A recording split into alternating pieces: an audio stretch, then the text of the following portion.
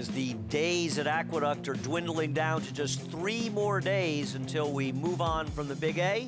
A full card of 9 races today at Aqueduct. A beautiful day here. We've also got action coming from Monmouth Park as well. Happy to be joined the desk today by Jonathan Kinshin. How you doing? I was very jealous when I looked on the internet. Actually, my wife told me from the other room, Andy's on the train. And I was like, what? Andy's on the train? What are you saying? Always and then I train. looked on Twitter and saw that you were on the special train. Yes, we had the MTA was very gracious. Our communications director, Pat McKenna, organized with the MTA to have one final run of the old Aqueduct special, which I first took in 1974 with my grandmother, and last took the final year they ran it in 81. I don't know how many trips I made, certainly more than a dozen over the years, but it was one of those old vintage trains with all the old ads and the nice comfortable seats. It really was a fun ride. Went straight from Hoyt Skimmerhorn out here to Aqueduct, so it was really fun and nice to do that with the MTA, and we appreciate them joining as well. Yeah, good way to start the day coming out here. You could have made the trip. We should have told you about it. I don't know where the miscommunication was. We have 9 races actually at the Big A today, not 8. We've got all 9. We'll be showing them all in the show today. We're fast and firm. Of course, the Big 5. JK will be talking about that in a moment. Mandatory Big 5 also in the middle, races 3 through 7. And Monmouth. Monmouth's first post is 2 o'clock today, a late Friday post. This is actually, I believe, their first Friday card, but a fun day of racing setting up along the way. We're also going to have a special appearance today by Robert Montano, who has a tremendous play going on, a one-man show on 42nd Street. I saw it the other night, called Small, and I know Richie will be joining me on the desk with Robert a little bit later today, but we'll bring the MIG in as the MIG is down in the paddock getting ready for today's first race. We are on the turf. Yeah, thanks, Andy. And, kind of an interesting race. And I got a question for you guys. I'll wait to ask it at the end here. But we'll start with the 2, Chester Boy. I thought he showed good improvement in his second start, going a mile and 3 furlongs, stretching to the mile and 3 furlongs. He was a bit even, a bit one-paced, and horses like that, I like when they put blinkers on horses like this, because I think it just helps them stay on. Now, turning back to a mile, hopefully he'll be a little more involved, because this is a horse that just seems like he's more stamina influenced than he is, blessed with maybe a real turn of foot. So I think Chester Boy is really interesting getting blinkers on in his third start and could take a step forward. And if he takes a step forward like he did from his first to his second start, obviously he's a major player. The 3, Cedarburg, comes back with a complete makeover after showing very little after breaking slowly on debut at Ellis Park. But he comes back as a gelding. He comes back getting Lasix for the first time, and he's making a really nice physical impression out of the Chad Brown barn. And then the first-time starter, Rebalancing, I'm a little bit interested in because I'm almost maybe looking for a little bit of a stranger because I can't find any speed in here, guys. And I was just wondering, who do you think winds up making the pace here? I think it's Mortal Lock. I think it's a Mortal Lock that Mortal Lock makes the pace. How's that, Jonathan? I mean, I think Manny's got to send from the rail, don't you? I mean, I would think so. I think some of the back races going a little bit shorter for Mortal Lock would suggest that. And there's just really, it's less about Mortal Lock and more about the other 6 that aren't going to go to the front. There's just, it's a very good question from Richie. It's always a good question to race. And one thing I'll say about Mortal Lock, I know he's 0 for 12, but he's never been a super short price. It's not like he's a horse that has a PPs that are littered with failures in races he should have won, because he's often a very big price, and the lowest, he's only 4 times has he been below 10 to 1, and the lowest he's ever been was 5 to 1. I know you're picking him because it's George Weaver, so you're all over it. No, I'm actually going to pick the 2, Chester Boy. Really? Yeah, I mean, look, I'm going to talk about... He will not be in front. No. I'm going to talk about a couple of the Pick 5 ideas here. I'll give one of them away now, but I think the interesting part is these 2 inside horses, last races at 11 furlongs, now cutting back. Do you trust them to run as well going shorter? I think it's a very, very reasonable point, and it's not an easy race, and there is Mortal Lock going out for George Weaver with Manny. Yeah, I don't love to see a 0 for 12, but if you look at his prices, he's been big prices, so it makes sense that he's getting beat. The number 2, Chester Boy, you mentioned, Jamie Rodriguez riding for Miguel Clement. Yeah, I'm going to give this one a chance. It's a little bit of a reach, but at 9 to 2, I'll pay to find out. Who knows? Maybe this one could be the speed. I mean, Flavien Prat, a broke slow first time out. Who knows if he's a horse? But he goes out for Chad Brown and Flavien Prat. 5 to 1 first time out, I would usually say that's taking money, but that's probably a little bit cold for a Chad Brown firster. In Kentucky, where he does not win as often, this is a first-time starter for Klarovich, Chad Brown, and Dylan Davis. Yeah, I mean, look, I'm not offended the horse has been working at Monmouth. We've seen his horses work at Monmouth and win here all the time. Bad numbers, first-time stars, maiden claimers, turf routes for Chad Brown. The 5 is Executive. My top choice, Horacio De Paz and Ricardo. Yeah, I mean, look, I wanted to land here. I just thought the horse would be a tad bit over bet with some more interesting horses in the race. He is a short price. Fateful Lightning, the number 6, Gustavo Rodriguez and Kendrick. Yeah, he's got some okay races. I just think the other horses in here are better than him. I felt similarly. Chess Match rounds it out as first time on the grass for Eddie DeLauro and Katie Davis. Yeah, it feels like one of those guesses. Dirt, dirt, dirt, dirt, dirt. Well, what else can we do? How about the grass? Why not try it here? A big price if you like this one. As we're taking a look at the favorite Executive, want to remind people, no better place to play the races than NYRA-Bets. If you're not a member, head on over to NYRABets.com. Use the promo code MATCH200, and we will match the $200 of your initial deposit. Play through NYRA-Bets, bet any track, anywhere, any time. We'll take a look at Executive's race at Gulfstream, 2 back when finishing second to In Spite of Charlie, who's running a little bit later today and will be vying for favoritism in a tougher spot. I felt like if he ran back to this race, he could win. A horse that was bought at a digital sale for $50,000, switching to Horacio De Paz, who has sort of neutral numbers on trainer switches on the turf. Yeah, I mean, look, he certainly has races that are in the mix. The problem that I have is that he's the favorite in here, and I think that there's 3 to 4 horses, if you want to count the firster for Chad. There's at least 3 horses that are giving you at least an interesting idea for what they could do at better prices, right? The inside horse, like you mentioned with George Weaver, has got some okay races. Now he's finally into a race where he's 3 to 1. He's never been shorter than 5 to 1, and now he's 3 to 1 in a race. The 2 Chester Boys ran a really good race last time, sneaky good race, going longer. Maybe the light turned on for him. The 3 Setterberg, that horse took money a little bit for Chad Brown first time out. So it's just there's so many other options. I'm not going to be shocked when the 5 wins by 2, but I think that there's other options. As your 1 just went down from 3 to 2 to 1, there's still some time left to go. I'll say with Setterberg, sort of broke a length and a half slow, was just completely lost contact with the field.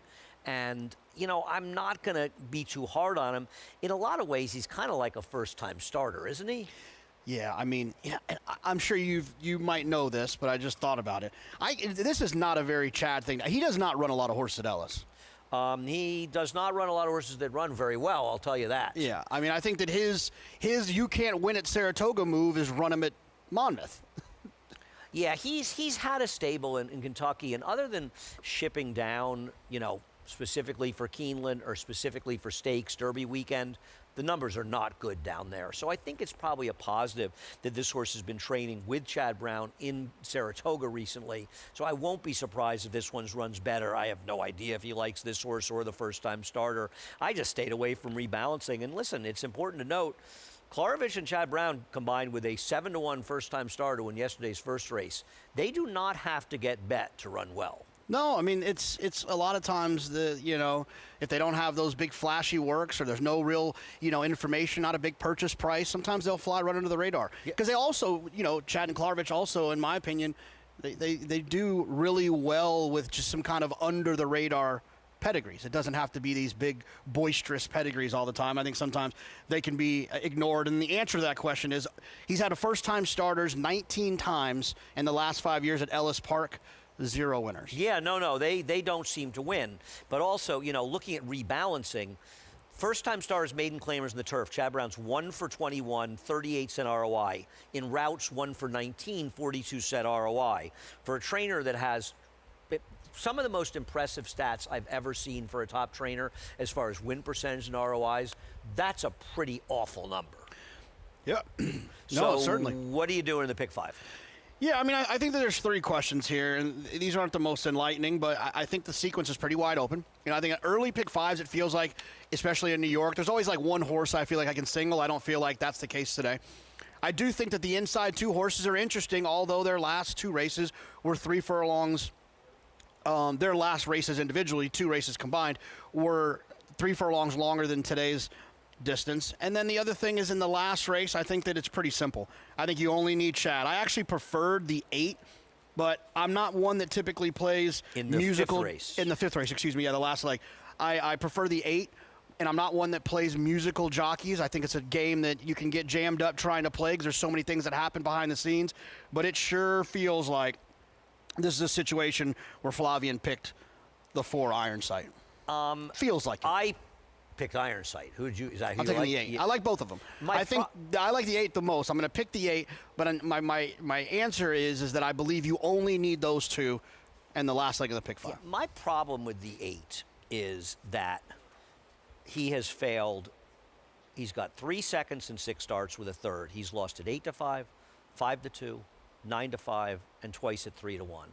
For me, when you've got a Chad Brown horse that's had that many chances at short prices and doesn't get it done, I don't want that horse going forward. I just can't. He's had enough chances for me. The only difference for me is the 11 furlong and the 10.5 furlong races. I thought both of those races, the paces weren't that quick, so I forgave him not getting there.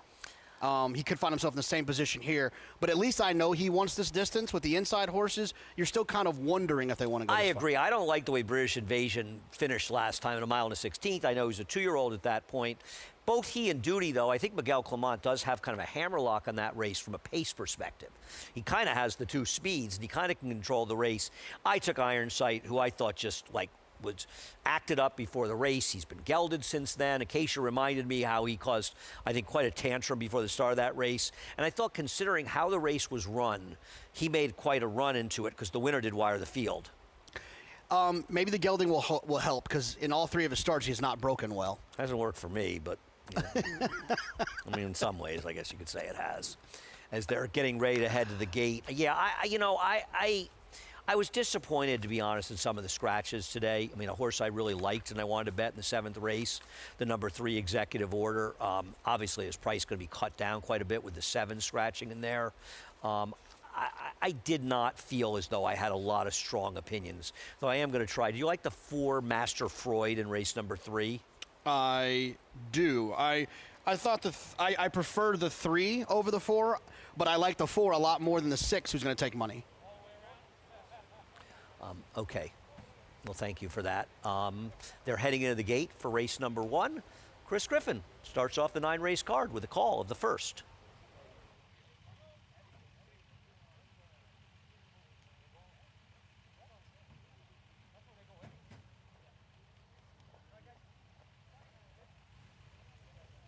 Rebalancing going in. Executive. Fateful Lightning. Last to load, chess match. Getting ready for the Friday opener. Belmont at the Big A. All set. And they're off. A little sluggish at the start was Chester Boy. Speed from Cedarburg is right to the front and an easy lead early. Cedarburg just galloping along here is in front of the field. Here comes mild pressure from Executive towards the outside. Well off the rail. Flavien Prat and Cedarburg as they move into that turn. Executive seems comfortable with that spot, and at the rail that's Manny Franco and Mortal Lock. Fateful Lightning is worked over, is in the 2 path, is now in 4th. 3 wide in that group comes Chess Match. After the beginning, Chester Boy second to last and rebalancing at the back end of the field. They work to the backstretch and the leader is Cedarburg, who's up by a head. A head advantage through a 24.42 opening quarter mile. Executive is well within range. A tight hold here from Santana to the outside. And at the rail, there's Mortal Lock holding that position and Fateful Lightning still in between horses. No choice but to be 3 wide. There is Chess Match, and starting to rally on from the back is Jamie Rodriguez on Chester Boy. Rebalancing is the trailer, 48.58 for the half-mile time, and they work into the far turn. Cedarburg is still there. Cedarburg, and here comes Executive looming up on the outside, back to within a head of the leader. Mortal Lock is ground-saving, now shoved along by Franco, is at the rail. Cedarburg looks to have more here at the top of the lane. It's Cedarburg trying to kick away, but Executive is ready to pounce, and now Executive is pushed on by. Executive, Chester Boy is trying to muscle out of there, has run, nowhere to go. It's Executive who's got the lead. Chester Boy in behind rivals. Here's Fateful Lightning on the grandstand side. Mortal Lock is in between horses. 3 of them down to the line together. Mortal Lock in between horses. Mortal Lock. Got it. Mortal Lock, then a photo. Fateful Lightning with Executive in the opener. Race 1. Well, Manny didn't have the lead when, not surprisingly, Flavien Prat was aggressive with Cedarburg. The speed didn't help him. Manny ended up working out an absolutely perfect trip. He is riding incredibly well right now. The 2 was best. He got stopped in mid-stretch. Yeah, look, I mean, the 5 felt like the type of horse that would be in this position, and would he see it out? And that was the biggest concern. The biggest shock to me was how well the 6 ran. That horse ran outstanding to run as well as he did, ranging up and really putting pressure on those 4 horses all the way around there. Cedarburg's just not that good.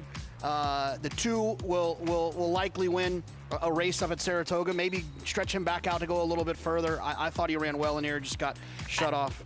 What I would say was, and you're absolutely right, the 2 should have won this race. I will not argue, and I didn't bet him, and you're not the only person that's complaining about it to me. I think you have a very fair disagreement, and this is a rider that I believe has struggled on the turf. Was he a little unlucky here? Perhaps. The problem in Saratoga is it's going to probably be a tougher field. Yeah. This was a pretty soft maiden 75, you know, and when we get to Saratoga, we get shippers coming in from out of town, and those races can get a lot saltier than this one. Yeah. And today was your day to cash on him at what was a pretty generous price at 6-1, and I don't disagree. I didn't like him, but you're right, you were unlucky. The one thing this race reminds me of, and it's a good lesson that I've learned over the last few years, is that you cannot be dismissive of 0 for 12 horses when their prices are 42-1, 16-1, 10-1, 12-1, 9-1, 16-1. They're supposed to be losing those races. They show up in a race for their 2-1. It's a completely different circumstance. All 0 for maidens aren't the same. No. You know, and I think you and I were talking about Gold Sovereign, and while we have a different sort of opinion on it, and my problem is he's failing in races at short prices. Yeah, 100%. And the 1 was not failing at short prices. No. He was losing races, but he was, you know, never a short price. No. We are going to go to break. We have a very special guest joining us up here. We're going to kick JK off the desk for a few minutes. The MIG's going to join us, and Robert Montano is going to come up to talk about his terrific one-man show, Small. You've still got some time to catch it. You do not want to miss it.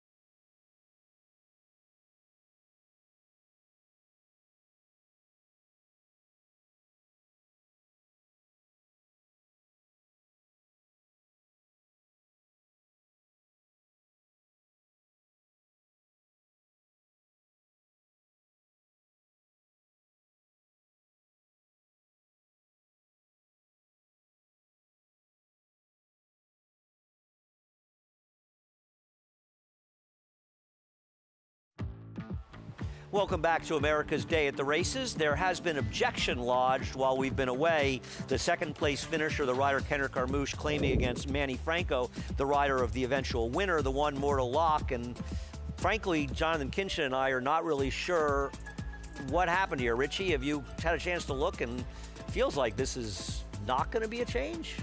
And it seems like it's taking an awfully long time, Andy. I didn't think it was anything really terrible. It just looked like some rubbing to me, and rubbing's racing.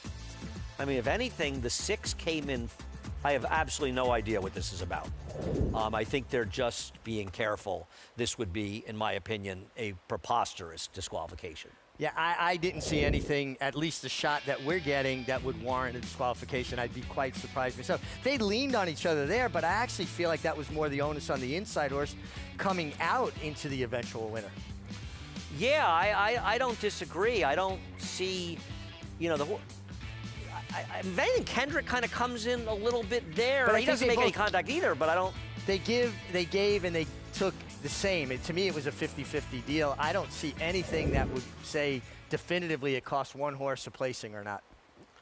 Yeah, it doesn't make any sense to me what's going on. I don't understand. I will tell you this, Andy, though, as a jockey, especially if you're the one that won, while you're standing out there with the numbers blinking, you're dying 1,000 deaths.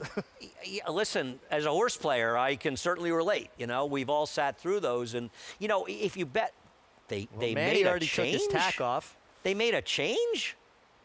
I'm quite surprised. I feel as though something happened in an alternative universe that I'm not in. Well, again, from the shots that we were privileged to, I didn't see anything, but maybe they have a shot that we didn't get to witness. In that alternative universe. Well, the good news is I'm going to get a chance to the Stewards review with Victor Escobar in Saratoga next week, and I plan to ask him what the hell they're looking at, but maybe they saw something we didn't. There is a disqualification. The number 6, Fateful Lightning, placed first. Mortal Lock placed second. I missed it. Anyhow.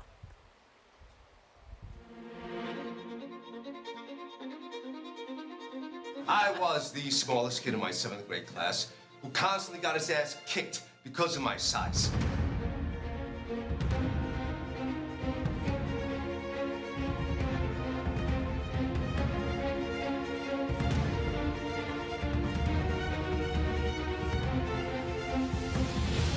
You always say, don't just wish and wonder.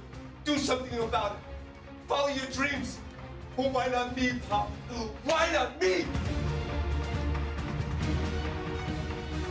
All right, races, Dad.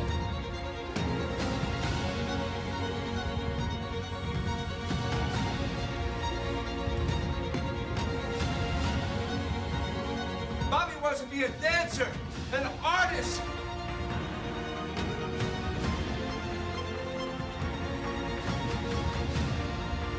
And 15 girls in class.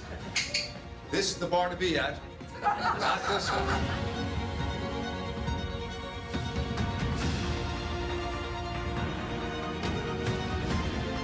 And if I have to be honest, this is the hardest thing for me to admit, because I love race riding more than life itself.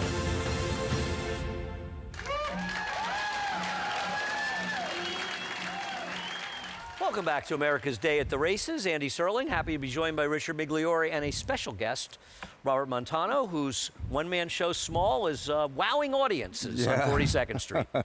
We hope so. Yeah, It is. I was there, and the yeah. audience was extremely impressed, and as was I. Thank you, thank you. I think we got the memo, right? We're all wearing blue. Blue, yeah. No comment. No comment. Yeah, I'm just happy to be here. You have no idea. This is. I feel like this is a check right off of my bucket list. To be here at Aqueduct in its final days of closing. I mean, there's so much history and so much love I have for it, and I'm just thrilled. And you rode your first race here. Yeah, March 2nd, 1977. Not that you remember. No. It was a day that's indelible. Well, tell people exactly what the play is about. Well, I wrote Small. I've been approached several times to pen my story, and I didn't find a way of getting around it other than, so this way it wasn't about me. The message had to be bigger, and I felt like the underdog. It's about the underdog, and it's kind of like Rocky, but on the racetrack. And it's about second chances. It's about second loves. It's about allowing yourself to be open for some other things that may come down the pike that's really more right for you than what you're actually going for. I mean, you wake up every morning and you have a goal and a dream. And if that dream doesn't work out and if it's shattered, I mean, where do you go from there? So that's basically what small is. And out of my race career, my very, very short, brief race career of 7 races, somehow I became a dancer. I went to the Rafters discotheque. I love that the Rafters is a part of the story. I mean, old people like us remember the Rafters and out by Caterhas in Saratoga. It was a fun spot for sure. Oh my God, it was so much fun. But I was very skinny, big buck teeth. I mean, so far out of my mouth that you can hang clothing off of them. and this beautiful girl asked me to dance with her, and I was like, "You want to dance with me?" Oh, okay. And she said, "Yeah, you've got rhythm. You can dance." So I thought, like, well, maybe I can pursue that. So I told my father, who was a college professor, that I wanted to go to college. So my sister and him, they did some excavating and found out that Adelphi University had a wonderful dance program. So I auditioned for them. I never took a dance class in my life, let alone put on tights, Could you see yourself in tights? Yeah, nobody wants to see me in tights, believe me. They barely want to see me in this outfit I'm wearing. But, so much of the story is great. You're working for Mickey Prager, going way back so many years. And I know Richie, having been around the track, starting a little bit later than Robert did. But obviously, you guys have a similar story. You just went in sort of different directions. Well, it was interesting. I would see Robert. He had already tried to ride, gave that up, but he was still galloping horses for Mickey Prager, and I would see him, we'd ride by each other on the horse path.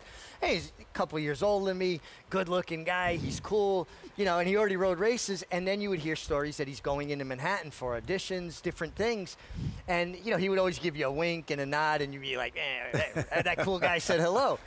We reconnected years later out in California when I was riding out there, and for me, the story, and I've known the story from the very beginning, the genesis of it. Yeah. For me, the message and the story was the way you reinvented yourself. A lot of people would have gotten bogged down in what they didn't get to do. Yeah. You got to do it, but not to the level you wanted to do it. Yeah. And the fact that you were able to pick yourself up, reinvent yourself, and have amazing success.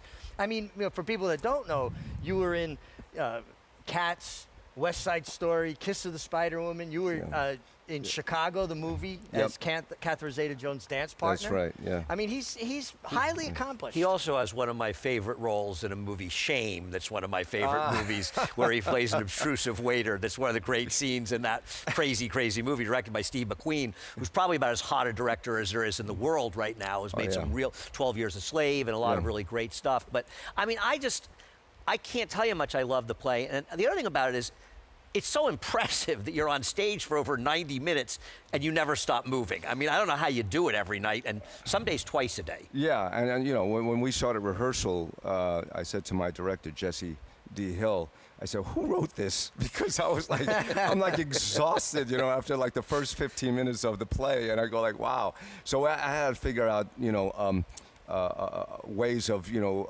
maneuvering throughout the show, but we've brought some things different to this production, because when we did it in October in San Diego at the Old Globe, it was in the round, so I was able to bring some of that motion of that circular motion onto a proscenium setting, and that there lies the differences, and also the monster, which is the scale. I've always wanted, like a grid and the sound of an echo, that just sounded monstrous, because every time when I approached that scale when I was a kid, I was like, oh, okay, here we go. So let people know where they can see it, and it's playing through July 25th? Yeah, July 25th at the Signature Theater, Pershing Square. 42nd, right before 10th Avenue, I believe? Yeah, it's right there, But before we, are we going right now? We got to go. Okay, I just want to say this, okay? This man has given so much to the sport of kings. And I just, no. I thought I was just going to be with him because I knew you would not want me to say this, but I honestly feel that really, the Hall of Fame should really This is pick about up you the today. ears. Yeah, but you know what? But you're one of my heroes, man. I've watched you race, for decades, and You're my hero. nobody- You're doing 24 characters in a night in one-man play. You're my hero. No, but nobody has a finish like you. Nobody, the passion, you can't teach that, and you have that, We're and blessed. you just give the sport of the Kings, that. Thank you for that, and thank Yeah. you for joining us, Yeah. and continued success with the play. I know there's some discussion, hopefully, of a movie being made, so a lot of great things happening for you Yes, going forward. But I'm telling you, if you have a chance to go see this play, you've got 3 more weeks to go. Absolutely go. I guarantee you will really like it. Spectacular. It's sensational. And genuinely spectacular. Not just promoting. It is really a good time. Thanks so much for joining us. Thank you. Appreciate Thank you, you guys. having Thank here. you. Thank And you. we'll clean up now the first race. We do have some business to attend to here. I don't know. You got 10-1 and a horse that got put up. Fateful Lightning gets placed first in the first race. I'm still waiting to find out where the foul was. Maybe we missed something. The official result, Fateful Lightning gets the win now by DQ over Mortal Lock in today's first race. I don't know what to say. All right, we're gonna take a look here and there down the stretch. I don't know exactly what happened, but clearly the stewards saw something that at least I didn't see, but maybe there was something in Manny coming out here. Couldn't see it on the head-on, however. From here, there was a DQ in race number 1 as the number 6, Fateful Lighting at 10-1 gets placed first in race number 1, 22.98 to win it. The 6-1 exacta, 48.09 for $1. Race number 1 is now official. We're going to head to break. Want to thank Robert Montano for joining us. Please go out and see Small. You will enjoy it. And as we come back, we'll talk about some of the great moments here at the Big A throughout history.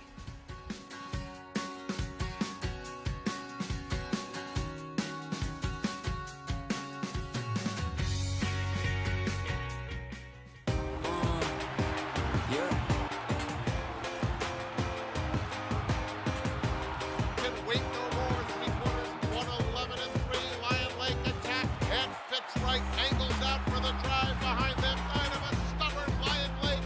And Charlatan is the leading second crop sire by stakes winners, graded stakes winners, and graded stakes horses. Charlatan, ultra impressive. It's a new day for a new king. You bet with Naira Bets. Bet any track, anywhere, anytime. Download the Naira Bets app to play today and get a $200 deposit bonus. Watch live horse racing. Get expert picks. Boost your bankroll with weekly promotions and hone your handicapping skills with exclusive tips and tutorials. Sign up now and use promo code MATCH200 for a $200 new member bonus. You bet with Naira Bets. In racing, bloodlines are kingdoms, and every kingdom needs an heir. Sired by Uncle Mo, King's Barnes was chosen for greatness. An $800,000 two-year-old built like an empire. He defeated champion Arcangelo on debut, dominated the Louisiana Derby in his 3rd start, and achieved a defining victory in the Grade 1 Stephen Foster. King's Barnes, where the line of kings continues. Tickets to a day at the track are on sale now. Reserve a table or secure seats for a historic summer at Saratoga Racecourse. Saratoga Summer begins with opening day on Friday, July 3rd and runs through Labor Day. Book now at naira.com/Saratoga. RaceLens is the most in-depth product in horse racing, with unique features found nowhere else. True odds, predictive analysis, and pace projection. RaceLens. It will change the way you follow horse racing and take your game to the next level. Standing at McMahon of Saratoga Thoroughbreds, top young stallion Solomini, a Grade 1 son of Curlin and sire of 2026 graded placed New York Stakes winner National Identity. Inside the final furlong, National Identity. Acoustic Ave is making up some ground. National Identity is almost home. Acoustic Ave second. National Identity wins the Safe Florida Sandy. Solomini, standing for $7,500 in 2026 at McMahon of Saratoga Thoroughbreds.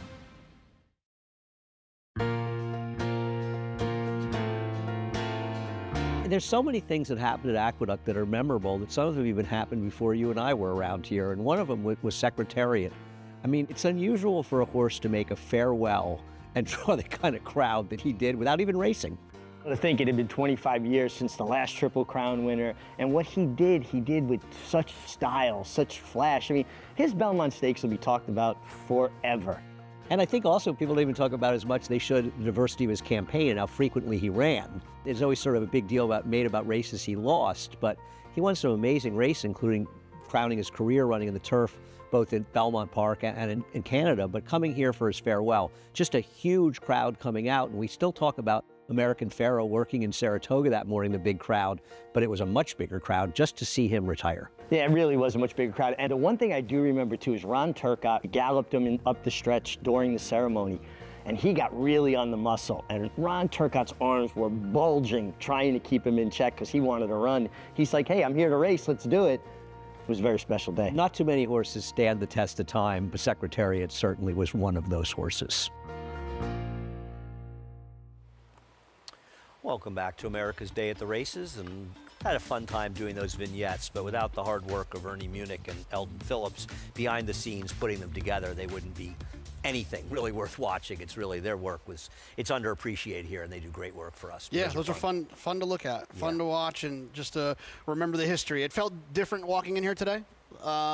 Just a look on everyone's face just feels a little bit different. Yeah, no, it's hard to leave. Obviously, it's not, you talk about a closing like a Arlington Park, which was in a lot of ways kind of a tragedy, in my opinion, in racing. This is a little different. We're moving to a beautiful new plant. It's just sort of changing the landscape here, and it's finally happening this weekend. Caribbean theme party on Saturday. Solomon will be making a trip up from Jamaica, I've been told. Sunday, closing day, first 1,000 fans get a jar of dirt from the track for a memory of Aqueduct. Steve Christ will be joining me for a closing day talking horses, actually. So a lot going on closing weekend. You hope you get us to join us. And if you can't come out and you want to say goodbye to Aqueduct, we're going to be simulcasting the Saratoga meet through September 7th. So there's still over 2 months left to come out and say goodbyes. Big scratch with hours in a day coming out. Can Shipsational win his first race since the Sleepy Hollow as a 2-year-old over 4.5 years ago? It's astounding. I mean, yeah, I think he can. Second, the Sam Davis. Third, the Tampa Bay Derby. Amazing. I thought the 4 Quiet Wisdom was more likely, and I think of the two of those horses that are both 2-1 right now, I think the 1 is pretty interesting as well as a horse that could. What about the 2 to wire the field? Yeah, no Sagamore Mischief for you? I was hoping that the 1 would actually be the one to wire the field, but it has an inside position, also has some good pace figures, but it's all going to be about rider intent. Now, we've heard that Victor Escobar, the New York Race Association steward, after this race, he's going to join the MIG to give their reasoning behind a DQ that I think has a lot of us perplexed, but I'm always interested to hear Victor's take. And we always appreciate how candid he is, not only doing those stewards reviews with us, but coming on the show. So even if you disagree, at least here, the New York Racing Association steward, Victor Escobar, is willing to go in front of the camera and give the rationale for their decisions. And when you disagree, that's one thing, but at least if a steward can be more transparent in doing it, and it would be nice if the rest of the industry would follow in Victor's footsteps. It'd be nice if the rest of the industry would follow in Naira's footsteps with the things they're trying to do with CAWs as well, but that's another fight for another day. The number 1 comes out in the track. Expensive cut, Edgar Zayas riding for Merktan Cantermachi. Yeah, I'm hoping this horse will send away from there from the inside and hold that inside position. I think the 2 Sagamore Mischief with Manny Franco, who's probably looking to win one after getting taken down in the first. Think he's the speed? This one goes out for Ilke Cantermachi. I completely agree with that. If he wants to go to the front, he can have it. It's going to be interesting to see how they decide to manage these 2 inside horses with speed. More Cantermachis with Shipsational and Ilke. Can he get his first win in over 4.5 years? Yeah, I mean, he's running those types of races, but he hasn't really been as short of a price as he is now. 5-2 right now. It's been a long time since he was 5-2. So you like Quiet Wisdom more than I do. He's going out for Wayne Potts as he comes off that race at Saratoga. Yeah, I think he improved in that race. Now he gets back to going a little bit longer in distance, which he's done well before. Let's see if those 2 things can combine. Bit of a wild card, War Master coming in for Mike Gorham. Yeah, he's got a couple races at Laurel that don't make him impossible. And I guess the longest shot on the board, or co-longest shot, Smile and Che Cheese for Eddie DeLauro. Yeah, I mean, the last time this horse ran a race I think that could win this one, it was in December of last year for Linda Rice. The one Expensive Cut and the two Sagamore Mischief met in a lower level claiming race back on June 13th. And while Expensive Cut got the best of Sagamore Mischief that day, Sagamore Mischief did the dirty work on the front end. He did, found himself on the front end. And you always want to give horses credit that do that, exert themselves early in the race, do all the running. I still just felt like this inside position for Expensive Cut, the way Expensive Cut did finish that race, I still would side with Expensive Cut running a little bit better, but not that much better. Not as much as maybe the margin might suggest, just a little bit better. Let's head down to the MIG, who's been all over the track today. After joining me up here, he's already back in the paddock. Yeah, thanks, Andy. Hustled right down here. That was fun to visit with Robert, and it is truly a wonderful production, and I would recommend anybody to take it in. It not only has a great message, but it's so entertaining, and he's such an amazing entertainer. The two-horse Sagamore Mischief really checks the boxes for me, and I think he'll get a good forward position. Manny Franco, who is third all-time at Aqueduct behind myself and Angel Cordero, would have easily passed me if this place had stayed open another 7-8 years, but he ran out of real estate, guys, ran out of racetrack. Sagamore Mischief looks great. He's my top selection. I think he'll be forward. I know he's moving up in company, but he's a pretty consistent sort, and I love the way he looked from a physical perspective.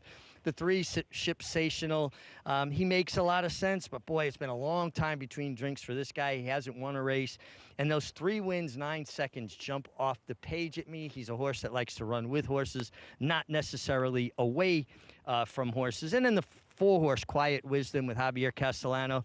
Sometimes for me, it's a little harder to discern from a gray horse's coat how they're doing, how hydrated they look. Not with this guy. He stood out from a physical perspective. He's just really, really exuding, radiating good health. But, you know, there are several in here that have accumulated more seconds than wins, and it's something that I'm acutely aware of because as a former rider, you know the horses that get there and you feel like you can win it, and then they go, well, I'm polite. I'll let the other guy go first. And it feels like there are several of that type in here, and I just wonder if the 4 Quiet Wisdom doesn't have a little bit of that in him as well. But I like the 2-horse guys. We'll see how it shakes out, and I'm curious to hear your take on it. I'll be honest, I like the 7 in this race. When that horse scratched, I end up theoretically scratching a Shipsational. I'm not taking a short price on top that hasn't won a race in 4.5 years, though in my heart, I'd love to see him win. I went to Sagamore Mischief sort of as the possible speed. I do not have a strong opinion here, Jonathan. Well, I think the theme of the day, at least in the first race, the 5th race, and here today is what do you do with horses that don't win a lot, but end up finding themselves into favoritism, and then vice versa. What do you do with horses that don't win a lot that are bet every time? Like we'll see a little bit later in that 5th race. I feel like Shipsational is in a spot where he can win, but man, it's a big pill to swallow at 2-1. Yeah, it's just hard to take a horse that has not won. But I will say, Jonathan, to be fair, going 1 1/8 last time, if he's able to run back to that race, or even his race 2 back from a figure standpoint, isn't he kind of the fastest horse in here? But then again, he did finish behind the horse you like, Quiet Wisdom, both 2 and 3 back.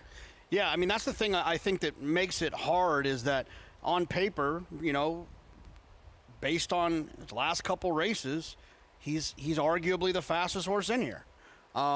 He didn't win, but he didn't run poorly in those races. He just didn't win. Yeah, he's not a winning type. As far as Quiet Wisdom, do you hope that he's a little bit, that Javier can get him to be more forward? Because he should be, shouldn't he? Yeah, I would hope so. I mean, if you look at that race in April, the pace figures were pretty quick there. He stayed close enough.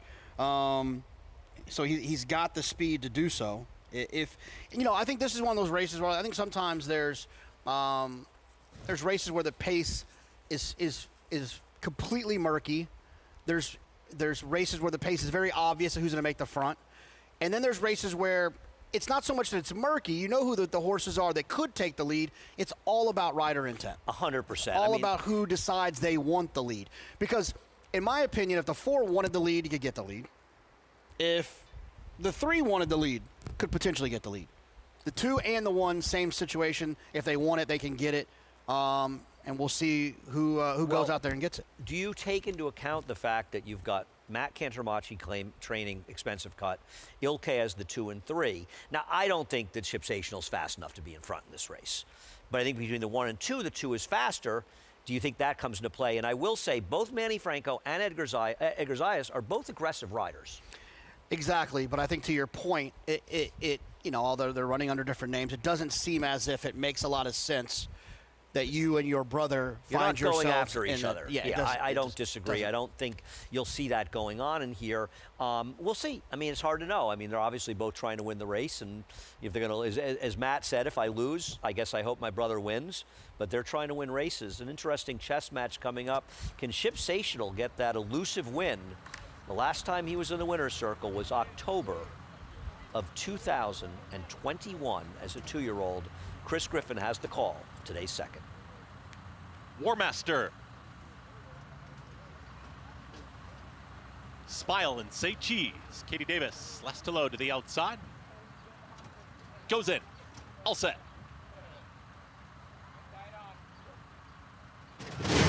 And they're off. Good beginning towards the inside, showing speed is Sagamore Mischief, and also at the rail, that's Expensive Cut. Sagamore Mischief will show the way. Expensive Cut is now going to have to steady as crossing over with Sagamore Mischief. Made it tight as they get set to come out of the chute and hook up at the backstretch. Sitting in third is going to be War Master. Now key and rank in behind horses there is Quiet Wisdom. Sagamore Mischief is tapping on the brakes here and stacking up the field in behind. In that tightly grouped early pack, the back end of that group in fifth, that's going to be Shipsational. And the trailer, Smile and Say Cheese. 24.15 for the opening quarter mile, just loping along. Sagamore Mischief still doling out the fractions. Now a more settled, Expensive Cut. Ranges up on the outside, is within a neck of the leader. In between horses there comes Javier Castellano on Quiet Wisdom, that's the gray. Out wider, here's the move from War Master. War Master 3 wide is coming for the lead. 47.43 for the half-mile time. Dropping back quickly with Shipsational, and Smile and Say Cheese starts to launch from the back. The leader is Sagamore Mischief trying to take him all the way. Expensive Cut with every shot to the outside. All in is War Master, and behind horses Quiet Wisdom. They reach the top of the stretch. Sagamore Mischief now sticks his neck out and sprints for home, and Sagamore Mischief is unleashed here, is opening up again by 2. Expensive Cut, though, battles right back to the outside, and still Quiet Wisdom wants to have a say in between horses. It's going to be tight in between those two. Sagamore Mischief here bowling on through his Quiet Wisdom, trying to time it perfectly. Quiet Wisdom up on the outside. Quiet Wisdom in time. Over Sagamore Mischief, then came Expensive Cut, and re-rallied. There was Shipsational for fourth. The favorite Quiet Wisdom gets up in the shadow of the wire. Javier Castellano, Jonathan, obviously had a lot of horse. He was just waiting for a seam. Yeah, I mean, look, for a second and a half, it looked like he wasn't going to go in between those two horses. But, coming off the turn, like you had mentioned during the race, that he looked like he was loaded. He had a lot of horse. I don't know if he was loaded. I just think he had a lot. He had more than it appeared that he had on the racetrack, and he was able to get up in time. And Sagamore Mischief with 6 wins and 58 starts and 14 seconds and thirds. He gets a little shy as they get closer to the winner, to the finish line. Yeah, I mean, it's almost like maybe the answer is to open up with him more, to try to get him a little bit more brave. I guess Kendrick seemed like he had plenty of horse coming the stretch and opened up, and he couldn't get away from him, you know? Could he have gone a little faster early? I don't know. I just think he did what he could. And you know what? The best horse ends up winning. Good call by you. Quiet Wisdom and Javier Castellano. And Wayne Potts gets an elusive win here at Aqueduct. We'll be back after a quick break.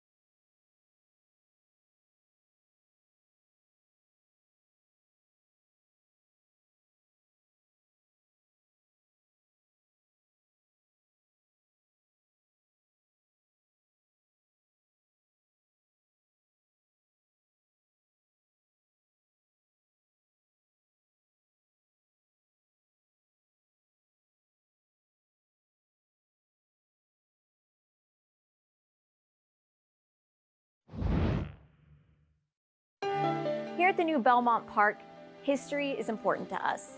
That's why here at Big Reds, we have named it after one of the greatest thoroughbreds of all time, Secretariat. At Big Reds, you have direct access to the track apron to catch all of the live racing action. You can catch some of your favorite sports teams on one of the 24 television screens. And then, after a fun day at the races, you can take the walkway to a direct path to catch one of your favorite sports teams or concerts at the UBS Arena. Yeah, it's exciting. You've been to Belmont. You were there a few weeks ago, right? I have not been. Yeah, we did a feature for the Fox show, and I went and got to walk around and see everything and visualize where things are going to be. And, you know, I think as racing fans, while I love to have a nice, comfortable place to sit and hang out, I'm excited about the racetrack itself. I mean, I think that, like, the two turf courses, the synthetic, the way that it's all put together, the new dirt surface, I'm really looking forward to racing at Belmont Park. Not to mention just the niceness of the facility. No, I can't wait. It's going to be a new modern facility to bring racing into the 21st century here in New York. And, you know, as opposed to the big cavernous Belmont, it once was alive, you know, with big crowds every day. As you know, having worked there with us the last few years at least, it was a little sad, you know. Yeah, it just was too big for today's racing. And obviously that opening day is an exciting day, but the prospect of Forever Young has been announced. He's coming. Obviously, it's going to be an exciting time. A lot of big races coming up throughout the year, through the Cigar Mile before we go to synthetic in the winter. I'd like to think that September 18th Jockey Club Gold Cup race where Forever Young is meaning to show up and run. I think the winner of tomorrow's Stephen Foster likely circles that on their calendar as well as a end of summer destination. I think we'll have a chance to see those Torsten the Foster joining Nitrogen in the Whitney, and then hopefully joining everybody at the Jock Club Gold Cup. I love that for opening day. It's going to be an exciting day as the number 4 gets it done in race number 2. Quiet Wisdom, Javier Castellano coming between horses to get it done. Yeah, I mean, look, I think as a rider, this is kind of your dream scenario, right? You sit in behind 2 horses that are kind of ding-donging on the front. You get the split that you want, and you have the horse to go through that split. It was close, but Javier had enough to get through the 2 Canarmasi trained horses and split those and get up at the wire. Quiet Wisdom gets it done. 4-2-1 in race number 2. We'll take a look at the prices. 8 to 5 shot pays $5.22 to win. The 5-2-1 try paid almost $20, $4.50. Not bad, actually, considering the small field with the favorite getting it done. We're still waiting to hear from Victor Escobar. We expect to hear from him soon, discussing the disqualification in race 1 that, I'm going to be honest, has a number of us quite perplexed. So looking forward to hearing Victor, who we really appreciate at least being transparent about these decisions. Race number 3 coming up. Golden Symphony and Awesome Empire vying for favoritism right now. I imagine, though, the 6 Cocktails and Kringles will be favored by Post, Jonathan? Yeah, I mean, I think the first flash is always a little tricky with certain win bets on certain horses. I don't think Master of Freud will go off at 11 to 1 either. I think he'll go off much closer than his 9 to 2 morning line. All right, we'll take a quick break. A lot more to come on America's Day at the Races. We've still got 7 more races to come here. And, of course, Aqueduct on action from Monmouth Park with their 2 p.m. post time for the first coming up in just a few minutes. We'll be right back.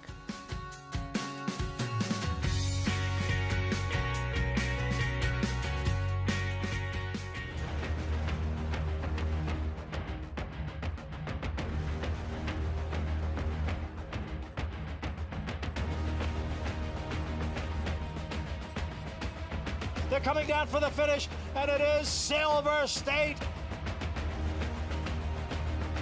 10-25, 10-25, at 25-35, 335,000. Grade 1 winner Silver State, standing at Claiborne Farm.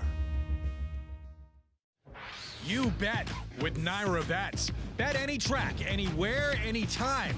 Download the Naira Bets app to play today and get a $200 deposit bonus. Watch live horse racing. Get expert picks. Boost your bankroll with weekly promotions and hone your handicapping skills with exclusive tips and tutorials. Sign up now and use promo code MATCH200 for a $200 new member bonus. You bet with Naira Bets. 16-2, a big black colt. He's a horse that is built for speed. With Practical Joke, it really is a case of like father, like son. It's domestic product kicking clear and opening up here in the stretch. When he ran that speed figure of 106, we were under no illusions that we had a very exciting prospect on our hands. Domestic product just in front. Domestic product. When you see horses like that who are capable of replicating the success of their fathers, that have the look that domestic product does, it gives you great confidence.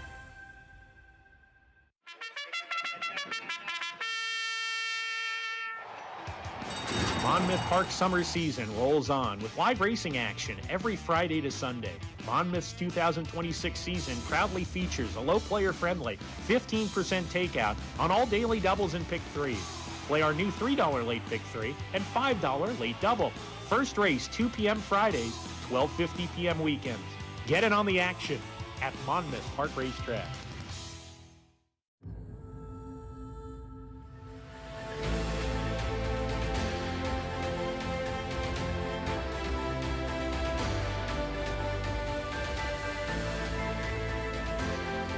Olympiad gets the gold in the Jockey Club Gold Cup. Now bid it at $410,000. There's your winner, $410,000. $400,000.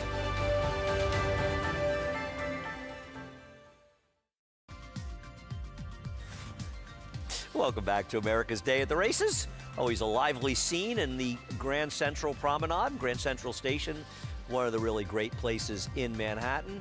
Let people know what's new at ABR. Of course, the cheat sheet for the Stephen Foster, a big race tomorrow at Churchill Downs. We'll talk about that a little bit later. Beginner's Guide to the 2006 Breeders' Cup coming up later this year. And how about this? Common myths about off-the-track thoroughbreds and what's actually true as we head right down to the MIG with Victor Escobar. Yeah, thank you. And Victor, thank you for taking the time. I know you're in the midst of your work day, but we had a disqualification in the first race. The one Mortal Lock was disqualified, placed behind the 6 Fateful Lightning.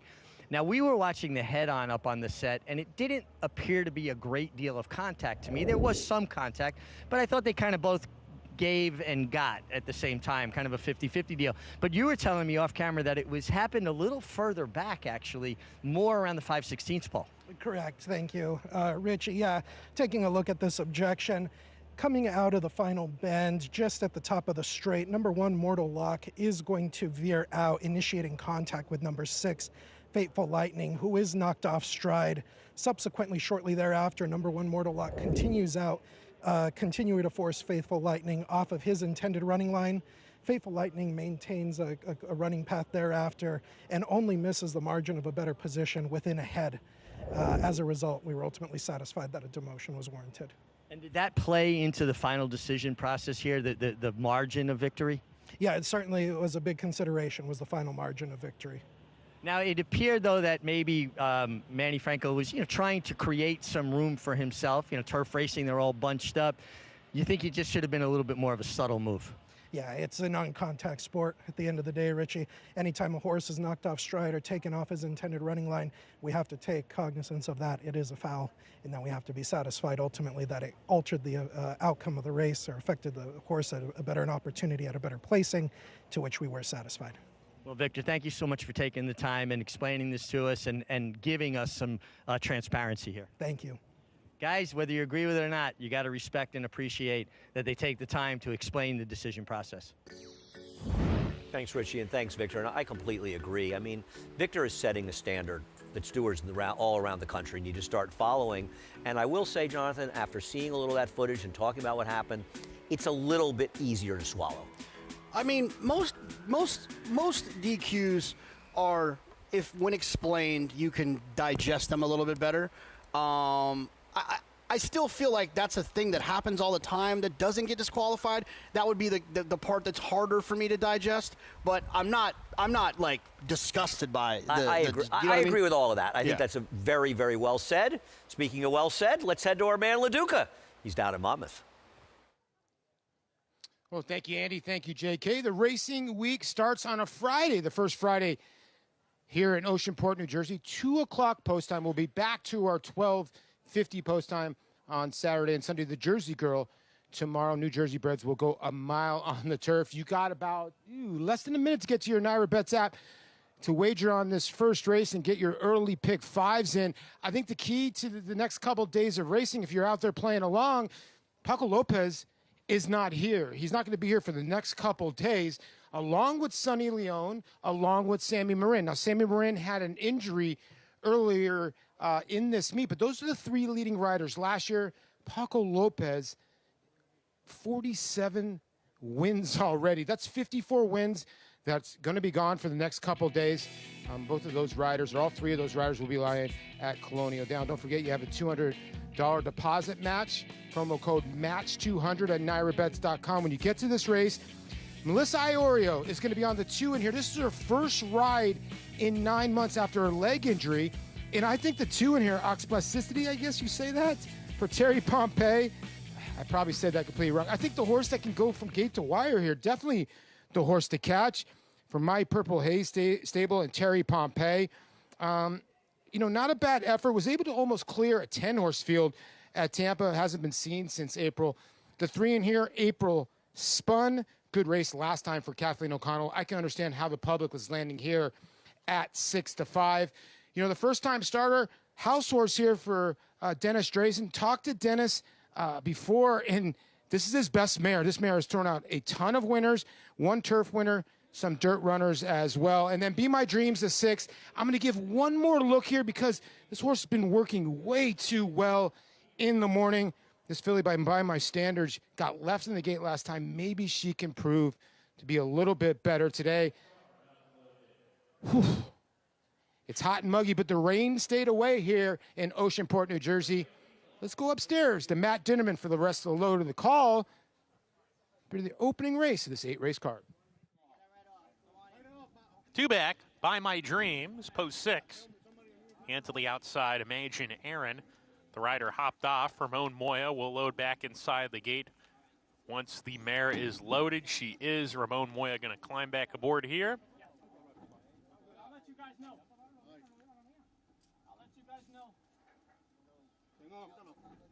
We're ready to go in the opener. I'm good. Okay.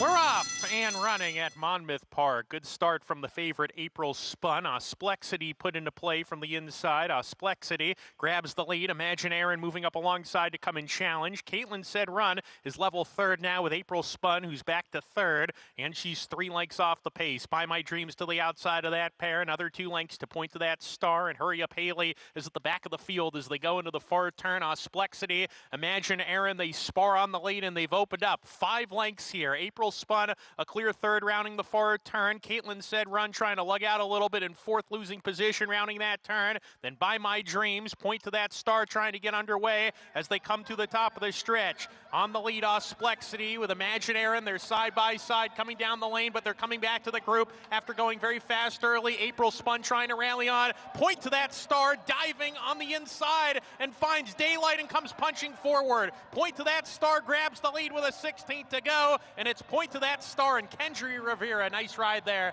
to win it a length and a half. Second home was April Spun, then Osplexity and Caitlin Said Run.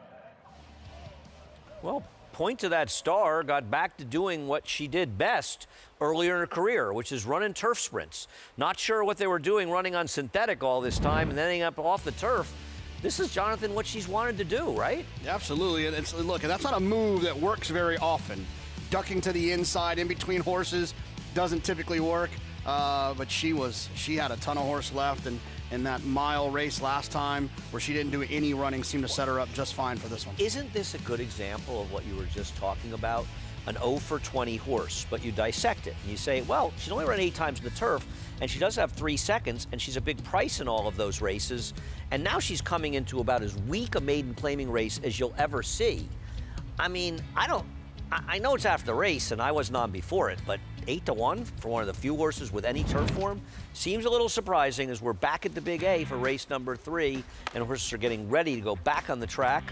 7 furlongs, and the current favorite is the 3, Golden Symphony for Linda Rice.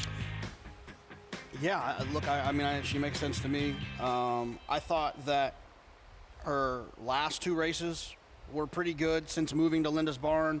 You get Manny. There's just a lot to like here. I think the one thing is that Master Freud has dirty form with those last 2 turf races, but that dirt race is by far the best race in these horses. I am just going to say I'm betting on the 4 Master Freud in this race, who seems like too big a price as the number 2 farm team. Comes on the track, Flavian Pratt for Matt Cantermachi. Yeah, just right there with the numbers. You know, it's the type of horse that could win in a sequence. I wouldn't be shocked. Not a horse that I'd be cutting in line to bet to win. The number 3, the current favorite, Golden Symphony, coming off a win for Linda Rice with Manny. Yeah, I just feel like the best horse in the race. Often that happens with the favorite. Sometimes it doesn't. In this case, I do believe this is the best horse. The 4 Master Freud we were talking about, one you and I are both interested in, is Square Price with Layla Rivera. Yeah, if they can get back to that March 27th race, this horse could be very, very tough at 6-1. Gypsy Dreaming, who should be forward in here for trainer Pat Quick off the claim with Ricardo Santana. Yeah, ran a couple of good races for Michelle Gianggiulio. Gets the trainer changed. Sometimes I can just wake one up. Cocktails and Kringle, another somewhat camera-shy horse going out for Steve Schauer and Ruben Silvera. Yeah, I mean, this is one that the price is the problem. I don't have a problem so much with the horse. I mean, the horse runs well and gets good numbers, but at a shortish price, I just don't trust. Awesome Empire off the claim for Joe Sharp with Dylan Davis rounds out the field. Yeah, the races on paper as of late don't necessarily, you know, inspire much confidence. But when you have a trainer change like this, sometimes you have to allow yourself to be creative, to think, well, what if this horse does take 5 or 6 points forward, a forward move with a trainer who's good at improving horses when they claim them? I don't disagree. I don't really like that horse, but I think he has a chance. Cocktails and Kringles comes out of a fast race up in Saratoga and has run 2 straight strong buyer figures. Absolutely. I mean, I think that when you see a horse that's improving, you know, there's been improving into lifetime best. If you look at the figures throughout the form, he's finding better numbers and better numbers and better numbers and just getting better. I assumed that he would be the favorite in here. He is the favorite in here. He's not a horse that I would let beat me in the pick 5 if I had some other strong opinions down the line. I'm not going to get beat by this horse and ruin some good opinions. But I don't need him as a win proposition. I much prefer the 3 and the 4, and specifically the 4, who comes in at 5-1. I'm with you on that. He's not really a winning type, but he is in a race that's a little bit softer, perhaps, as we head down to Acacia Clement, who is down in the paddock. And we'll start right there with that number 6, Cocktails and Kringle. And I have the same feeling that you guys do, because yes, he hasn't necessarily been short prices since moving to the Stephen Schauer barn, but he hasn't been able to get the win. And he does strike me as the type of horse that he has those 6 seconds to the 2 wins. And it shows in his demeanor. He's just kind of one of those laid back, unassuming types of horses. And that's how he always is. He never really grabs your attention. He never does anything wrong. There's nothing you can really kind of nitpick about him. It's just he doesn't really have that dominant presence. Could he win here? Absolutely. But I did feel that there were a couple of other more intriguing prospects, as we'll see if he is able to turn it around after a 2nd place finish, where the top 2 were best in that race. The number 3, Golden Symphony, was very impressive, winning last time out and finishing best over Farm Team. And it was an 83 buyer speed figure. And he is one of those horses that can run those really fast races. So throughout his career, he's struggled a little bit with putting those fast races back to back. You'll see them kind of pop up with a huge effort and then come back and be a bit disappointing in his subsequent start. That said, I thought he was going to sit a really nice trip in here today. He's always sharp. He can get a little bit warm. He's not over the top by any means. I think overall it looks like a horse that's doing really well.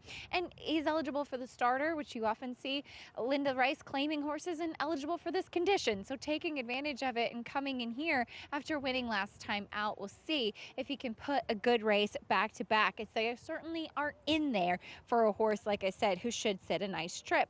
I've always been a fan of the number 4, Master Freud. I tried him on the turf in his last 2 starts, and he did have some trips in there, but his race 3 starts back, he was in a nice stalking position when on the main track, and he should get that in here today. He's kind of a cool horse where he's effective on both surfaces, and He is a horse that gets a little bit sharper and perks up out on track. That was very much the case in here again today. Really kind of expanded in a lovely warm-up. Finally, the 7, Awesome Empire. I agree that his recent form leaves a bit to be desired. And to be fair, I thought he looked good last time. This horse looks exceptional today. He just kept catching my attention, looking like he's doing really well first off the claim for Joe Sharp. We'll see if that translates on the track, Andy. Thanks, Acacia. The horses are heading into the gate for race number 3. Any last thoughts, Jonathan, or we're just sticking with our 4? Yeah, I mean, look, I think that, the most likely winner to me is the 3, but the 4, I think, is an outstanding win bet proposition. I'm with you on that. We'll see what happens. Chris Griffin has the call of race number 3.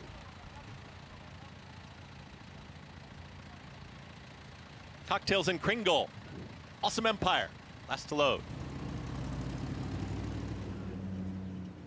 All set. And they're off. Flying out of the gate was Master Freud. Master Freud quickly put 2 lengths on the field, shot right out through the gate, got right to the front, and now immediately gets past. Gypsy Dreaming rushed up on the outside and wanted the front end, and Gypsy Dreaming is now the leader. Back to second. It's a shared second. Master Freud in between horses, tight at the rail. That's Golden Symphony trying to work out a trip here. Manny Franco does have a seam, maybe 22 and 4 for that opening quarter mile. 3 wide in that second group. Towards the outside comes Awesome Empire, is also in that early mix. Just in behind them is Cocktails and Kringle. The lone trailer, Farm Team. The leader, Gypsy Dreaming. Ricardo Santana Jr., they move into the far turn. And Gypsy Dreaming just moving right along. Awesome Empire is asked to do more. Still patiently ridden Golden Symphony at the rail. Is trying to work on through, but it's still Gypsy Dreaming in front. Cocktails and Kringle is starting to make up some ground, and lugging out there is Master Freud out in the center of the racetrack trying to catch these leaders.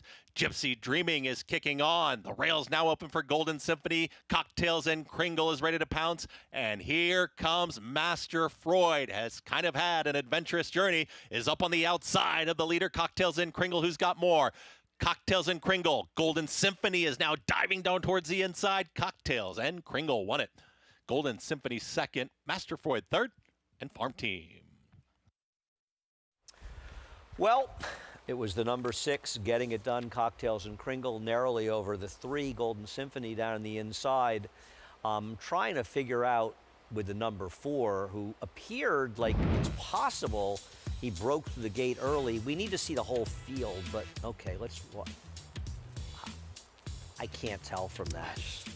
Feels just like, I don't want to say perfectly timed. I'm not sure it was intentional, but I just think that it happened at the exact same time. I mean, listen, this is not sour grapes. We bet the 4. It is sour grapes, but it's also true. The 4 was the best horse in this race. This is an apprentice rider who just lost her bug, and in this particular case, it showed. I don't see it. I don't see this horse breaking the gate early. No, I think it was just right on time. Timed it perfectly, and obviously she lost control of this horse around the turn and bore out badly, and then rallied again and probably No, cost she this just horse popped a out of there. victory. She was just, she popped out of there. I'm not sure if she stumbled forward. Yeah, I wonder if maybe she lost a stick somewhere along the way. May well have happened on the horse's neck. Yeah. This is one of those horses we just bet at 7-1, where we bet the best horse, but we did not win. But that's horse racing. That's the way it works out sometimes. Cocktail and Kringle at 6-5 gets it done over Golden Symphony, with a hard luck loser in Master Freud finishing third.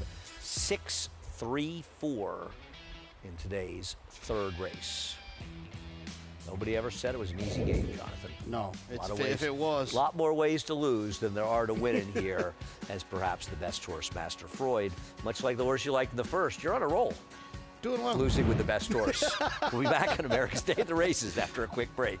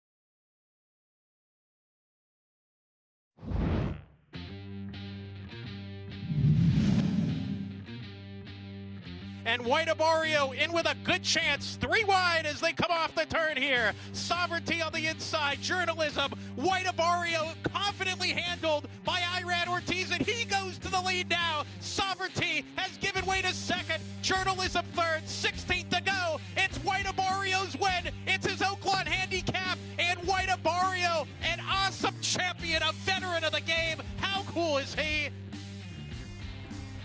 Well, he certainly found himself at a perfect trip. You don't see too many 7-year-olds, Jonathan, run their highest buyer figure, but we did see that. We saw those performers from Claret Beret and the Apple Blossom. We saw it with Our Disaster at Churchill.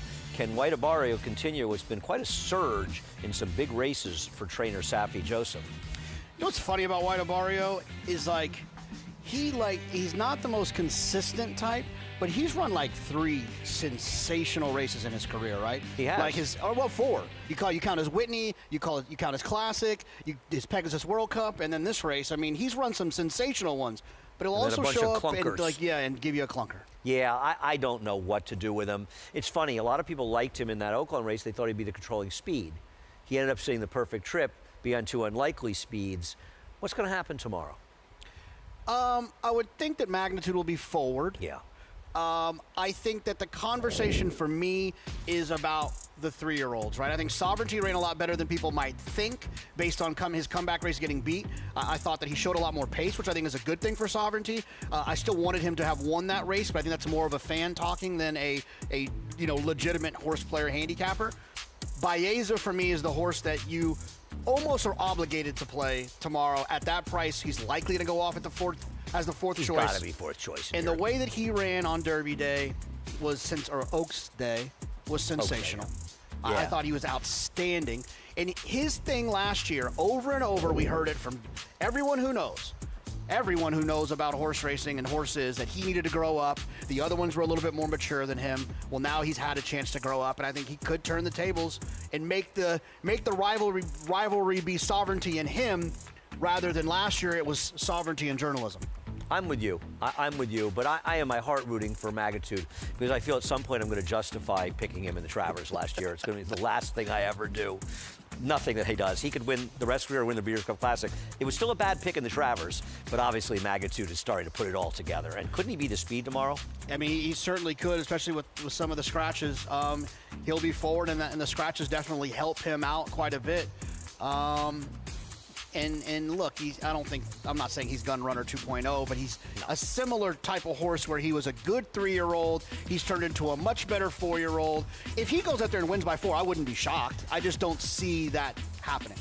My feeling with him, and I would say he was a better 3-year-old early in his year than Gun Runner. He's running faster figures than Gun Runner was. Gun Runner didn't turn around, so he started being aggressive in the car at the end of his 3-year-old year. And maybe, and I'm not joking around about picking him a bad pick in the Travers.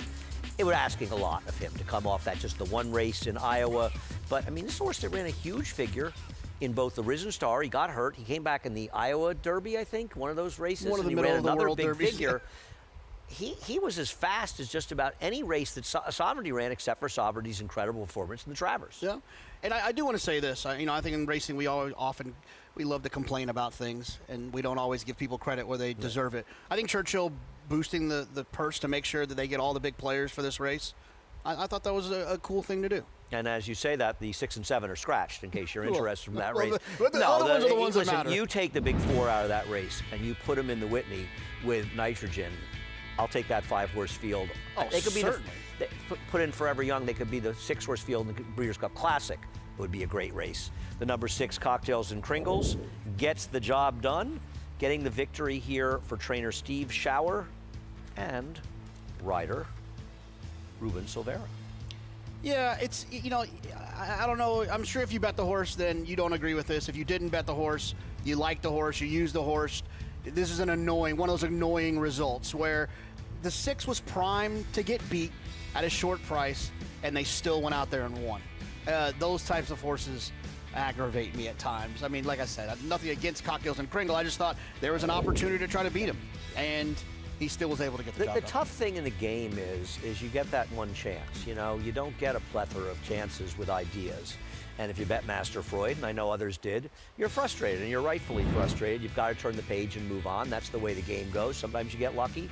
More often than not, you get unlucky in those situations. As we approach race number 4, which will start our pick 6, and I'll tell you what, we came sort of a one tough beat second away from easily having a triple carryover of $400,000 today. As it is, there is none.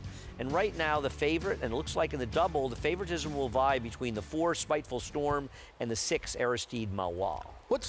Do you remember when everywhere had a $2 pick 6? How often did we get to quadruples, triples in terms of carryover? Not that often. You'd have 3s occasionally, but not threes too occasionally, often. but yeah, not okay. Yeah, not super often. We're going to take a break. We'll be back on America's Day at the Races in just a moment.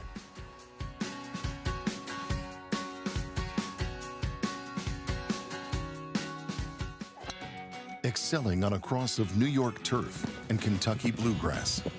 A 6-time graded stakes winner, including the Grade 1 4-Star Dave, Grade 1 Turf Mile, and the Grade 1 Maker's Mark Mile by leading champion European sire, Lope de Vega. So he's got that going for him. Carl Spackler, the ultimate greenskeeper, standing at Lane's End. Get with the New York Bred program that supports farms across the state and puts more babies on the ground. The program that lets your New York bred race against other New York breds on the same tracks where Manor War won the Travers and Secretariat completed the Triple Crown in the Belmont Stakes, but at a beautiful new facility offering the new Empire Trillium Series. Get with a program that respects thoroughbreds from the foaling farm to the starting gate to the second career. Before the charge, there is the wait, the stillness, every muscle ready. They have carried us through every fight we ever dared to begin. 250 years ago, on this ground, a new nation found its footing on the backs of horses that would not flinch. Their kind still stands here. His name is Bucero. This weekend on America's Day at the Races, join us for the final 2 days of racing from New York's historic Aqueduct racetrack. Your last chance to play the Big A. Special coverage kicks off Saturday, 12:30 Eastern on FS1, Sunday, 12:30 Eastern on FS2. Enhance your handicapping with AI Fast Facts, exclusively on NyraBets. Open your NyraBets app, click View Runner Details, and a stat-driven fact will appear for all U.S. thoroughbred racehorses. Download the NyraBets app to start using Fast Facts today. Racetrack Television Network brings you every race, from every track, on every screen, every day. With monthly packages starting as low as $5, RTN gives you great value and access to more live HD streaming and race replays than anyone. Visit RTN.tv today to sign up and watch on almost any device, including Roku and Amazon Fire. RTN has packages that start at $5 per month.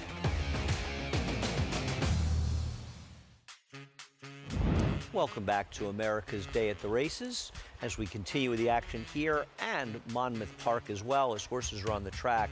For race number 2, they're going a mile. They're $30,000 claimers. The one Better with Vino is scratched, and it appears the favorite's the number 3, My Lil Flirt. No Paco to get over bet today at Monmouth Park. Paco is not riding at Monmouth. No idea where he is, but he's not at Monmouth. Post-parade. The number 2, Dakota Cam, went by. The 3, My Lil Flirt, goes out for Kathleen O'Connell. Yeah, you see a lot of forward-looking plate positions in the past performances. The pace figures aren't very quick, though. The 4 is Here's Your Trouble. Rudy Rodriguez actually claims one with Jose Gomez. Yeah, gets back onto the dirt. Last time this horse was on the dirt, he won. Interestingly enough, the number 5, Southern Lady, the 3 and 5 look like the 2 speeds. They're both trained by Kathleen O'Connell. How's that going to work out? Yeah, I like the 5. I like the stretch out. The pace figure suggests kind of an even-looking type of horse. I think the even types handle stretch outs well. We'll close the field out with the number 6, Ruby for trainer John Kirby. Well, if Ruby runs his race 2 back, it could be tough, but that race stands out like a sore thumb. I don't quite trust Off the turf race at Penn National. I'm not hanging my hat in that one. How about you, Paulie? Yeah, I thought this was a tough group. Only a 5-pack, but this is really, really confusing, because when you look at this race, the Rudy Rodriguez runner, Here's Your Trouble, the 4, that race 2 back dominates this race, but it was around one turn. And we've seen that been the demise of a couple of horses here that have been good at the one-turn mile, either here at Aqueduct or coming from Laurel Park. They run the one-turn mile. It seems the 2 turns is just a little bit more confusing.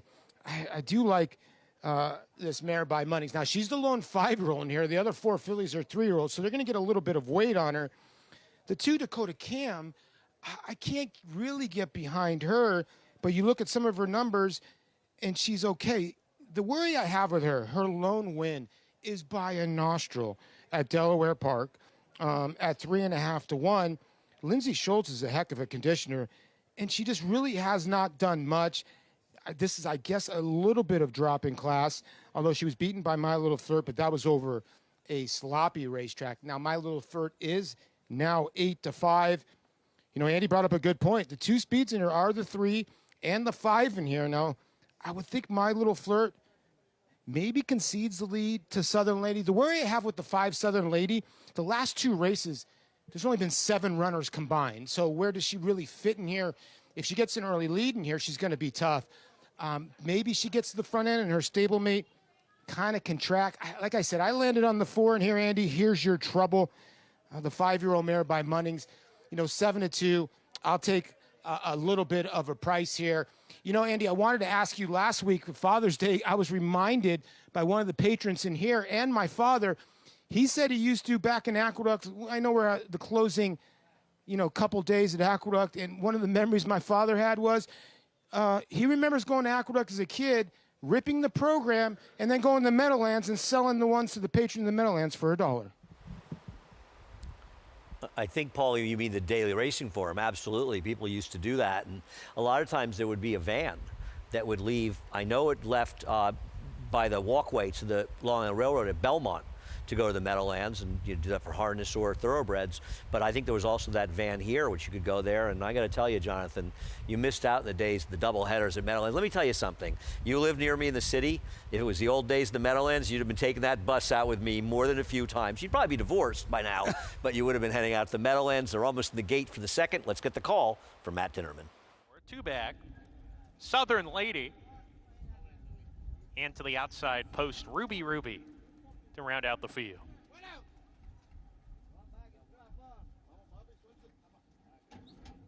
We're ready to go.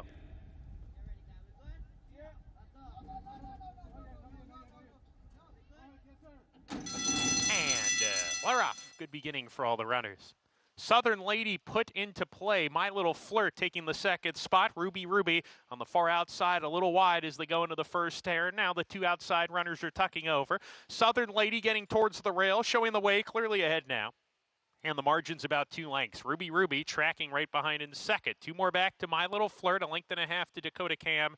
And Here's Your Trouble at the back. 5 runners in single file, separated by 7 lengths. Swinging up the back stretch, Southern Lady is the pacemaker by about 1 length. Ruby Ruby on her tail. She's tracking second. My Little Flirt happy to sit off the speed today is third. In the bridle early, now 2 lengths behind. Another 2 lengths back to Dakota Cam. And Here's Your Trouble. We'll have to pass them all as 8 lengths to make up as they hit the half-mile pole. Southern Lady still clear on the lead. Now it's only 3/4 of a length. Ruby Ruby on the outside, just a little bit closer going into the far turn. My Little Flirt 2 lengths behind in third. 1.5 lengths to Dakota Cam, who shoved upon. And Here's Your Trouble needs to get going with 3 furlongs to go. Southern Lady extends stride, opens up without being asked. A 2.5 length lead. Now My Little Flirt's coming on nicely. My Little Flirt passing a weakening Ruby Ruby. She's tipping outside for the stretch drive, and she's in with a huge chance, and she just ran right by Southern Lady at the quarter pole. My Little Flirt off the turn, clearly ahead, opening up to a 2 length lead. Southern Lady's second. Big space back to Ruby Ruby. 1 furlong to go. My Little Flirt is clear, and with a furlong to go, she's your winner. My Little Flirt, 16th to go. A 2.5 length lead. My Little Flirt put this race to bed at the quarter pole, and she finishes strong under Cipriano Gill. Southern Lady second. Ruby Ruby third, then Dakota Cam, and Here's Your Trouble. The Kathleen O'Connell exacta, the number 3, My Little Flirt, let Southern Lady go early. She controlled in the front end. It did not matter. My Little Flirt was much the best. Yeah, I mean, it's one of those situations where she took back, the other speed went for Kathleen O'Connell, and she had, they ran 1-2 around there. And if you look at her past performances, it looked like a performance like that could have happened from her. I'm not overwhelmed. A lot of gaps in this field. Race number 2 at Monmouth as they're on the track for the 4th race at Aqueduct. Maiden claimers going 6 furlongs. Ease my worried mind for fans of Layla. For owner Alan Brodsky, Flavien Prat has this mount for Mark Henning. Yeah, drops in for a tag. You know, you get Flavien out of the room. It says something to me. I think with the 9 scratching, this horse potentially could lead them on a merry chase. The long shot firster, Sunshine Babaloo, going out for Amir Shashakli. Yeah, I mean, Amir Shashakli is 0 for 42 first-time starters. And we'll see if that gets snapped here. The number 3, that's the number 3. The 4 is Spiteful Storm, who could vie for favoritism by post time, going out for Jimmy Bond with Edgar Zayas. The 4 horses that have run, they all look exactly the same. And the number 5, Start the Day, trying to reverse the form on the dirt for Dave Donkin Dillon. Let me take that back. All the horses that have run well on the dirt look all the same. I didn't mean to include this guy. Yeah, he hasn't run in dirt yet. The 6, Aristide Moal, who I like, dropping down for Bill Mott and Jose Lozcano, is favored. Perfect example. We talked about all day. This has kind of been the theme, 0 for 4. But the price, 6-1, 6-1, 8-1, 21-1, now shows up in a spot where he's 2-1. Much better chance. Chris's song for Linda Rice went by with Ricardo Santana. Richie's Love rounds out the field for Mike Maselli and Kendrick Carmouche. Yeah, you know, and this is one who had a chance for maiden 50. Last time was 6-1 and ran okay. I suppose of the 4 that have run on the dirt, this is probably the one I like the least, but certainly could win a race like this. We'll take a look at Spiteful Storm's last dirt race when finishing 3rd behind Guilty and Lord King. And he's just a very logical horse that's probably too big a price right now. Yeah, I would think so. I mean, he's the one concern I have for Spiteful Storm is, while staying on theme, he's been under 3-1 3 times. And in all 3 of those times, he was 3rd, 4th, and 4th. That feels a little underachieving to me. And at a short price, not that short, but 4-1, and a field full of, with 5 horses that are under the 4-1 mark, I just think that there's others that potentially make a little bit more sense than the 4. Let's get more on how the horses are looking from Acacia.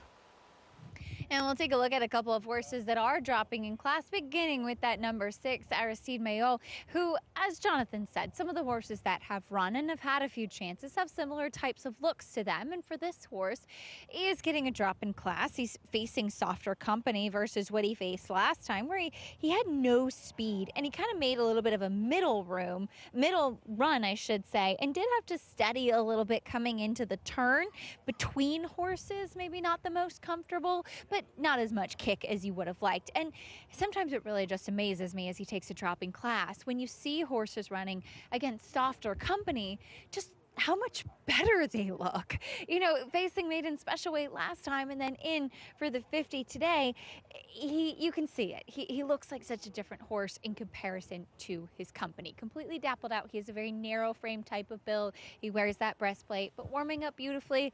I really don't have much of a problem with him. As we'll take a look at the 4, Spiteful Storm. Now, he's one that I've never really warmed to.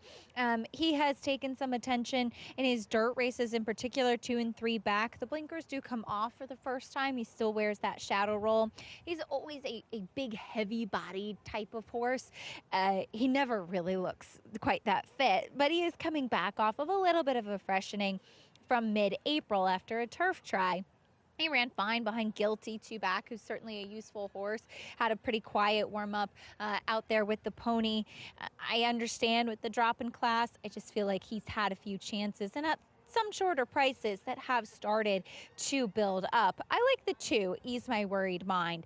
He debuted on the dirt, so he's only had 1 main track race, and he took a lot of money that day. B Provocateur wired the field. This one was chasing and just didn't quite have enough left.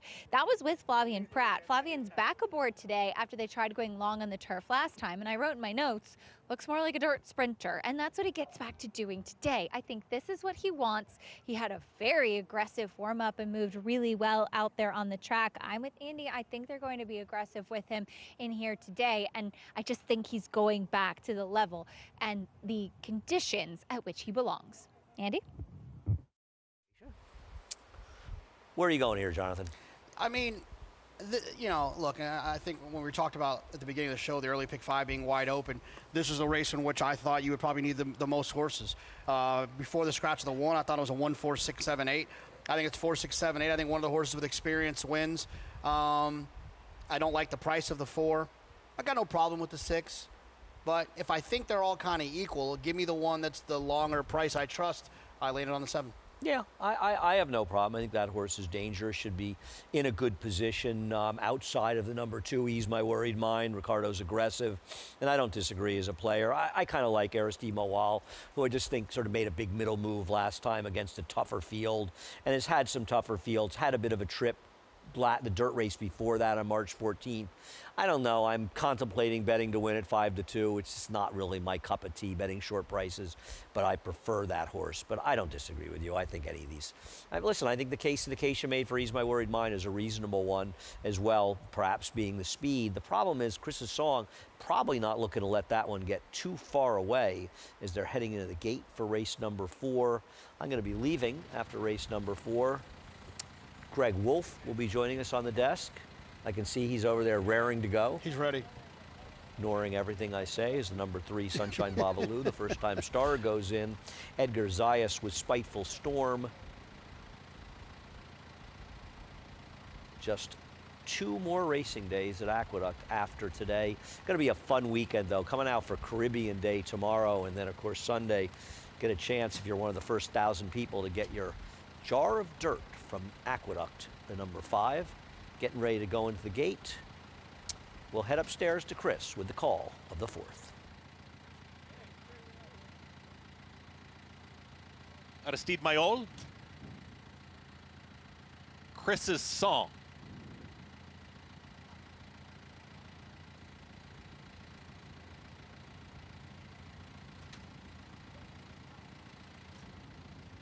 Richie's Love. All set.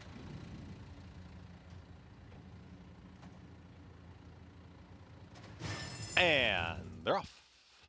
Good beginning for Spiteful Storm. In between horses is now shoved along and asked for that speed. Spiteful Storm is up by a length.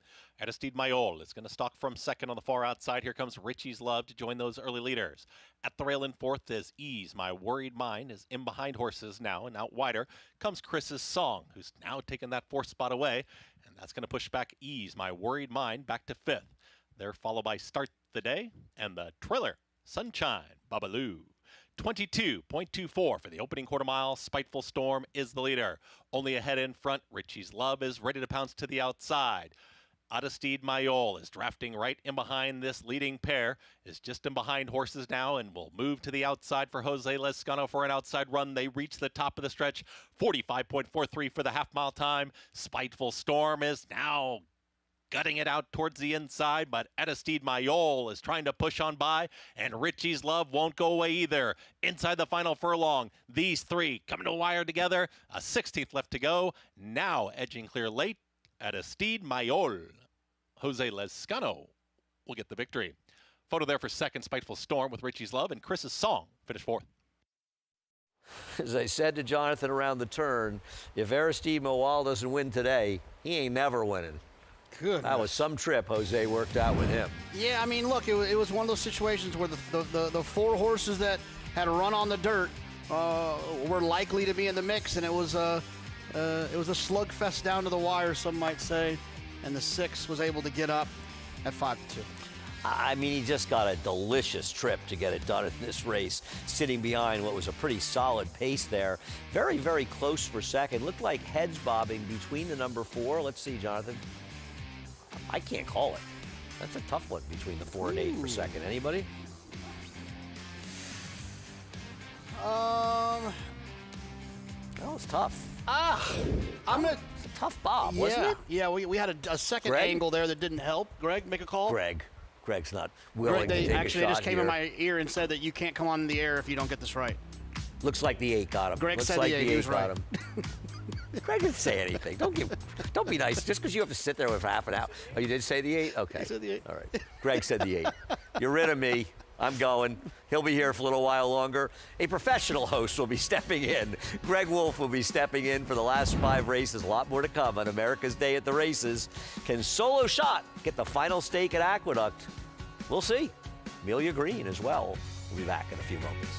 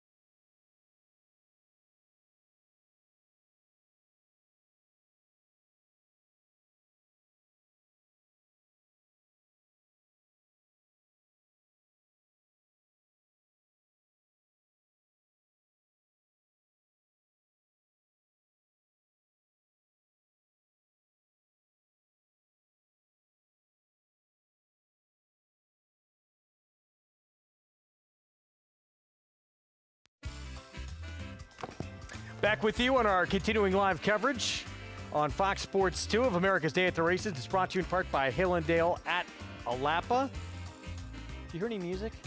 I do hear music. I don't hear any. Greg Wolf with you, stepping in for Andy Serling. Good to be on the program. Final 3 days of action. There we go. I got it.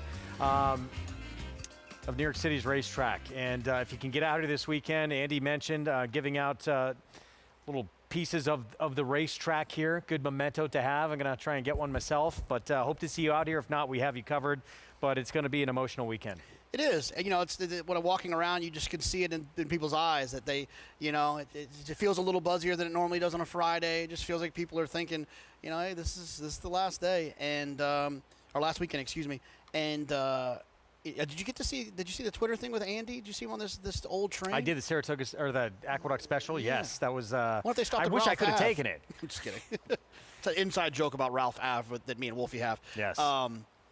Yeah, it looked cool. It looked really cool. Nostalgic. And I got to say to you, too, because if you have any time this weekend, I know you had Robert Montano on. I saw the show a few years ago. If you have to go if you have time. It is sensational. Really? It Okay. is sensational. All right. So if you can go, you will love it. I All right. promise you. Let's do it. All right, let's look back on the race that just transpired here in New York. Aristide Malal, Mott Lezcano for Lawrence Goichman. 5th time the charm. What do you think? Yeah, I mean, look, it was a wide open race in my opinion with the horses that had run on the dirt. I thought they all had the best shot in here, and you see 3 of them fighting for it at the end, with the 6 getting the job done. The other horses just didn't really seem to offer a whole lot, in my opinion, and that's exactly how it unfolded. And the toughest of the races, I thought, in terms of who could have won in this early pick 5 sequence. 4 prior starts did not hit the board, but drops in for a tag for the first time and graduates. $7.88 for the victory. 6-8-4 as we move on to the final leg of the early pick 5 in here in a race that will start the late pick 5. Mile and 3/16 on the turf. I thought this was Ironsight's taking a lot of money. It's Chad Brown, it's Flavien Prat. I thought anybody could win this race. I really like Gold Sovereign. I think if you look at Gold Sovereign's shorter races, they were all better than every other horse's shorter race. And Gold Sovereign has that good race going this distance last time. So that checks all the boxes. The one thing that I think why we're getting the 5-1 is because, and like I said earlier, playing the game of musical jockeys is a dangerous one to play if you don't know every single thing that's happening. But the fact that Flavien takes off of the 8 and gets on the 4 was a little bit of a worry for me in terms of that, but I'm getting paid for it if I'm right with the 8 being 5-1 right now. I'm with you. I prefer that one as well. But deep, contentious race coming up that will start that late pick 5. Got about 20 minutes to put your tickets together. Coming up over the weekend on Sunday, John B. Hettinger. Race 8, 6 furlong sprinting on the turf for $150,000 for New York breds. And 1-2 finishers from this May 16th race. Solo Shot, sorry, 2 back from April 23rd, I should say. Solo Shot and Blossoming Erudite meet again. Yeah, Solo Shot draws the inside, has some speed to be able to negotiate that. In turf sprints, I think sometimes drawing the inside, if you don't have that speed, you end up getting shuffled back. And as much as people like to think that turf sprints are going to fall apart because there's so much speed in them, they just often don't. Closers have really bad records, bad ROIs in my opinion in turf sprints. So Solo Shot drew well for the situation. With the Angels going to be trying the grass? Yeah, interesting. Omaha Beach sire and one that wouldn't be shocked the horse can get some good grass horses. And got a lot of speed, and love to see a change like that with a really talented horse. And then the 5 Silsby for Swinbank Stables, Rick Pitino and Chris Barra of the New York Giants. Another one that has some nice races and is definitely drawing live. That is coming up on Sunday, closing day of New York City's racetrack, and this will be the final stakes race run. That happens again on Sunday. We have the Ashley T. Cole tomorrow, and live coverage all weekend long as we say our goodbyes to this special racetrack that's had such an important history in the sport, and certainly here in the Big Apple. So I hope you can join us if you can't make it out to the track. We're going to take a time out. We got more coming up. 18 minutes away, late pick 5, Belmont of the Big A. We got more coming up from Monmouth and Paula Duca. They're about 5 minutes away from race 3 when we come back.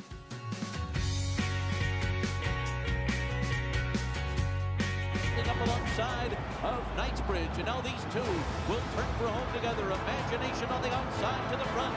Knightsbridge back into second. T.O. Elvis, the horse from Japan, has rushed up on the outside, and he has taken the lead. He's taking off. Oh, look at T.O. Elvis pull away in the last 16th of a mile. Even business today.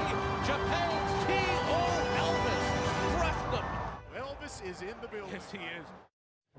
You bet with Naira Bets. Bet any track, anywhere, anytime. Download the Naira Bets app to play today and get a $200 deposit bonus.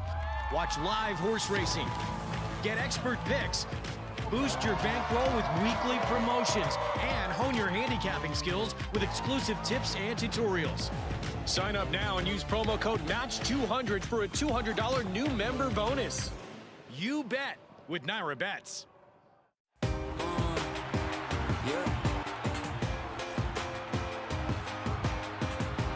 Can wait no more. 3/4, 111-3. Lion Lake attack and fits right. Angles out for the drive behind them.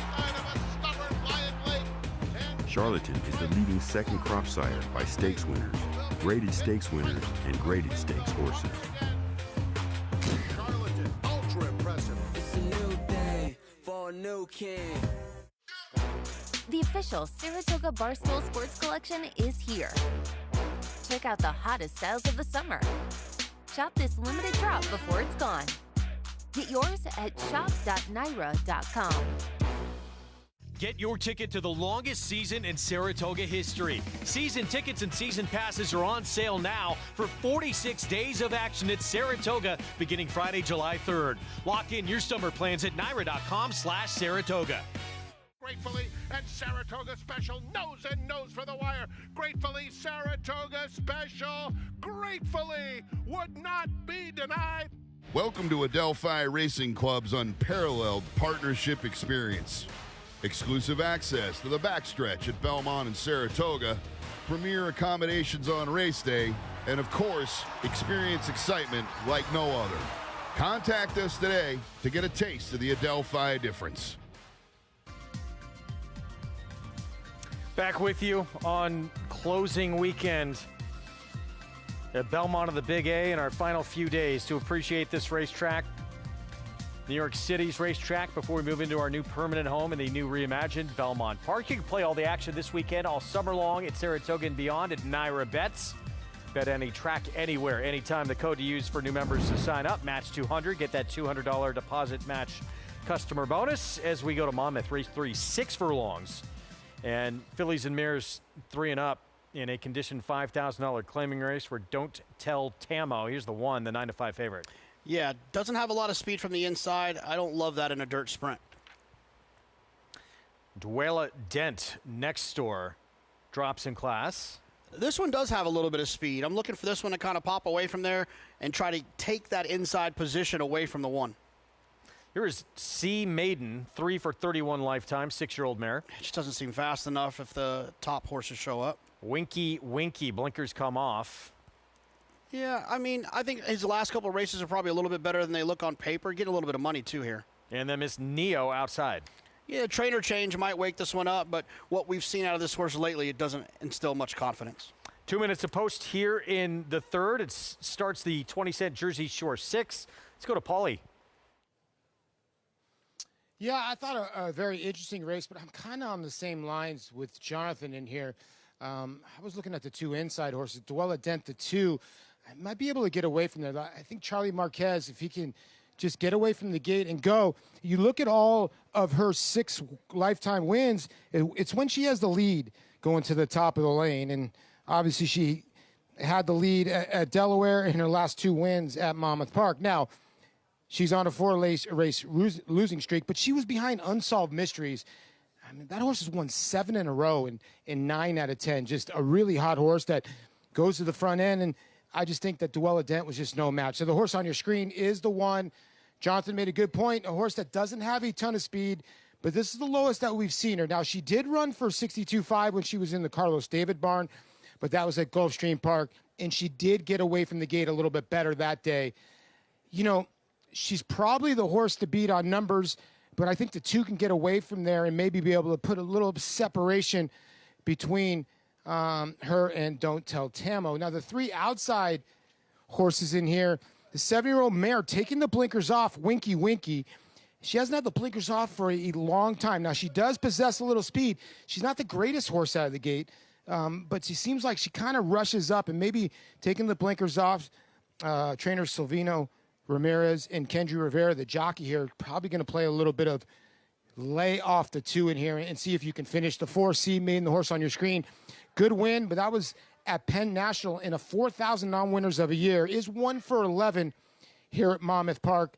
You know, Greg, the 6 holds a lot of keys in here. The 6 does have a little pace, and Noel Herman will be aboard, but can this mare put pressure on the 2, Dwella Dent? Because I think the 2 could be long gone in here. Yeah, we'll see what happens. 7-5 favorite on the 2, who, yeah, certainly is quick.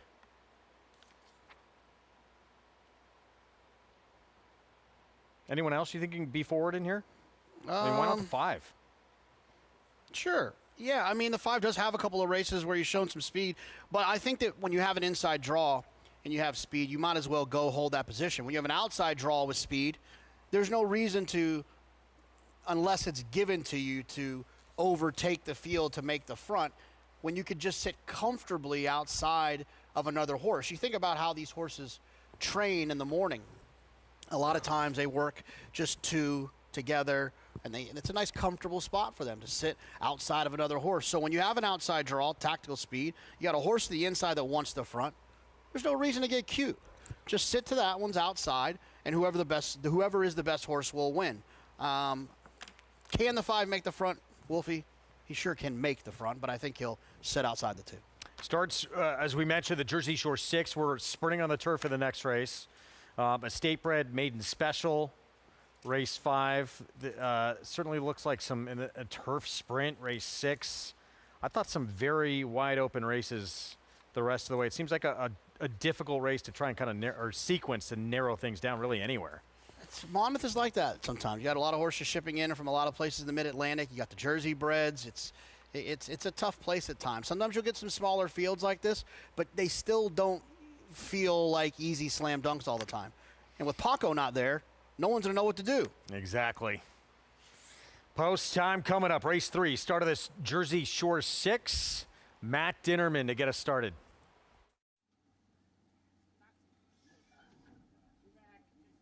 Sea Maiden goes in. Winky Winky. Miss Neo to the outside.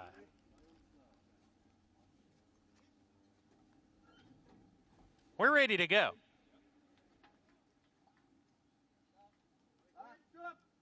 And they're off.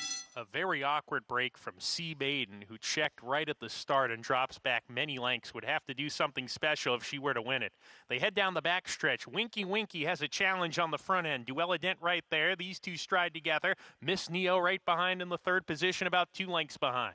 Another 3 to Don't Tell Tamo, and 5 back to Sea Maiden. The slow starter out of the gate is last. First, 2 runners. Duella Dent, nose in front, outside. Winky Winky's right there going into the 4th turn. There's still 2 ahead of Miss Neo. Gets the good trip, runs in 3rd. Another 4 or 5 now to Don't Tell Tamo. Under a ride in that 4th position. Sea Maiden at the rear as they round the 4th turn. Duella Dent, the favorite, losing position, dropping back, and loses the 2nd spot. Miss Neo makes a blitz from 3rd. She makes her move to the lead and runs right by Winky Winky and Duella Dent coming off the turn. It's Miss Neo all alone on the lead, turning for home. She's got a 3-length edge, switches leads here. In 2nd, Winky Winky. Don't Tell Tamo's trying to rally on down the center. 1 furlong to go. Miss Neo in front. Here comes Don't Tell Tamo down the center of the track with Winky Winky. 16th to go. It's Miss Neo clear. Miss Neo, Noelle Herman to the line. They've got it at 22-1. A huge upset to start the Jersey Shore 6. Don't Tell Tamo was next in the group. Winky Winky 3rd. Then Duella Dent and Sea Maiden. Huge long shot, and sometimes say, well, how does that work out? Sat the perfect trip and just played right into her hands to get that victory. Miss Neo off the bench for the win at 22-1 as we get back to New York. Mile 3/16 on the outer turf in this maiden special weight coming up to start this late pick 5. Let's go to Acacia Clement. And we'll take a look at the 2 Chad Brown runners in here, beginning with the number 4, Iron Sight, the horse that's taking a lot of the early attention. And he does come back as a gelding. Talking about the 4, I think that's going to make a huge difference for him. He is a horse that was so difficult last year. He comes back now as a 5-year-old, but at age 4 and age 3. Not only was he a bad actor prior to his races up in Saratoga, he was kicking out at the gate crew and just really hard to manage, but he was also a horse that would break slowly, in large part because he wasn't always the smoothest mover behind, and that gelding will really help a lot of those things. It can really lighten a horse up, which it has done. He's a big burly individual, but he looks quite fit coming back off of the bench, and it can really make them a lot freer in their hind end when moving. So I'll watch how he warms up, but I'm very optimistic as to how that will help him. And while he's sharp, especially once they got the tack on, he's acting a lot more professional and focused coming back now as a 5-year-old. He did run on a bit. Certainly strikes you as a horse that should handle distance, but again, I think the gelding going to be the ultimate game changer for him. Now, Chad's other horse, the number 8, Gold Sovereign, he is a horse that has been effective going longer distances, though he's 0 for 6. There was quite a bit of cut in the ground last time out, was wired by Long Shot for Sales Road, and this horse, being a son of English Channel, you would think would love the conditions.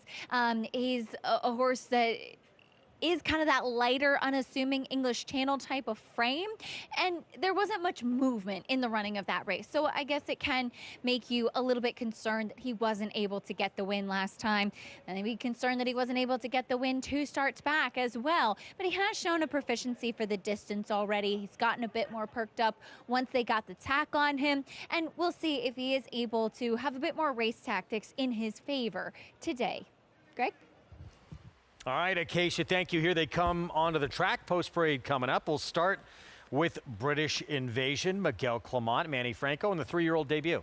Yeah, I mean, look, these are 2 horses that might appreciate, these 2 inside horses, the 1 and the 2, are horses that might appreciate getting some added distance. I just don't love their shorter races in comparison to the 8. Stablemate wants to be forward duty. Yeah, I mean, that's what I would do with this horse, is go to the front, try to make the lead, and see if that helps. Donegal Time. John Velasquez aboard? Yeah, just slower races compared to what we've seen out of the 2 Chad Brown runners. Yeah, first of 2 from Chad Brown. Here's Flavian Pratt on iron sight. Like, I don't want to get carried away with the idea that Flavian picked this one, but I definitely think it's something that you should consider to a certain extent. Protect and Defend will be coming from way out of it for Shug McGahee. Just doesn't have any early speed, but sometimes these added distance races like this, these 11 furlongs, can be the big equalizer for a slow-looking horse. And Gold Sovereign, the other Chad Brown runner, Dylan Davis aboard. I thought his shorter races were better than everything else in here is run short. And I thought that his long race, the 11 furlong race last time, was better than all of those races. You take all of that into consideration, I just feel like Gold Sovereign is the horse that I want to bet in this spot at 4-1. Yeah, that's a nice price as well, but we have time. I wouldn't expect you're going to get that number at post time here. At pick 5, again, begins here, $175,000 in the pool. There's the 2 from the Miguel Clement barn. Blue Silks in the background. Duty, we know he wants to do it on the front end and tried to do just that at Tampa back on January the 2nd. The last time we saw him run, he got nailed late. Yeah, and like you mentioned, I mean, he showed some ability to be forward.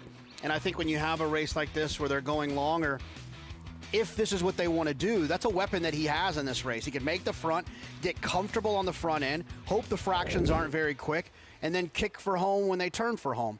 He's not taking much money in here. 11-1 is a little bit of a concern. I don't want to keep saying it. And, you know, I remember back in the day we used to do a little bit more like bet the favorite, beat the favorite. Right, we'll be doing that this summer. I'll be ready. This is my best bet on the card. I like the 8 quite a bit. All right. This is the one, Wolfie, you'll understand this one. And this is the best way to describe it, and it fits very much so in Aqueduct. This is the one that when I got asked today, getting off of the A train, hey, JK, do you like anybody? I said I like the 8 and the 5 and the 5. You know that question that you get. Yeah, for sure. That's how I feel about this situation. I could be wrong. It's part of the fun of taking the. That's why you got to come prepared when you get on that train, because you know you're going to get asked that question. I was on the train today, and on one end of the train, I just heard Frank Miramati's voice blasting. So someone was clearly watching a replay. Gonna miss that. Yeah, Gold Sovereign right now, 3-1, second choice on the board, but a pretty big disparity between the 2 from the same stable here, 7-5 and 3-1 as we go back to Acacia. Yeah, and both of them should appreciate a stretch out in distance, but they do both have a layoff to contend with in here, and not an easy task to go 1 3/16 off the bench. But I do think that Duty will appreciate it with his early running style, and given the fact that he does have early speed. Now, he is a horse that would finish second at Tampa last time out behind Will Powered, who you'll see in the next race as at a short price as well. And he was able to get to the front end, and he's been game. Now, we've talked about this a lot, particularly in January, early in Tampa. Some of the figures do tend to be a little bit lower than I think you would see come back. So I wouldn't read too much into it. Yes, would have liked to see him win that race, but I do think that he is a horse that should be able to stretch his speed, especially looking at him. He's grown filled out a lot, and he's a pretty cool horse to be around as well. When you scratch his nose, he kind of lifts his lip and does cheese for you as well. But I think given his running style with that speed, makes things simple to try and go to the front end. The number 3, Donegal Time, he is not an easy horse to ride. If you watch his last race, he was keen early, and it just looked like he was fighting with Kendrick Kermouche the whole way. I think he has a very light mouth, and so it's interesting to me that John Velasquez is back aboard in here today, as he will try to stretch out in distance, as Stu Hampson is assistant for Todd Pletcher, serving a suspension right now.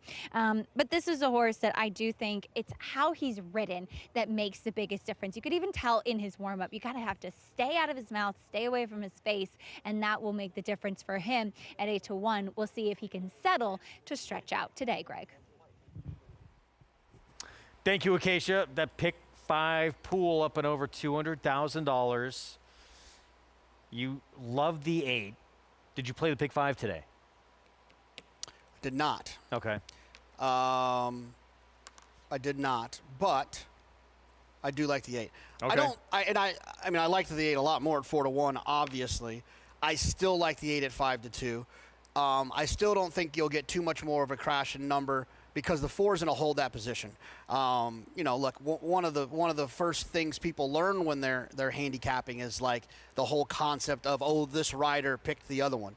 You know, and Flavien Prat, having ridden both horses, there's a possibility that is something that you know that he did pick the other horse. But let me also play devil's advocate for those that because you'll have to play the jockey game a lot up at Saratoga. There's a lot of times where it's an owner commitment. The owner really wants this rider, and the rider rides rides a lot of horses for the owner, so they were going to just stay committed there. You'll see that a lot with Irad Ortiz, picking a Rapoli horse over maybe another horse. You'll see that. I would imagine you might start to see that a little bit with Jose and Cherie, with what they've been doing, the run they've been on with a Golden Tempo. There's also things that happen in the office that could be confusing. So-and-so was going to go to Monmouth and run in the race, so Flavien committed to this one. Then the race in Monmouth didn't go. Chad entered the horse here. Flavien's already committed to the other one. Pick up Dylan Davis. There's a million different things that can happen, so take it with a grain of salt. Right, you should never really put too much into that. Even money now. On Iron Sight, 5-2, Gold Sovereign. And look, yesterday, I believe, was the opening race on the card. Chad Brown had 2 runners. One was a huge favorite. Andy and I couldn't believe it. He had a first-time starter, winds up going off at 7-1, who was by Frankel. That horse wound up winning. So even if it was a situation that genuinely Pratt did want to be here, a lot of times the public gets it wrong anyway. Absolutely, and look, wow, that's a big flash to 4-5 on that horse. Here he is. Iron Sight, career start number 4. First is a new gelding.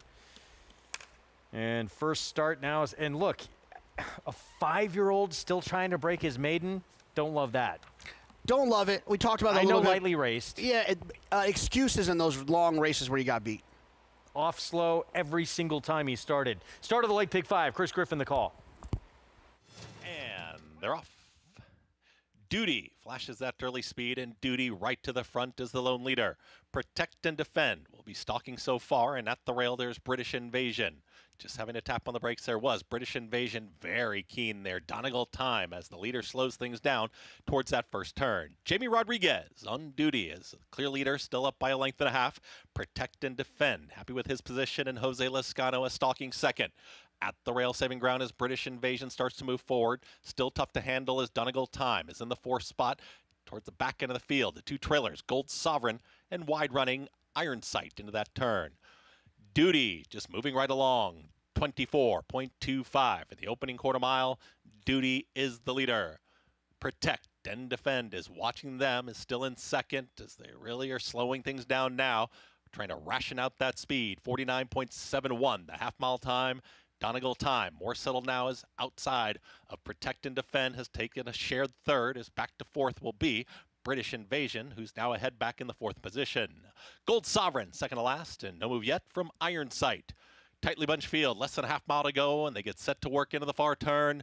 Duty has been there the entire way. Duty starts the sprint for home. Protect and Defend is asked for more. British Invasion, saving all the ground, is in behind the leader. And here comes Iron Sight. The gray is going to be 5 wide here as they're moving to the top of the lane. Gold Sovereign just got stuck in behind. Horses had to steady. They reach the top of the lane now, and here's Protect and Defend is ready to pounce to the outside of Duty, who's still there. Iron Sight with every chance starts to lift, and here comes Iron Sight after the other gray. It's Protect and Defend to the inside. Iron Sight to the outside. These two bobbing heads back and forth. The two grays down to the line together. Protect and Defend. Iron Sight. It's gonna be a photo. Protect and Defend to the inside. Iron Sight to the outside in a photo. Then came Duty and Gold Sovereign. Protect and Defend on the inside. Jose Lezcano for Shug McGahee, or the favorite Iron Sight, Flavian Pratt, Chad Brown outside. This was very tight. It's a nasty bob. Well, it's a nasty bob if you have one of these two horses that didn't get the bob. It's a great bob if you get the win here. It's hard without the mirror. And to find the wire here. I think it's outside. Okay. Do you? I don't know. It's so hard to tell. One more look, and this is not going to be the angle that tells us really anything, but Mig said outside, and who knows the wire at Aqueduct better than Mig does, huh?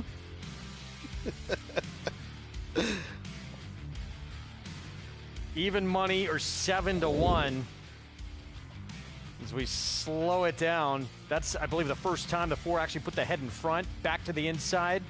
Wire coming up. Oof. Outside. Looks like it could be even money. We will wait and see on Iron Sight. Very, very tight. That's got to be such an anxious time if you're either of these connections, obviously. Certainly the riders, though. Neither of them deserve to lose, and it is the favorite put up as your unofficial winner by a whisker, getting that bob at the right time. Well, the public was right. Flavian was right. His agent was right. Seems like he picked the right one. It was desperate, but he got there. 4, 6, 2, 8, even money. Favorite to start off the late pick 5. We are not going to see this man until opening day at Saratoga. Look forward to working with you all summer long, though, and glad you got to come out for a little bit of this final week here. Got the feeling of one more A-train ride, and then I don't know when I'll be on the A-train again. I'm going to miss those rides. It'll happen at some point. Running into you on the train every once in a while. I know. It's always a good surprise. Yeah. All right, we're going to be back. Mig joining us after a timeout. We'll see JK upstate at the spa this summer. A lot more coming up from Monmouth and the late pick 4 from here in New York. Stay with us.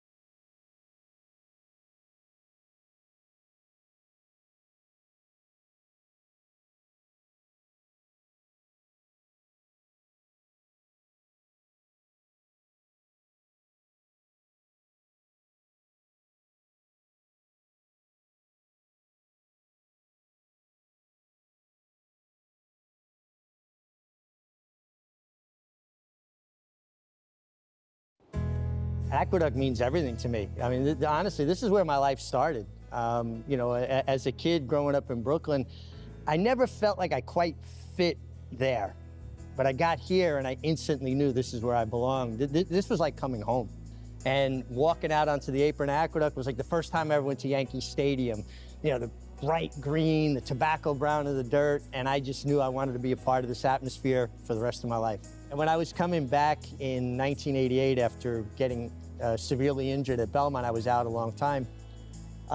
It was Thanksgiving Day.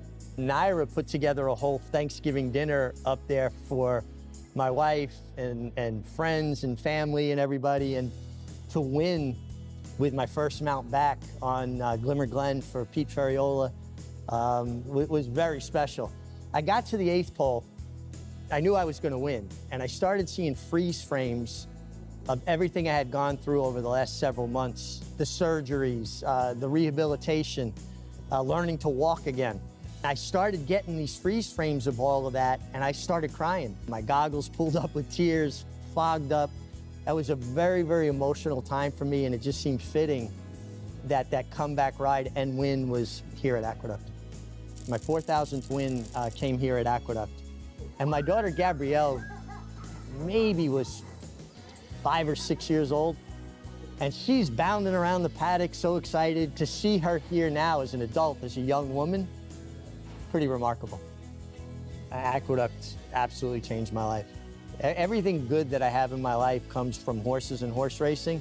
I could come to work, ride hard all day, win 2, 3, 4, 5 races, whatever it might be, and still be home for dinner at 5:30 at night and hear about my kids' day. And Aqueduct gave me that privilege, that opportunity, that I could have the balance of my family life and my professional life.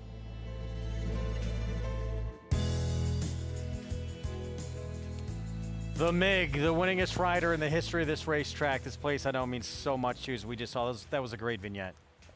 These guys are getting to me. I'm getting a little verklempt here, a little choked up. You know, this is the place where I fell in love with racing. This is the first place I ever came racing. And then to actually fulfill a dream, you know, to announce you're going to do something at 11 years old and then actually be blessed and fortunate enough to have that happen. You know, how many times does that happen to people in life? And it's not lost on me how blessed I am. You have a lot of wins here. You got a lot of wins in your entire career. Is there one win here that stands out?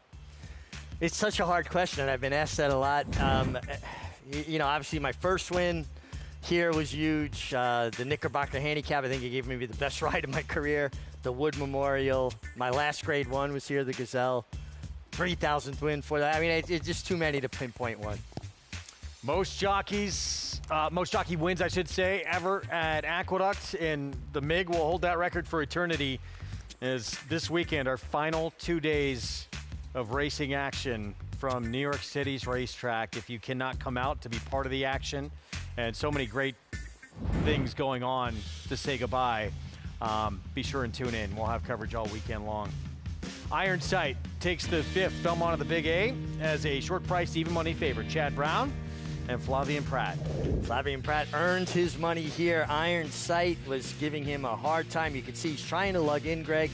Look at the way his head is cocked towards the outside. He's trying to ride him to go forward, but at the same time, he's got to be conscious of the horse inside of him. You don't want to allow your horse to run into the other horse and get disqualified. So you're walking a tightrope as a rider. You're trying to go forward at the same time, keep them in a straight line. And Flavien just really rode this to perfection on a horse that was very difficult to ride. So hard to beat that man. Two-time reigning Eclipse Award-winning rider there on the outside. He gets another one as he times it to perfection. Game of inches. And again, not with the most cooperative dance partner. You know, as a jockey, different than other athletes, and they're athletes. Anybody who thinks otherwise just doesn't understand, you know, the physical demands of the job. But you have a dance partner. That's what makes it unique, and it's an equine dance partner. And that dance partner was stepping on his toes a bit, but Flavien, he got the job done. He's Fred Astaire. Yeah, he is. He is Fred Astaire. Race 6 started the late pick 4 mile and a 16th on the turf. It is a New York bred entry-level allowance, and Pratt on much the horse to beat for Miguel Clement here. That's Willpower at the 5. Oh, very much the horse to beat here, and has that race under his belt off the layoff, off the freshening. Will be tough.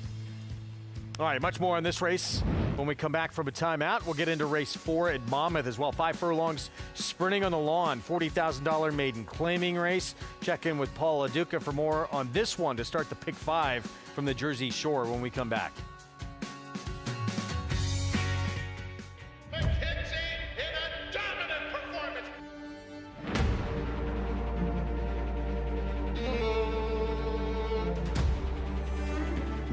Million two, right there, 1,200,000. Baeza gets his moment in the sun in the Pennsylvania Derby. Chancer Mick Patrick wins the Champagne impressively. Spectacular display from Scottish Lassie, who's in front by 15 lengths.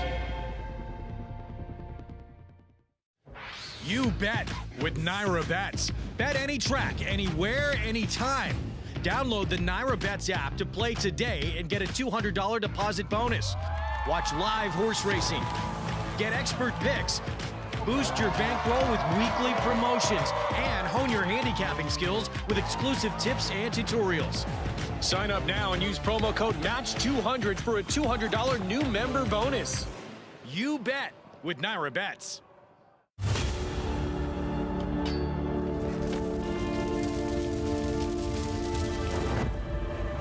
Look at these two juveniles going at it, and it is Forte. It is Forte in front. Forte on to victory here in the Grade 1 hopeful.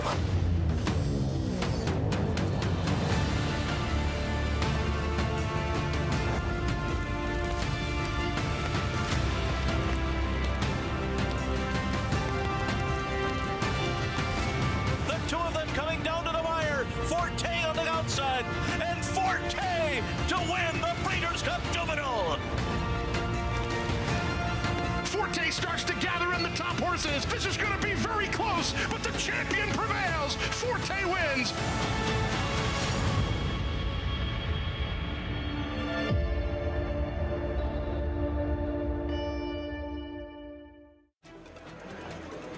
This is where it all begins. These are the recruits for next year. They're going to be part of our roster, part of our team. The pavilion, it was jam-packed. It has remained jam-packed. Phenomenal feeling in the pavilion, on the grounds, in the back ring. You have a chance to make 5, 10, 100x.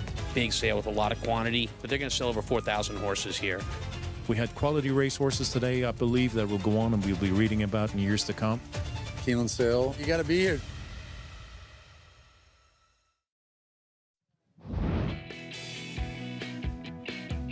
Welcome back to America's Day at the Races here on FS2. You're taking a live look on the racetrack here for race number 4 here at Monmouth Park. Big balloons in race number 3. Longest shot on the board, 22 to 1 shot to start off your Jersey Shore pick 6. I think a lot of people got knocked out there, so you need to start your late pick 5 here, 50-cent variety. And, when you look at this race, it's a kind of confusing race. I'll focus on the 2 and 3 to start here. The Rudy Rodriguez runner, the 2, Carol Cedeno in to ride in a horse that's 7 to 5 right now. And when you look at this field, there is some pace in here. Now, the 2, the Filly by Not This Time, has been bet in every one of her starts. The highest odds she's ever been is 7 to 1. I guess this is a drop in class. She has a really good race at Laurel Park where she, kind of cleared that field and got to the front end. Her lone race on the turf, the first and second place finishers have come back to win. That's a useful race. And it looks like Rudy's tried to get her on the turf at least one other time. Caught a sloppy racetrack, so maybe she'll like it today at 7 to 5. Now, the 3 horse in here, she looks sharp. She's off a layoff since October. Melissa Iario in the irons. If you just joined us, Melissa hasn't had a mount in 9 months. She had a mount in race number 1. This will be her second mount back from a leg injury. She's a really good gate jockey, and I would think this horse should possess some speed. This will be the first start as a 3-year-old. She gets Lasix. I think she brings some speed to the party. It's really hard to tell, Greg, between, the 1 and the 6 of the first-time starters. I do think the 5, the gang's all here. Best race she ever had was on the turf closing. Maybe she can pick up the pieces. I landed on the 2 horse in here, but I think the 5 could be dangerous late. 7 to 5 favorite is the 2, Darty Time, Rudy Rodriguez. That one very quick early. Matt Dinnerman with the call start of this late pick 5 from the Jersey Shore. The gang's all here coming up to the gate.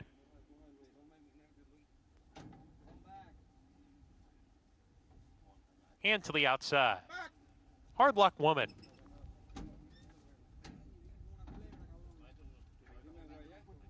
We're ready to go. And we're off. Aria D caught a swift beginning, goes to the lead. Bouquet Tree hustled along, isn't quick enough to get up there. And here's Darty Time. Darty Time to the lead here. Aria D a half length back, 3 parts, almost a length as Darty Time clears off on the front end.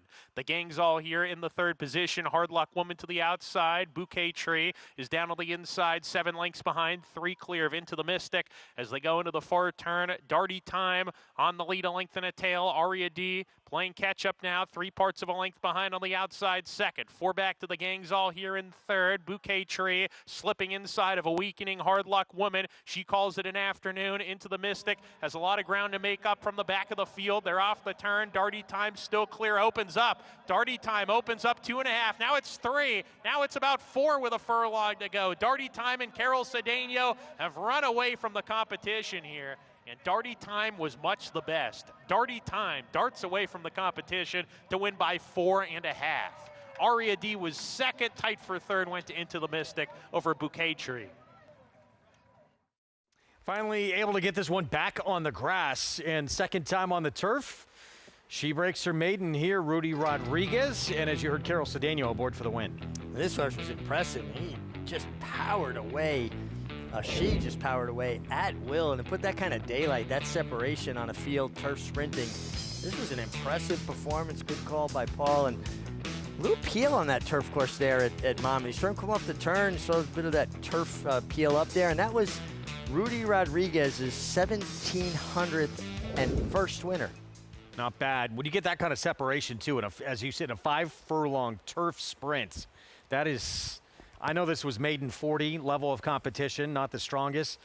That's putting a lot of separation between you and the field. Yeah, it really was. Turf sprints, you don't usually see this kind of separation, but Darty Time, she was in a race of her own here. Short price favorite in the 4th at Monmouth.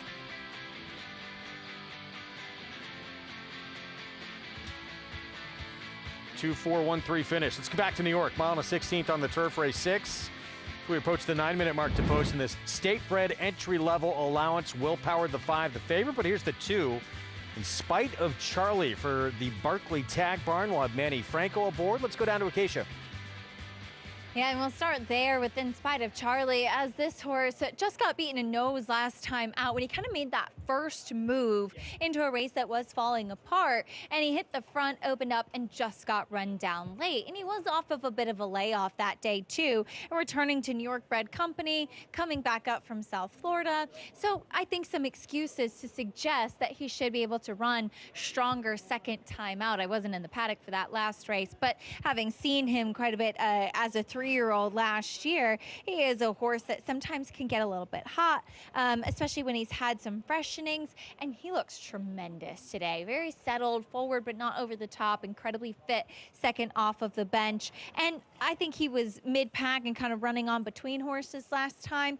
He is a horse that has the ability to kind of put himself into the race, which I always appreciate as well, and that nose defeat last time was behind Just for Luck, who, lucky or not, did come back and win again with an 87 Beyer speed figure in his subsequent start. Now, another major player is the number 5, Willpowered, as he is a horse, I touched on this when he ran in Saratoga last time out. Being a New York bred turf horse, he's been a victim of the weather quite a bit. So those gaps in his races are really not for any reason other than he's been rained off a lot of times. And so if you want to wait for state-bred companies, sometimes your options are a little bit lesser. And so waiting instead of trying to go into open company, I think he was rained off in April or May when turf season started back. So that first race last time in June, going 1 1/8 off of a bit of a layoff and an outside post, some conditions that were up against it for him. He looks far more fit and defined in here today. And he is a big, imposing individual with a very dominant presence as well. And he was wide last time out, going the 9 furlongs. I'm not sure about going a touch shorter in here today, but he is a horse that I think both of these horses, in fact, should appreciate now making their second start off of those slight layoffs, Greg. Thank you, Acacia. 8-5 favor right there. Flavien Prat looking to go back-to-back as we get set for the late pick 4, approaching the 6-minute mark to post to put your tickets together on the final Friday in the history of this racetrack. We'll be right back.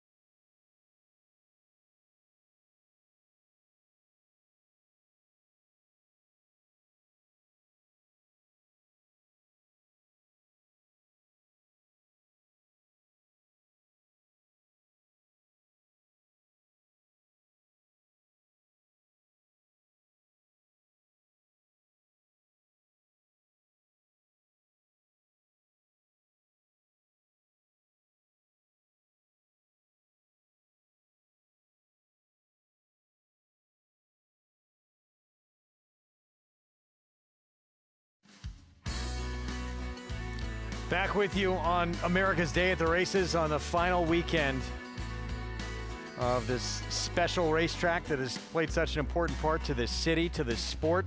You can play all the action at Naira Bets, bet any track, anywhere, anytime. Match 200, that code to use to play along and get that $200 deposit match new customer bonus. Here's our post parade for race 6 to start this late pick 4. Blue Pill for Jimmy Ferraro. Yeah, comes off a hard-fought victory for Maiden 50, but this is considerably tougher. In spite of Charlie, there's the 2 with Manny Franco for Barclay Tag. Major player here, just narrowly defeated in this class last time and comes right back with the same condition. Joe West for Jamie Begg, 1 for 21 lifetime. Yeah, it would be a surprise. He's going to have to really turn it around in a big way. Here's English Castle. I thought this horse could be a player. Well, this horse has races good enough now. Obviously, comes off an eased line last time, but he's passed all the protocols to race, so I'm sure he's fine. He should be 14-1. Will Powered, the favorite, goes by. Yeah, it makes a lot of sense. Comes off a really nice effort in the same condition. 6:45 as Kendrick Carmouche. Kendrick got put up on a long shot earlier today. Horse has a race or two that would put him in the frame. Haute Couture, not that far behind Will Powered, the favorite, when they met June 3rd. And now more of a deep closer, though. Has to work out a trip. Newland went by, and he could certainly improve. His 3-year-old debut coming up. Yeah, I mean, his 2-year-old numbers are good, and he's supposed to be faster as a 3-year-old. And then tough critic Dylan Davis for George Weaver.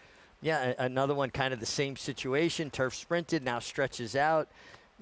Tough post, though. Tough critics got to overcome that outside draw. Wild that the 2 is favored over the 5 right now. That's the direction I went, the 2 in spite of Charlie, but I actually thought he would be a bigger price than the 5 Will-Powered, but neither one of them are going to surprise any of us if they win, right? No, not at all. Shocking to me. Favored in the pick 3 as well. And before I get it to Acacia, no, the 5 is favored in the double. Let's go back down to Acacia. Yeah, kind of bouncing between those 2 horses, and they are the most logical. But taking a look at another one that's taking some attention, that's the 7 Haute Couture. This is a horse not to kind of harp this point home a lot, but he is one that has improved a lot since he was gelded. He was kind of one of those main candidates for it, in that he was really hard to handle prior to his races. He would get really sharp. He was lacking a lot of focus, and he's just so much more settled. And that also does help him when he stretched out in distance last time out, going the 1 1/8 as he was gelded in that gap between November and May before coming back. And while I didn't mind him stretching out, I think this is kind of the sweet spot for him as far as distance is concerned. Not to mention, last time out, the race was kind of dominated a little bit more forward as well, and he was pretty far off of it, dropping back after the break.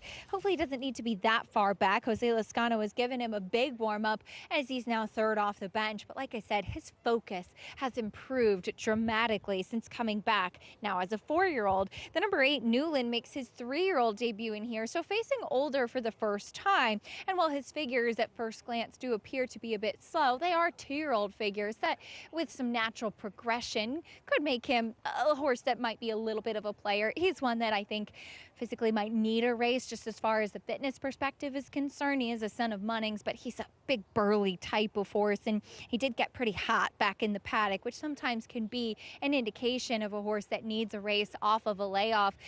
But he is one that has been training really forwardly up at Saratoga, and then since coming down here to Belmont Fort, George Weaver, and a horse that I thought would put himself in the right place. I'm curious to see what he does returning as a 3-year-old. He does meet a pretty salty bunch for his comeback, but he has a generous price on the board. Greg. Yeah, indeed he is. It's 8 here, 13-1 right now on this one.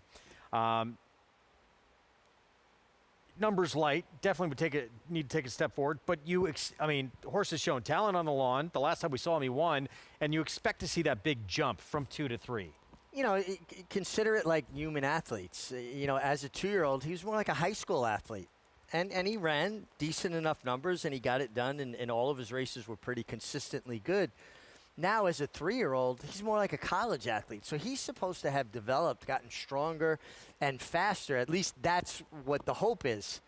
Some horses are as good as they can be at 2, but looking at him from a physical perspective, he certainly looks like a more mature racehorse this year.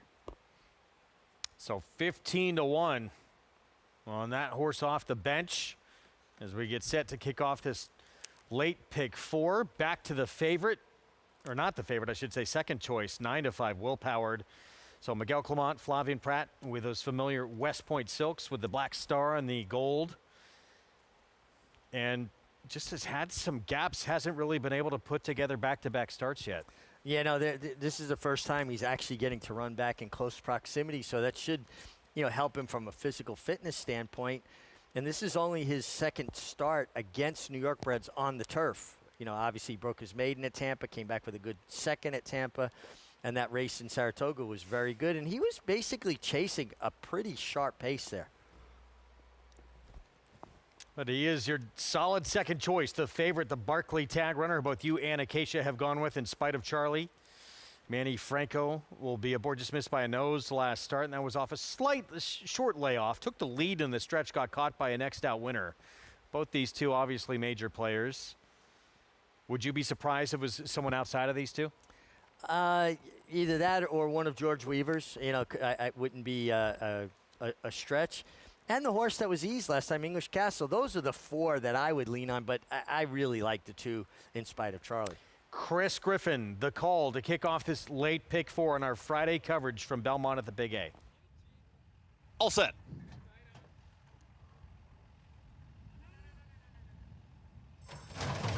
And they're off. Good beginning for In Spite of Charlie, but doesn't want the front. And here comes English Castle. English Castle crosses over, gets to the rail, now has the lead, is up by a full length. Call it a length and a half. Newland from the outside, and Tough Critic is staying out in the center of the turf course, is now chasing that leader. Will get closer as they move towards that first turn. So it's a comfortable leader in English Castle. Will show the way. Is up that full length, and Tough Critic is happy with that position, is in second. Now a clear second into that turn. Just behind them is Newland in third. They're followed to the outside here by 6, a 45 in the fourth spot. At the rail in fifth is In Spite of Charlie. Moving up on the outside comes Haute Couture, who's now traveling in sixth. Back in seventh is Joe West. Second to last, Will Powered and the Triller. Blue Pill. 23.30, the opening quarter mile. English Castle just moving right along, is up by 2 and pumps up the margin. Still chasing his Tough Critic, who's trying to save some ground now from that outside draw, 48.68 for the half-mile time. At the rail, patiently ridden Newland is now still in third. Then towards the outside, 6:45 is still in that fourth position. In Spite of Charlie and Manny Franco, no move yet. To the outside is Haute Couture. From the back, Will Powered has not started the rally yet. Just to the outside of Joe West, and still the trailer, Blue Pill. They haven't got to English Castle yet, and English Castle will reach the top of the lane, is still in front. It's English Castle who's trying to kick on. Newland wants off the rail to move to the outside. Tough Critic still battles on in there too. 6:45 is out wider. Also trying to launch his Haute Couture. Will Powered is commencing that rally, but running out of time as the leader, English Castle, is fending them all off so far. Front running score, Jamie Rodriguez. English Castle won it. Haute Couture up for second, then Will Powered is in a photo with Newland. English Castle, look, we mentioned it. I thought this horse was a player, and we knew he was speed off the bench. Too big a price. He did come down a little bit, but still 11-1 here, and he takes him gate to wire. And he controlled the race wire to wire. Really good job by Jamie Rodriguez. Horatio De Paz has this horse ready off of the layoff, off an eased line, where he was actually given a van ride home. And what a good job by both rider and trainer to have this horse ready to jump up and run this kind of race off the bench. But pace makes the race, too. He did get it pretty soft on the lead, Greg. One more look, and there is no getting to him. And as for your two favorites in here, they don't really make any kind of impact. Well, the two-horse, In Spite of Charlie, was always in a little bit of an uncomfortable position between horses. Never really looked like he really could find his best stride. And the 5, Will Powered, honestly, felt like he was just left too much to do on a slow pace. English Castle off the bench, his 5-year-old debut. And he leads every step of the way for the win. Jamie Rodriguez, Horatio De Paz, Chalk Racing. You see now he's got an extension bit on, right? A run-out bit. And you can see where it doesn't help you as much with your brakes as much as it does your steering. He was giving Jamie Rodriguez a hard time, but boy, he was reaching for ground. This is a really great training job by Horatio De Paz to have this horse ready. I mean, he finished and ran through the wire. Yeah, he did. Double-digit odds at 11-1 the win. 4-7, 5-8. And Jamie Rodriguez for De Paz with the win here off the bench with his 5-year-old son of English Channel. We'll have these prices for you when we come back. We'll get into race 7. Sprinting on the dirt as well. More from Monmouth on the way. Race 5, 7 minutes to post. Check in with Paul Aduca again in a wide open Jersey bred maiden special weight on the dirt when we come back.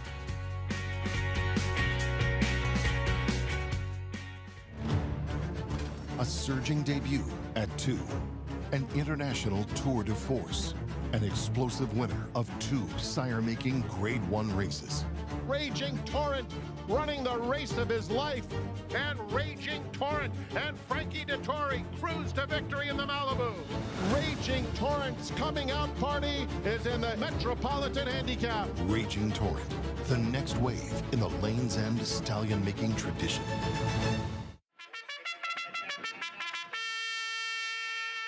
Monmouth Park's main event is Naira Betts Haskell Day, Saturday, July 18th. Watch and wager as the country's top 3-year-olds converge on the Jersey Shore to enhance their championship credentials.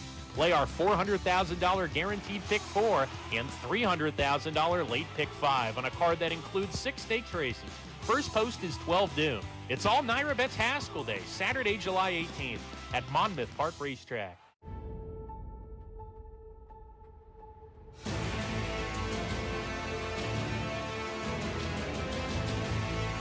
They come on for the finish in the Pilgrim Stakes. Annapolis by a head. It is Annapolis in front. It is Annapolis to win the Coolmore Turf Mile.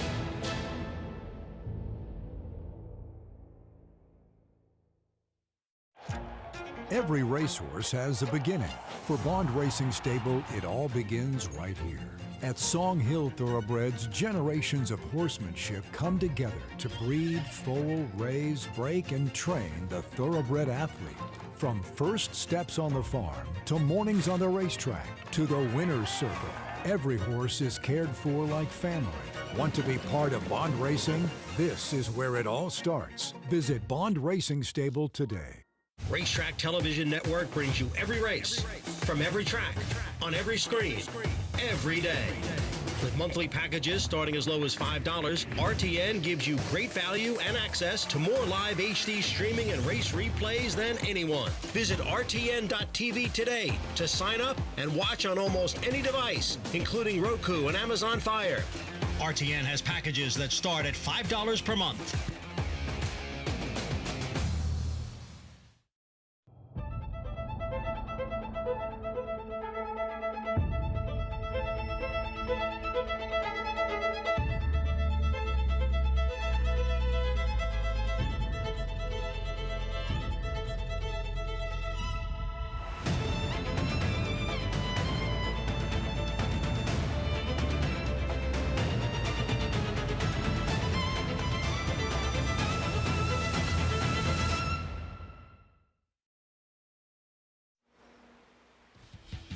Back with you on our Fox Sports 2 coverage. It's brought to you in part by Gainesway. Power, passion, performance. We are 3 minutes to post. Race 5, Monmouth Park. Start of their late pick 4 in the program. New Jersey bred, maiden special weight, 6 furlong sprint on the main track here. Coming up in this 5th race where the board, this is just wide open. The favorite right now is the 2, Garden Gal. 3-1, Chantal Sutherland, who was in New York yesterday. In Jersey today. Yeah, and this is the first time this horse is getting turning back, sprinting after stretching to the mile. For some reason, I thought this race was on the turf, so I kind of got confused there. I apologize. Here's Luciana. Patrick McBurney trains. Isn't that a beautiful name for a girl? I have a Luciano, my son, but Luciana is going to have to turn it around a bit. Race 2 back was good. Here is Chantal Sutherland on the favorite. Yeah, turns back from that mile distance last time. Ran well, was just run down. Will turning back be the key? This one could improve second off the bench. Count my blessings. Yeah, consistent speed here. You get a 7-pound apprentice. It's the right kind of horse for an apprentice. Turf to dirt, the cutback for Tiz Awesome. Yeah, a bunch of changes here, but all the races have been kind of consistent, just maybe a little slow for here. Long shot, Midnight Millie went by, who's 0 for 10 in the money. Dylan Rose, second-time starter, we saw as well. Midnight Buster out, blinkers on. Yeah, trying to get a little more out of this horse. Didn't show much on debut. We have a Midnight Millie. Here's Easter Millie. Well, has had 10 tries in the last race on the turf, but the dirt races, going to have to improve. Life Raft, shown more ability on turf. Yeah, Life Raft. Blinkers on Movita. It can show good speed at times, and the blinkers on should intensify that. Stormy Girl's done nothing wrong, the new face, the first-timer. No, and Holly Crest Farm, they have the 11 and the 12, and I'm just such a big fan of Holly Crest Farm. It's like an old-school throwback thing. They breed their Jersey breds, and they've been a great supporter of Monmouth Park for years. And then Stormy City, yeah, the one with experience for Holly Crest Farm, who, a little improvement off that last start. This one's right in the mix, 5-1 right now. Let's go to Paul. Yeah, let's start with the Holly Crest runner on the outside. I thought both these fillies looked tremendous. But we'll start with the 12 for Eddie Owens. This filly ran against Open Company as a 2-year-old, not against New Jersey breds. It actually did okay against those horses. Now, she gets the ultimate outside draw. If she was drawn a little bit more inside, I think she'd be your heavy favorite. Not your heavy favorite, at least be your favorite here. It's such a wide open field. But she was favored first time out. She caught the 1 post, and she just did not break. And kind of, her first 3 starts, 2 of them she didn't break. Now, she gets the complete outside, and now her first start as a 3-year-old, and she's been working well. And Eddie, I know 1 for 17, but he almost caused a couple big upsets with his New Jersey breds on the turf. And right now, 7-2. The other runner in here, Stormy Girl, you know, Sea Wizard is Holly Crest's sire, the New Jersey bred. I thought looked tremendous on the racetrack. She was handling everything great. Jorge Vargas in the irons. And, you know, he's 25% as Eddie Owens with his first-time starters. So you can give this, obviously, a horse to look. Now, the horse on the screen, Garden Girl, is your favorite. You know, the guys were saying the cutback and distance. Can that help her in this spot? You know, being a 12-horse field, there does look a lot of pace in here. The 3 Count My Blessings looked like she was a little worked up. So was the 10, Movida. That horse is getting blinkers on.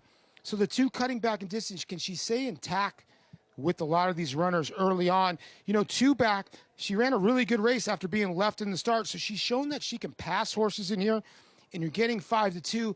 But do you really want 5-2 in here, Greg, in this wide open field? You know, we've had a couple pick 4 and pick 5 carryovers at this meet, a pick 4 carryover last week. The pick 5's carrying 2, the 1, the 5, the 6, the 7, the 8, and the 9. So 2, 3, 4, 10, 11, 12 will take home the early pick 5, Greg.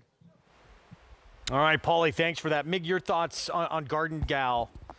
Has shown sprint speed, but speed going longer last time out, now shortening up. Is that an angle you like? I do, because I think it intensifies their ability to stay, right? It puts some stamina into them. And at times, though, when you stretch out like that and turn back, it dulls their speed a little, which might not be a bad thing in this spot, because I agree with Paul. I think with a big field, you're going to get pace. Let's get back to New York.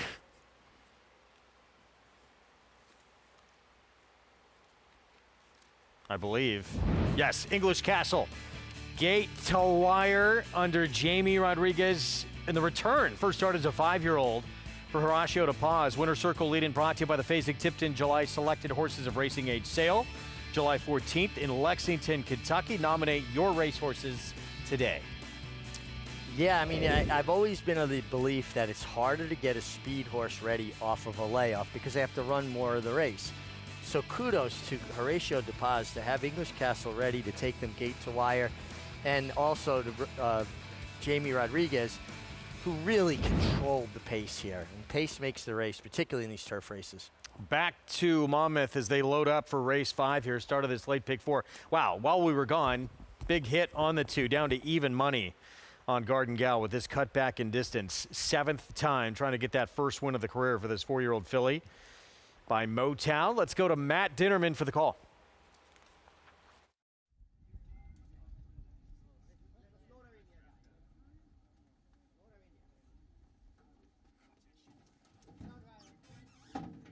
Easter Millie goes it. Count My Blessings, post position 3. Life Raft, post position 9.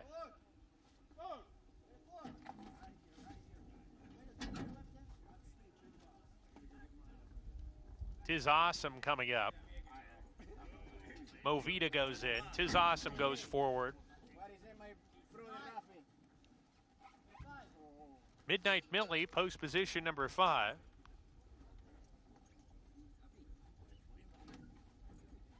Stormy City will load after her stablemate Stormy Girl. Still working with Midnight Millie. Midnight Millie about to go in here. And then to the outside post, Stormy City. Midnight Millie still working with her.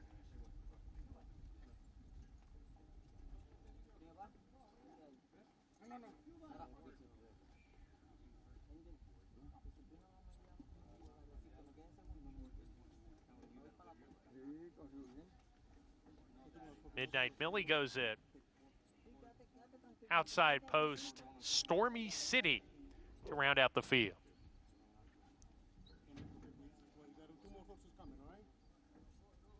A full field of 12 to kick off the late pick 4. Stormy City goes it. We're ready to go.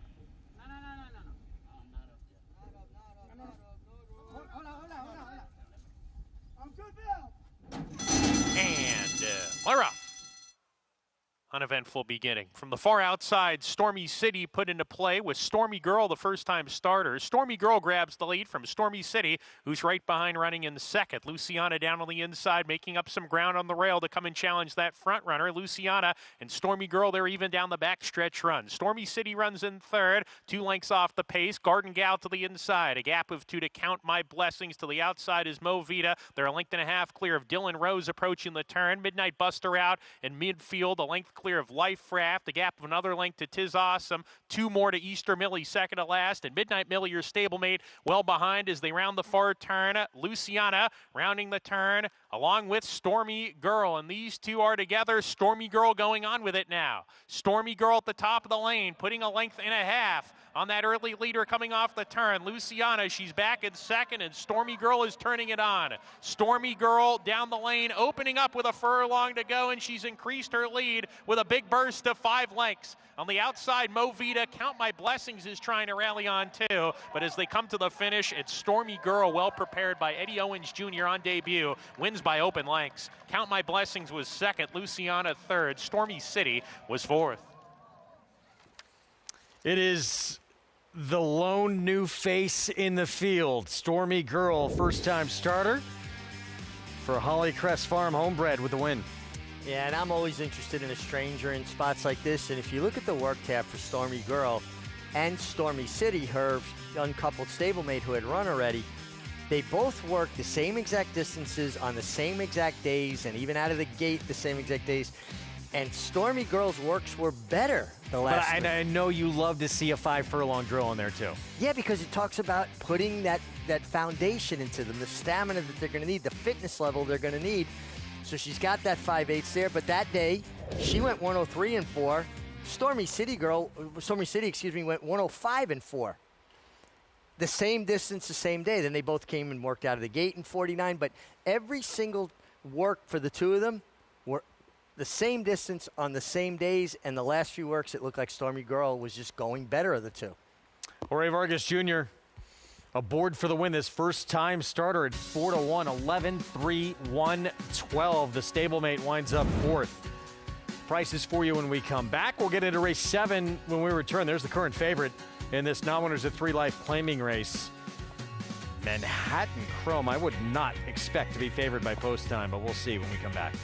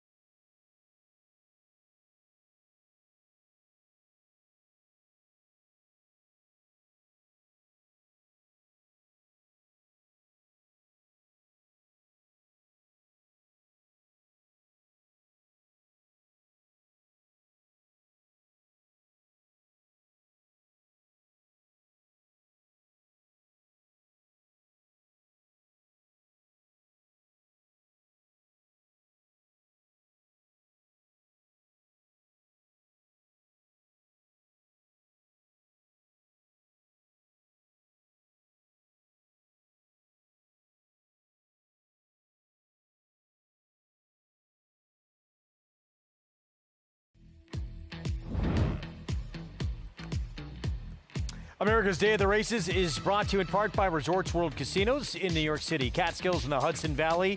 It's a world like no other at Resorts World Casinos. Go to visitrw.com for more information.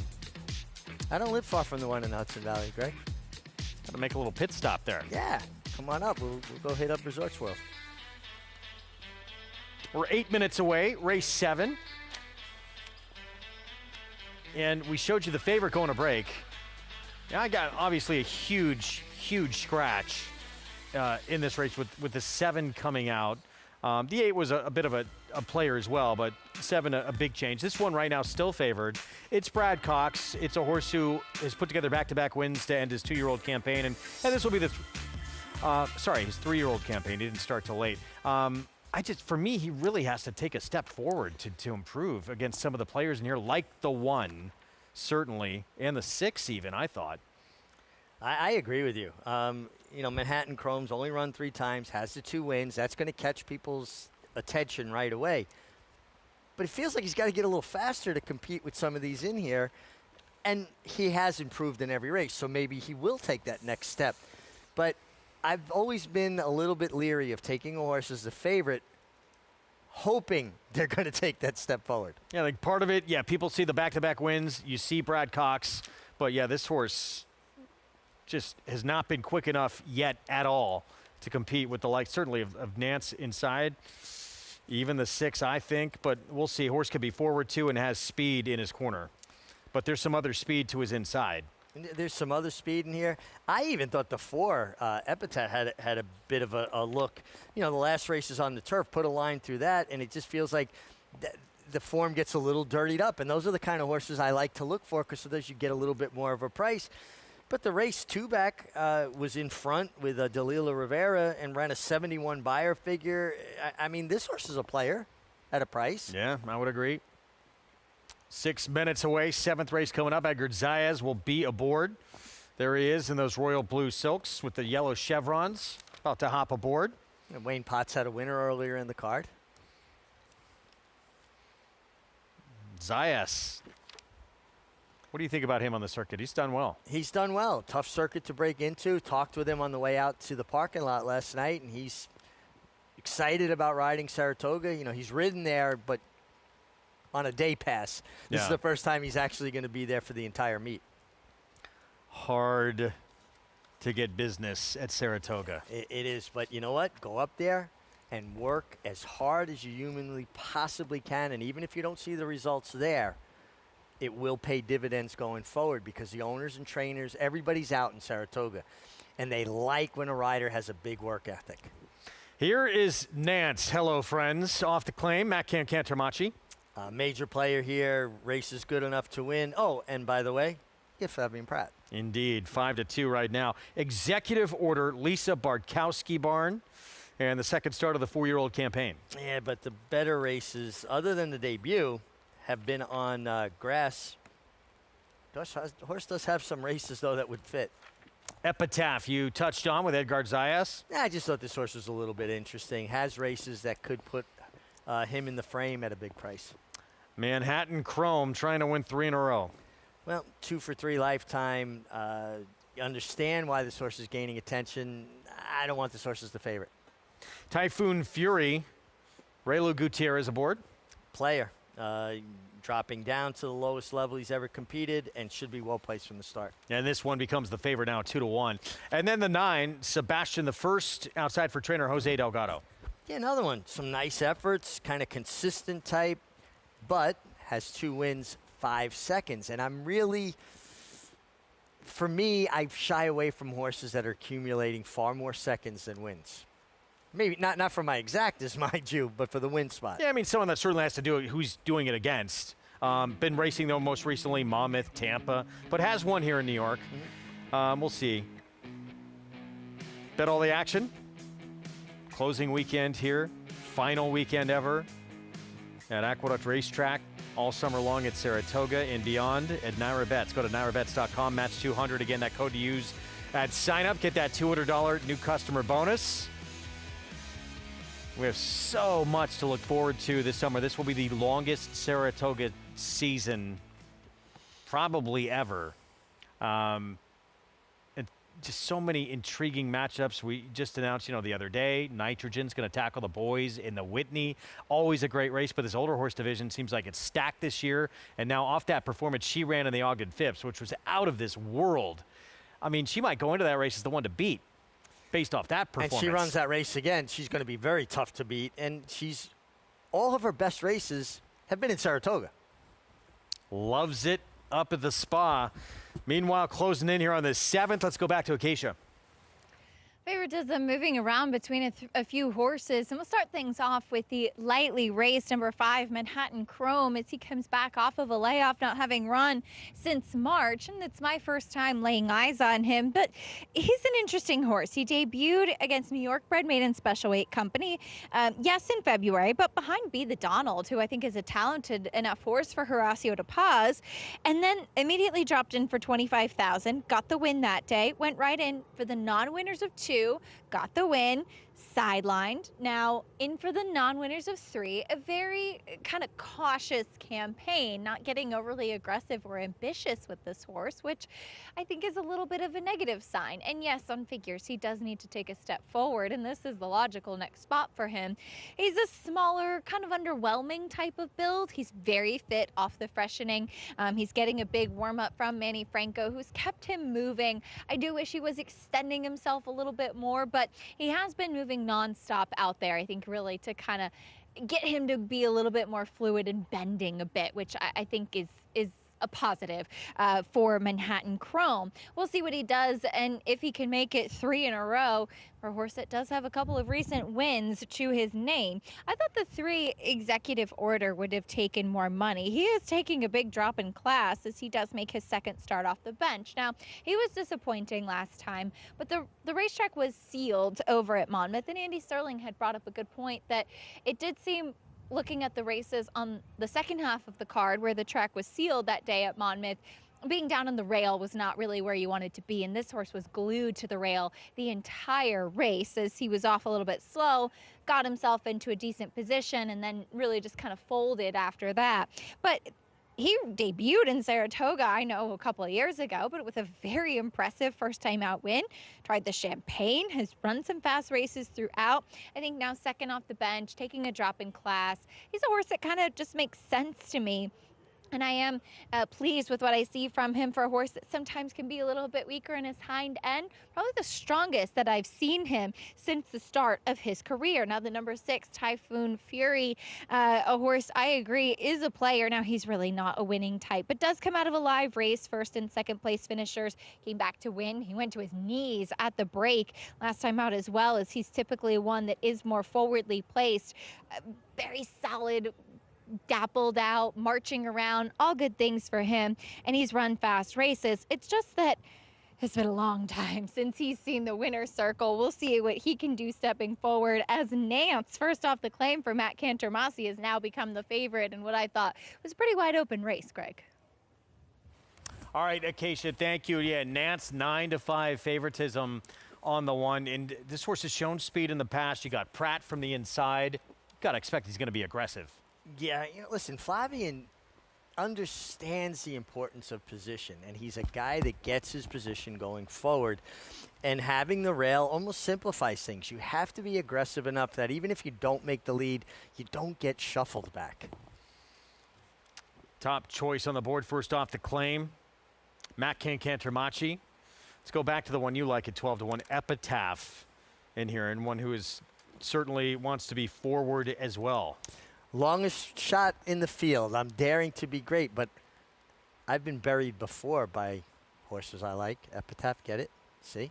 Well done. But I feel like Wayne Potts' barn is coming to life. Horse made a nice impression on me in the warm-up.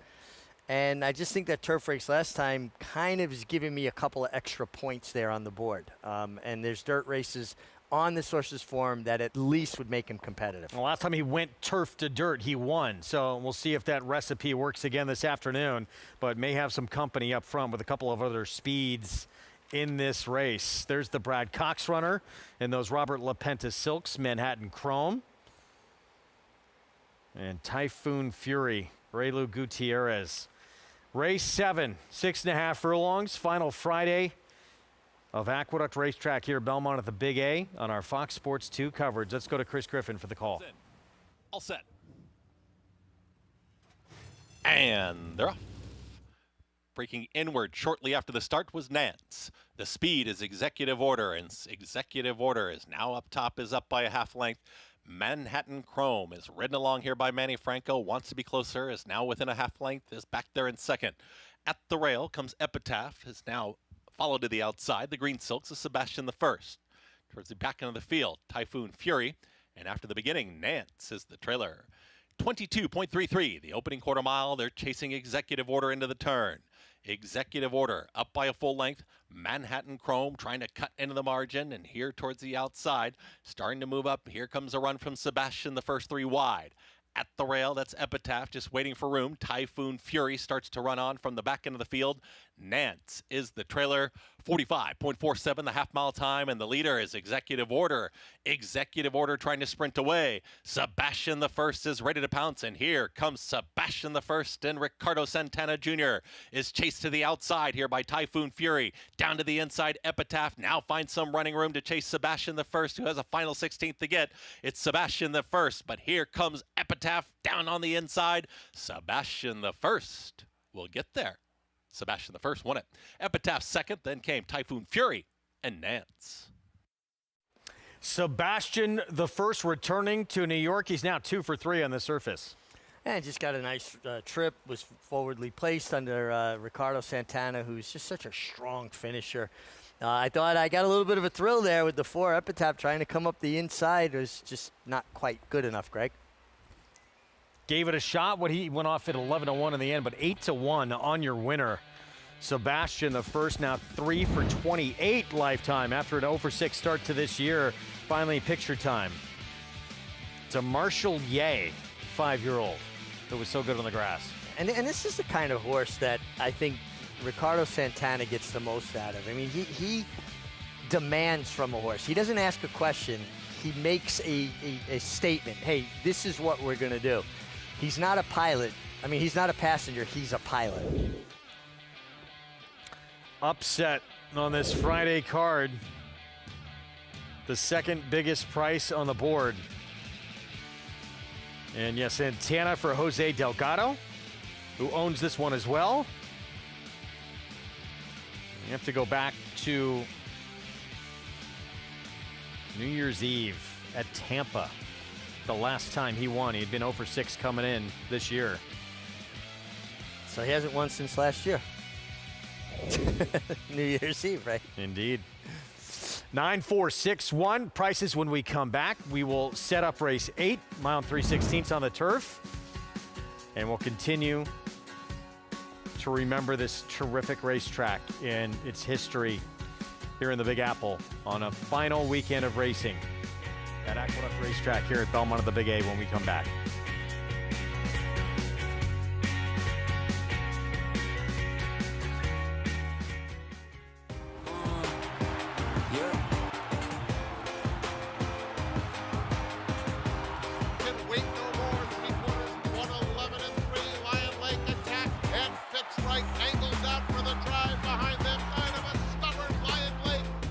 Charlatan is the leading second crop sire by stakes winners, graded stakes winners, and graded stakes horses. Charlatan, ultra impressive. It's a new day for a new king.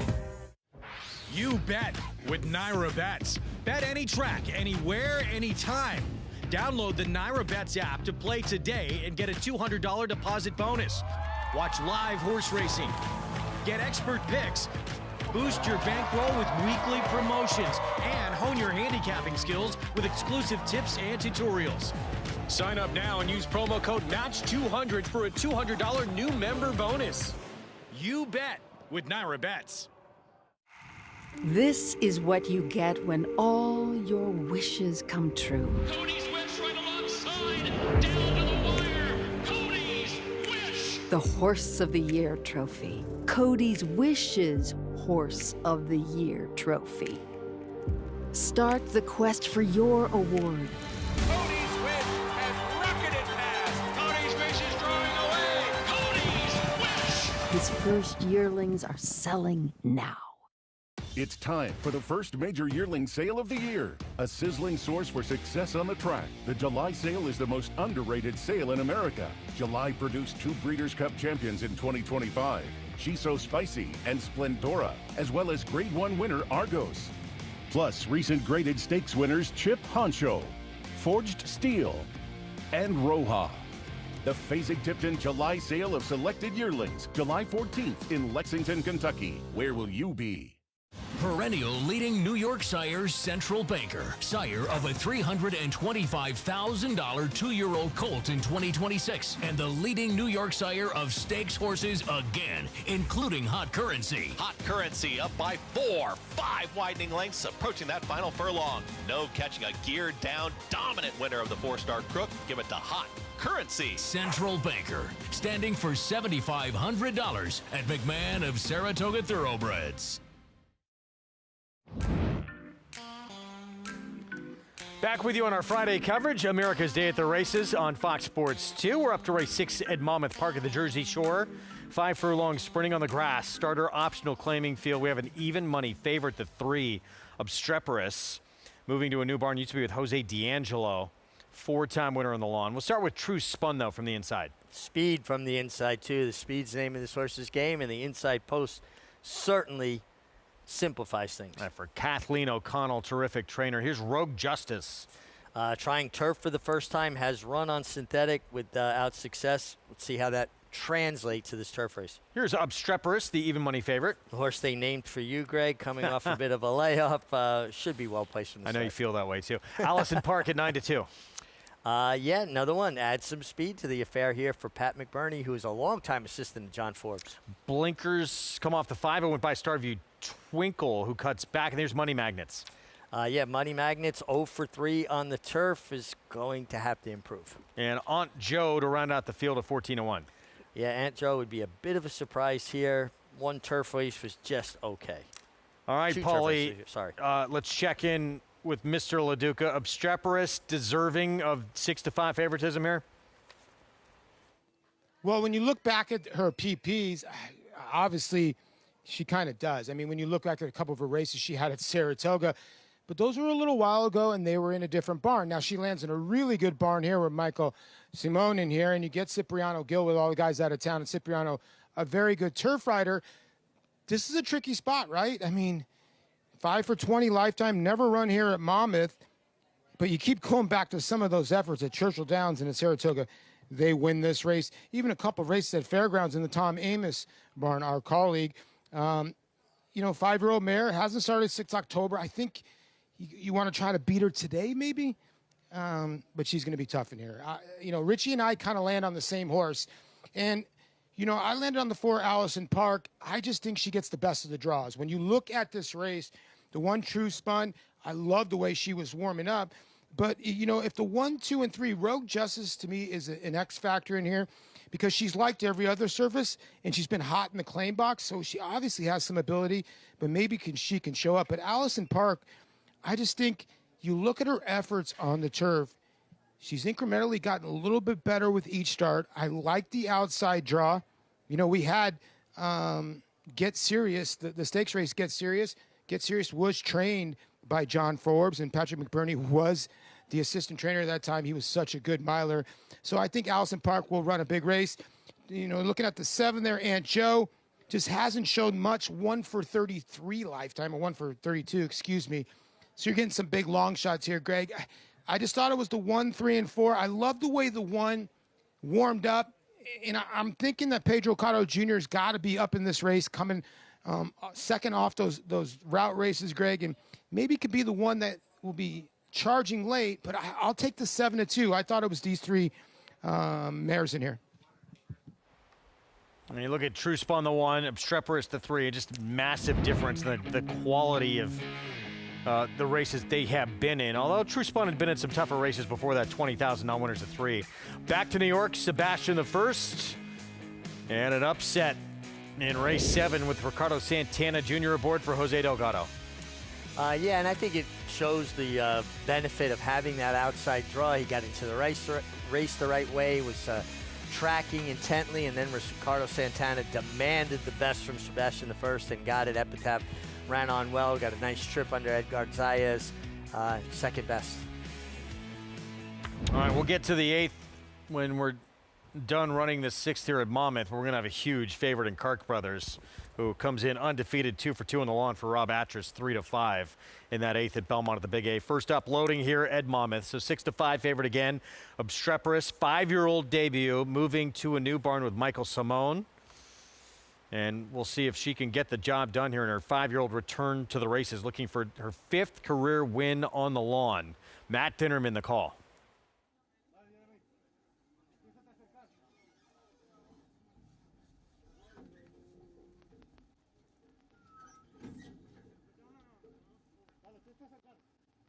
Obstreperous goes into the gate. Allison Park is loaded.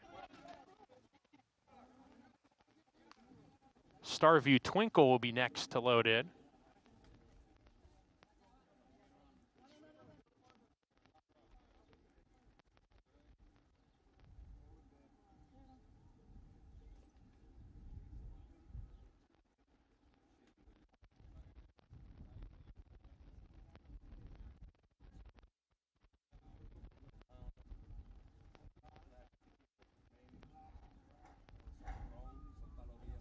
Starview Twinkle has gotten loose twice. Well, close to it anyway. They've got a hold on her, but Starview Twinkle acting up behind the starting gate.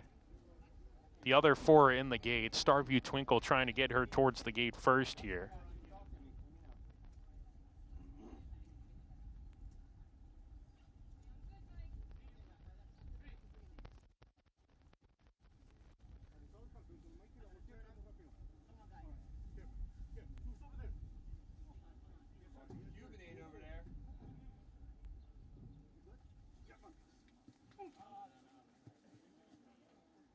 Starview Twinkle still acting up here behind the gate. The other 4 waiting patiently in the gate.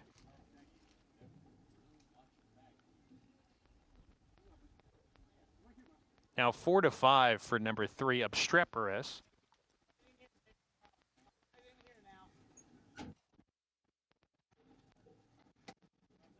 Starview Twinkle just went it. 2 back. Money Magnets.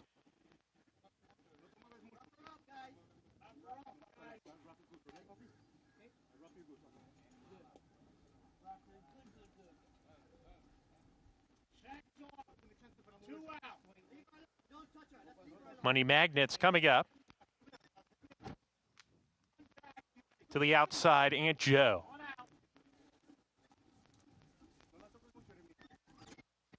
We're ready to go.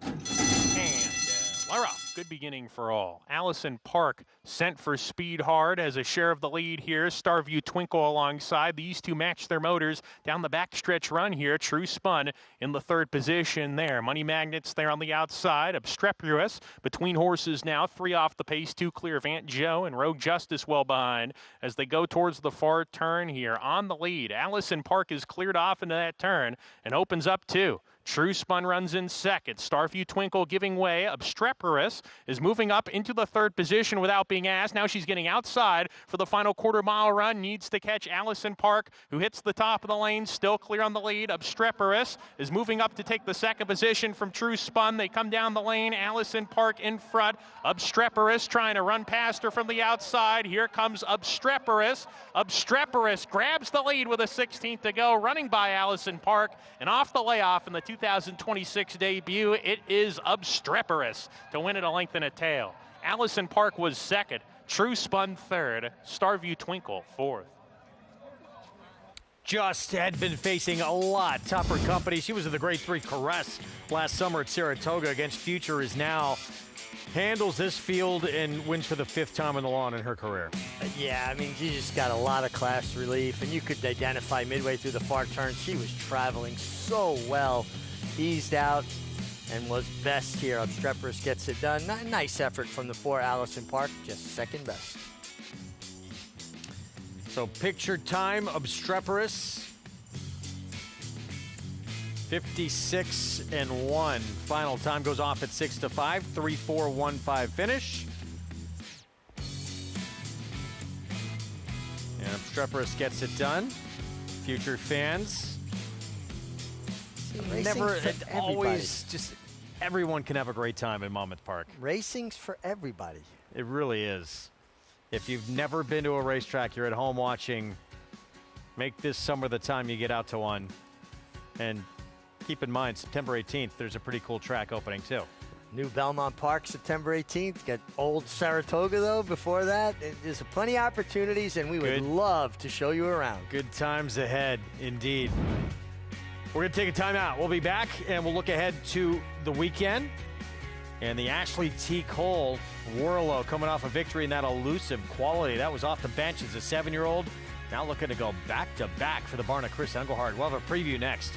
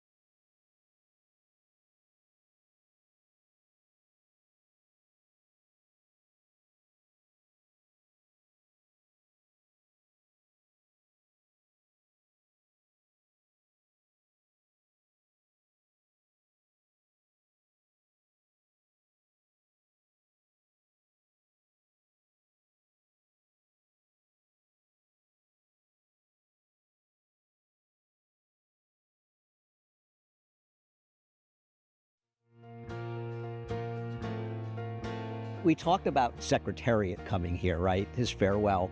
But I think it's even more incredible. Seattle Slew, after that gut-wrenching loss in the Jock Club Gold Cup, I think a lot of fans don't realize that they showcased him in the Stuyvesant Handicap here in November, and a huge crowd came out to just see him romp. Ladies and gentlemen, here he is, the champion of the world, Seattle Slew. And I remember that there was a lot of talk. It was, is he going to go for the track record kind of thing? And they didn't want to put him under undue pressure, but Angel rode him out a little bit. He ran fast. I think he carried 134 pounds, if I'm not mistaken. That was nothing back then. Nothing back then. Horses carried weight back then. And I was here, and I remember him going by, and he would have this move, Slew. He would gallop in place on his way to the track. He was getting all psyched up, pumped up. I always looked at him like the heavyweight champ coming to the ring, and all of that pomp and circumstance around him and the bravado. He was the horse of a lifetime for me, my favorite horse of all time. An incredible horse. I still to this day think he might have been the best horse that I ever saw race. I actually, I've seen so many of these horses. I only saw him twice. I saw him win the Belmont, and an allowance race at Saratoga before he went actually to Meadowlands and lost to Dr. Patches. But, you know, winning that race, I remember the old OTB show, which of course you watched with Frank Wright and Charles C. Canty. I remember watching that race on that show, and it was just so exciting. Yes, it's so exciting. And, you know, the thing about Slew, too, is if you look at what he did as a stallion after his racing career, you can make a very strong argument he's the greatest horse of all time. $17,000, and not only that kind of racehorse, but that kind of stallion as well. And it's pretty cool that he said farewell to racing here at the Big A. Well, one smart part of an incredible history here at Aqueduct. I'd love watching you and Andy do those together. I could watch those all day. Well, you know what, we have such a shared history and passion for the game, and you know, he might not have been here that day, but then there were days he was here and I wasn't, and you know, we love the game, and it's so much fun to talk about it and get into it. And we talk about Slew, like, you know, to me, he's probably in most people's top 10 racehorses of all time in North America. He's certainly got to be in your top 5 stallions of all time. Take the two together, and to me, he's the best horse of all time. Really? If you combine Full his picture, stallion yeah. career with his racing career. Race 8. Mile and 3/16 on the turf, and this race goes through this guy right here. Kark Brothers, undefeated, 2 for 2. He's won those 2 starts by 10 lengths combined for Rob Atras. Let's go down to Acacia.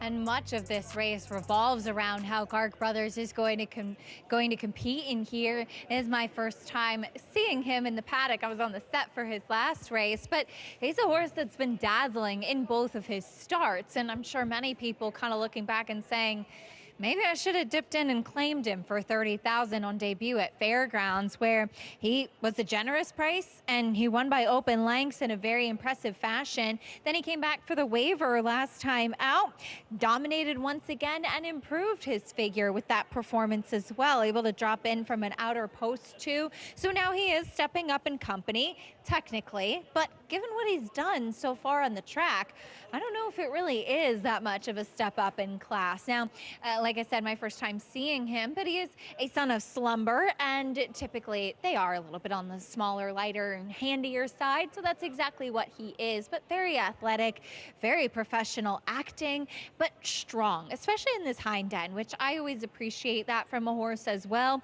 and I've just been really impressed by what I've seen from him thus far. Given that he had some time between his first 2 races, I do think it is also encouraging that he comes back pretty quickly for his next start, as he will try to go 3 for 3 and remain perfect as a homebred for Saul Cummins, Head of Plains partners.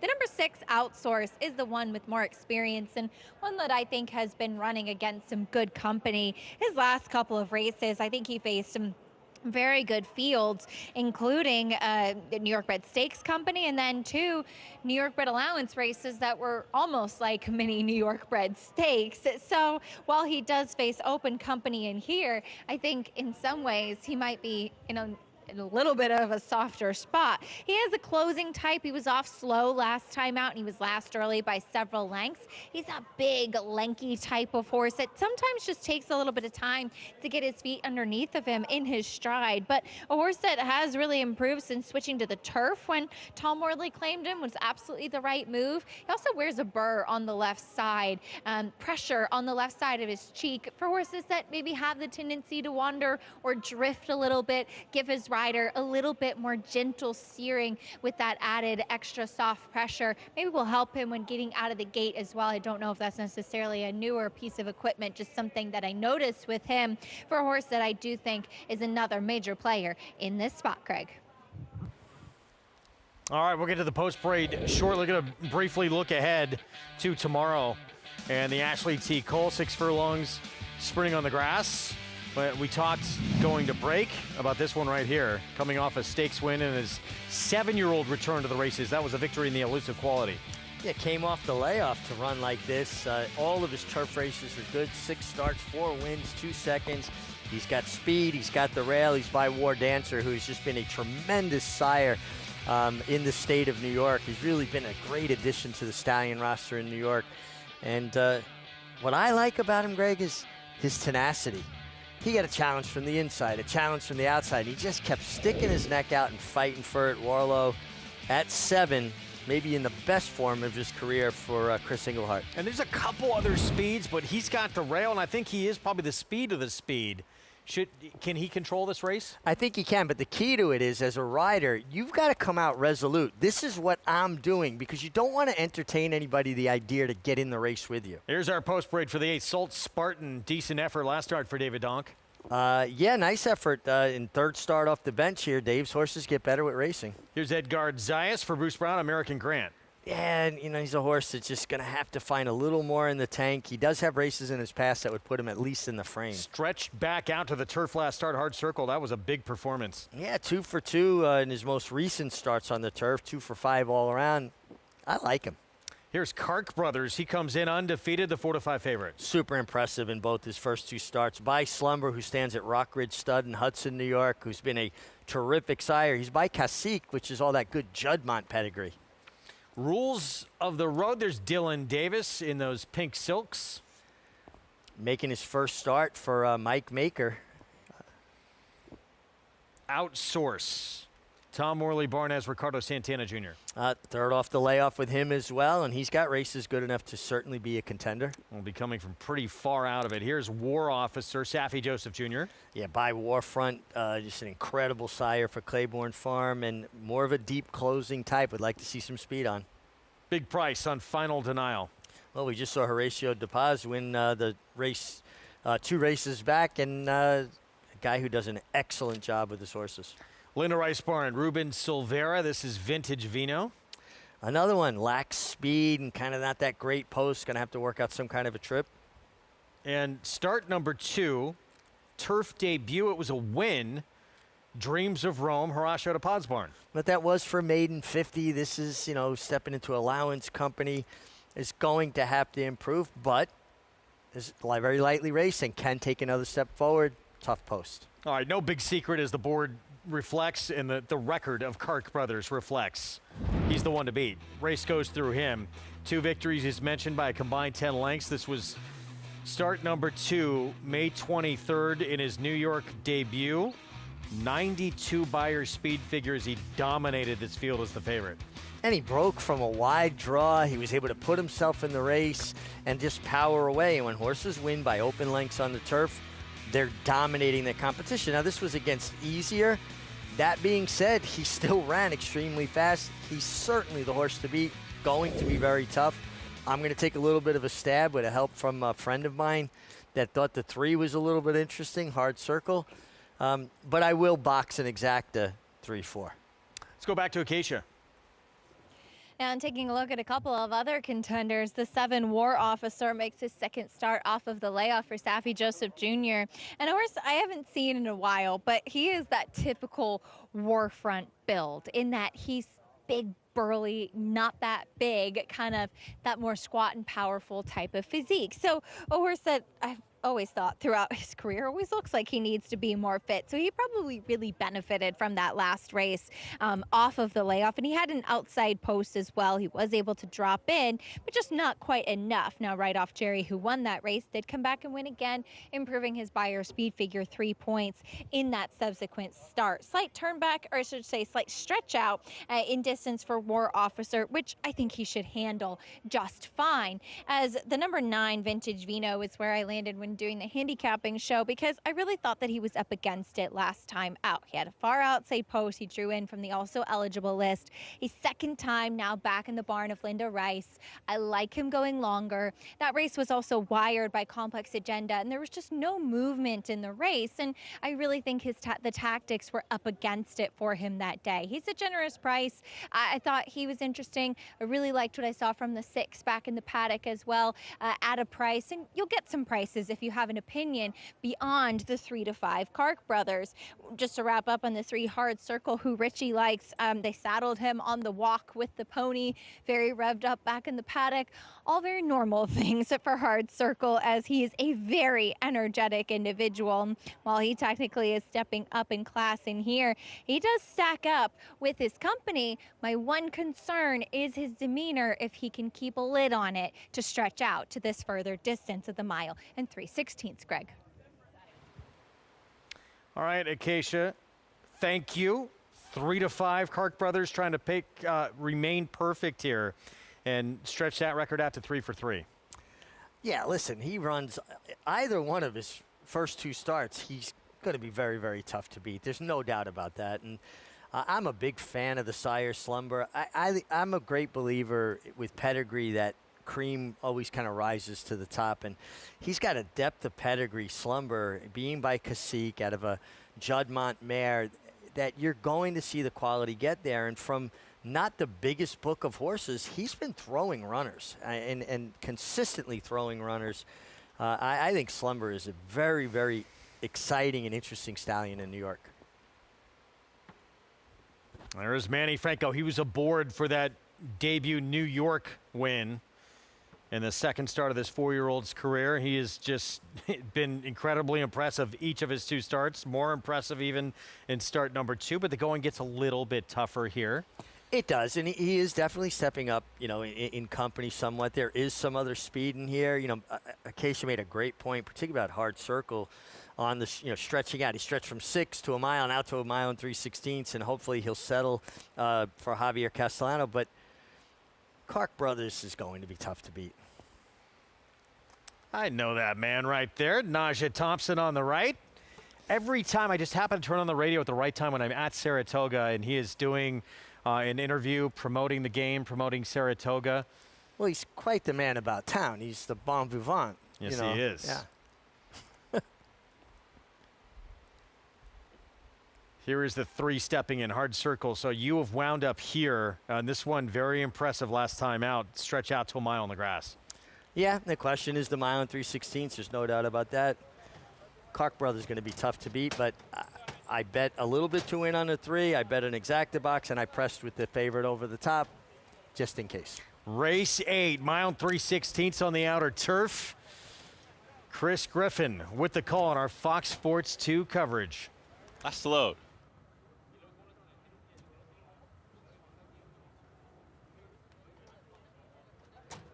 And in. All set.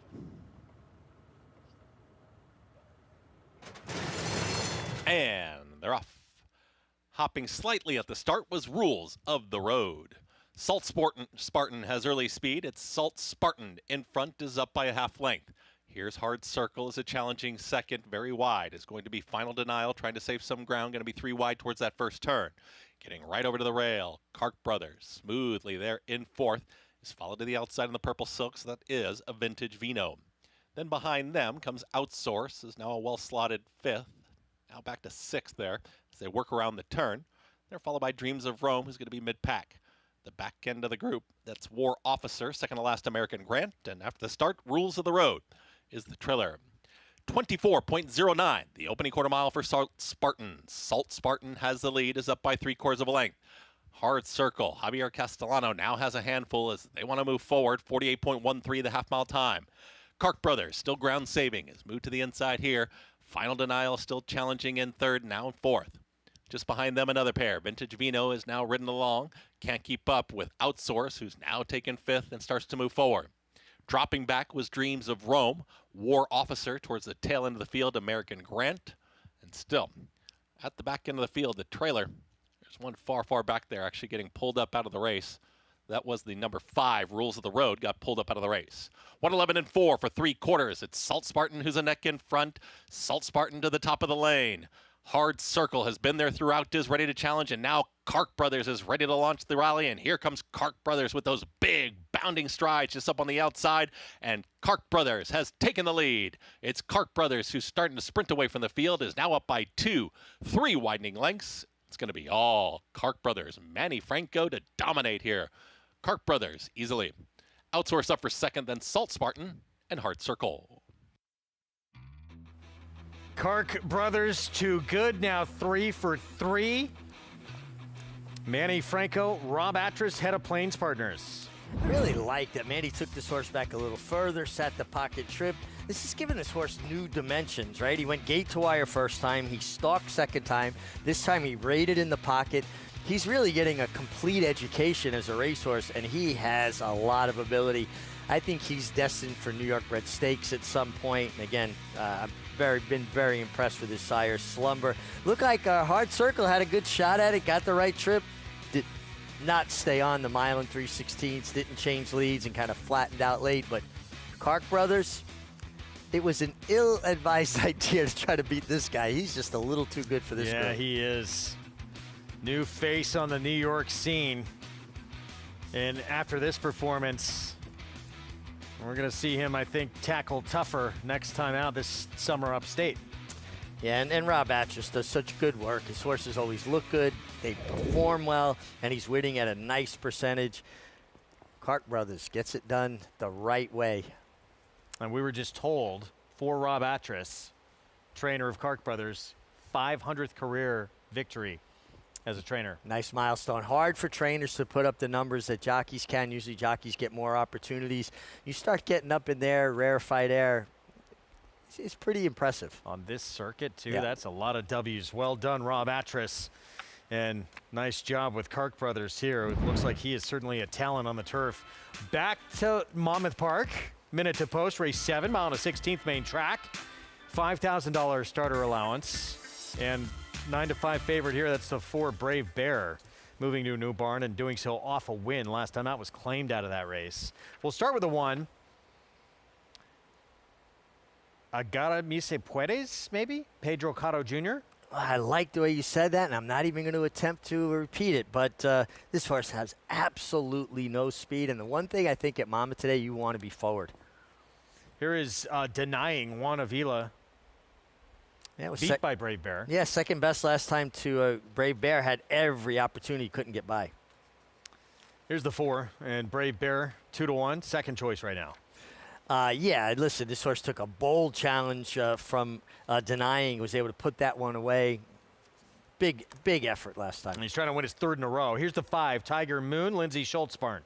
Yeah, now getting back to the dirt on the stretch out. Dirt races are okay. I would still be surprised. I really think Brave Bear is going to be tough to beat. Street Glide's been beat by Prime Motive at Skylander the last time out. Skylander would have been a contender, was scratched. Yeah, no doubt. But, you know, this horse does come off a decent effort. 2 back on a fast track. Caught slop last time. Tries hard. I just really like the 4 Brave Bear. I just think this horse is going to create his own trip. All right, Paulie, what do you think here in the 7th? Yeah, kind of along the lines with Mig.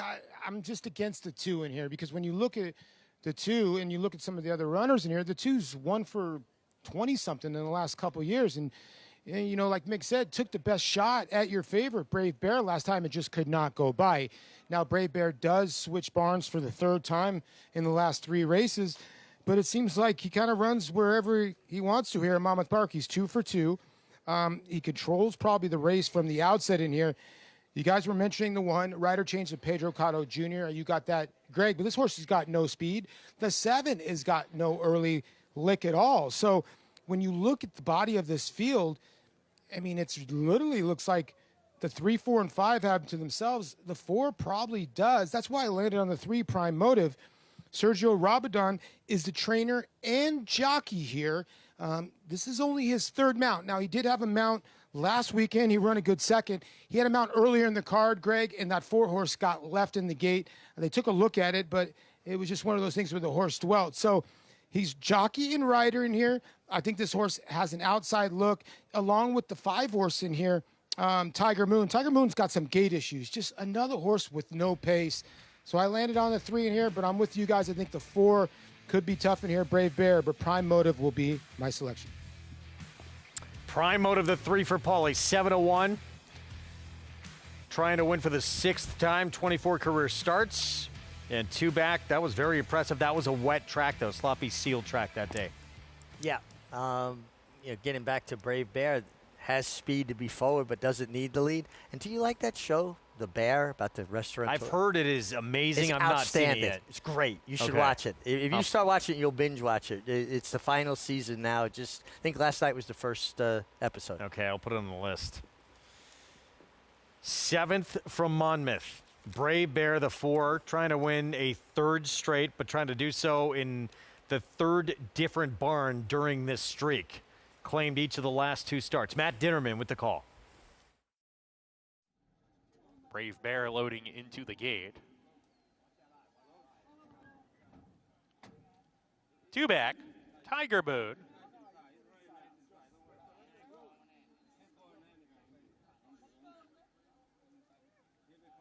To the outside post, Street Glide.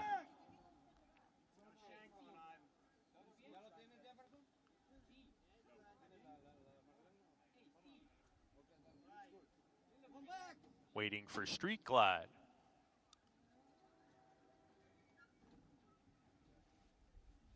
We're ready to go. And they're off. Brave Bear was away slowly. Drops to the back of the pack after that.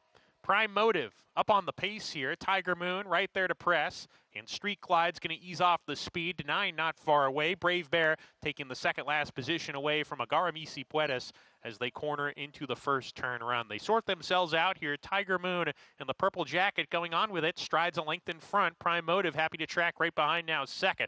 A length and a half to Denying into the third position. He goes. Street Glide right behind him. Brave Bear in the second last position. 6 lengths off the pace. 4 clear of Agaramisi Puedes as the half dozen runners swing up the barn side. Tiger Moon narrow lead. Now Prime Motive applying some pressure here with 5 furlongs to go. Tiger Moon slows the tempo down. Is in front of half length. Prime Motive perched to his outside.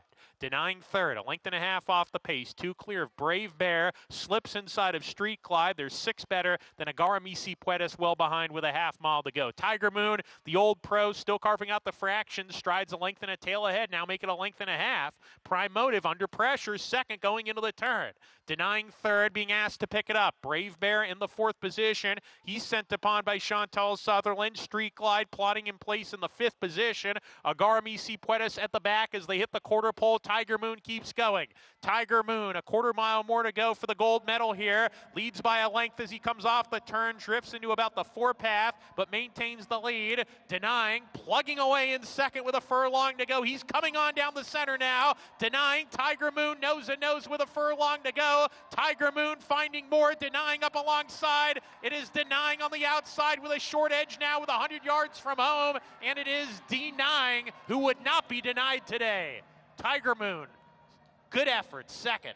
Then came Street Glide and the favorite, Brave Bear, who was 4th.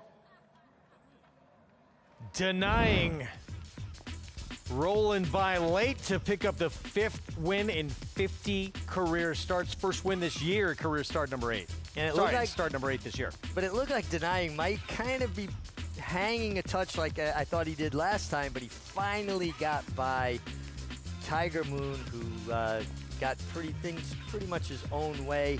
The complexion of the race changed completely for Brave Bear when he missed the break and had to come from well off the pace and basically never got involved, but there was no denying.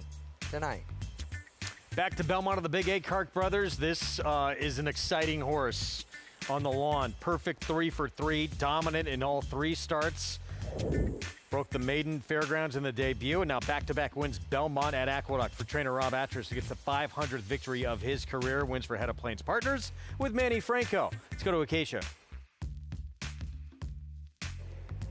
Happy to be joined by winning trainer Rob Atras as Kark Brothers not only remains undefeated, but gives Rob a special milestone, your 500th career win. And I know it's been a little bit of time waiting for this one to break through, but it has to be really special to see that milestone fulfilled. No, definitely it is. And we've been kind of on a bit of a slump lately, and some horses we thought would run a little better didn't. And I kind of blamed it on sitting on it. But no, I'm really, really happy to get it done today, especially with this horse. He's a very special horse for us. As you said, he has been special. Now 3 for 3. He's a New York bred, just has stepped up and faced everything that has been thrown at him. Yeah, he took a little time to get to the races, but he's been a cool horse since day one, and he's had some minor setbacks, but he's doing really well right now. He's trained great, and we were expecting a big performance from him today, and we got it. And he's just a real nice horse to have. Do you think about some New York bred stakes this summer, perhaps? He's still got some conditions left, and I think he's still getting better, hopefully. And I mean, he just proved today he could go a little further too, which is nice to have. So, hopefully in the future sometime. But right now, we're just kind of going one step at a time with him. Well, congratulations on another nice win, and a very big congratulations on the milestone victory. Thank you, Acacia. Appreciate it. Greg. It's a big one. Good for Rob Atras, Kark brothers now. Exciting horse. 3 for 3, and I would expect, to probably see him in some sort of stake down the line at Saratoga. Well, like Rob said, kind of taking the conservative approach. He has other options before he has to go into stakes company. And your best trainers win races with horses C and B efforts because they only have so many A efforts to go to. But I wouldn't be surprised to see this horse wind up in a race like the West Point New York bred. in Saratoga. It's New York breds. Absolutely. And he's perfect so far. Yes, he is. And perfect. We'll wait and see what kind of number he got out of this race, but it's been very fast every step of the way so far. Going to close things out on this card with a $30,000 maiden claiming event on the lawn and a mile and a 16th. Really the 8 and 9, it seemed like the two major standouts in this field, but I thought there was several others that deserve a look. The 1, Savalicious, certainly the 4, Photo. What'd you think? I thought this was a really interesting race. I kind of like the 4, Photo. I thought this horse ran extremely well last time, dropping to the lowest level. Dave Duggan's barn is doing well. Dave's, everybody knows what a big fan I am of Dave. Are you a little surprised at 8 to 5 though? Yeah, very much so. I think it's going to change. Okay. But still a player, no question. But I think the 8 and 9 probably go to the top 2 chase choices on the board. The Aqueduct Special, one final run. And Andy Serling was aboard earlier this morning as we have this final goodbyes to Aqueduct on this last weekend. This weekend on America's Day at the Races, join us for the final 2 days of racing from New York's historic Aqueduct Racetrack. Your last chance to play the Big A. Special coverage kicks off Saturday, 12:30 Eastern on FS1, Sunday, 12:30 Eastern on FS2. Tickets to a day at the track are on sale now. Reserve a table or secure seats for a historic summer at Saratoga Racecourse. Saratoga Summer begins with opening day on Friday, July 3rd and runs through Labor Day. Book now at NYRA.com/Saratoga.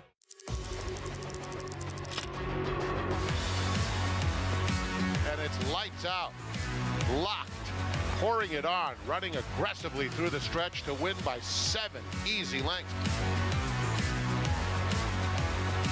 Here is Locked racing by on the outside for the lead. Locked, the wine steward, it is Locked. Here comes Locked after Mulligan. Locked catching with every single stride, and Locked will win the Cigar Mile.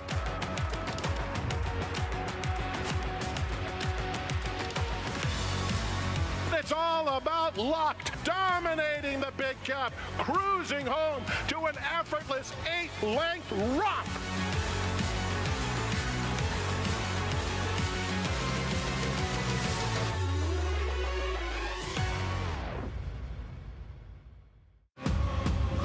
It's just super exciting. This is a real immersive experience. It's the respect from the outside that they get, but along with the way that you feel when you're part of it. High-class horses, really big races. We want you to be behind the velvet rope. The bar that they set is different than everybody else, and it needs to raise everybody together. Your job is to show up and have fun. We'll take care of the rest.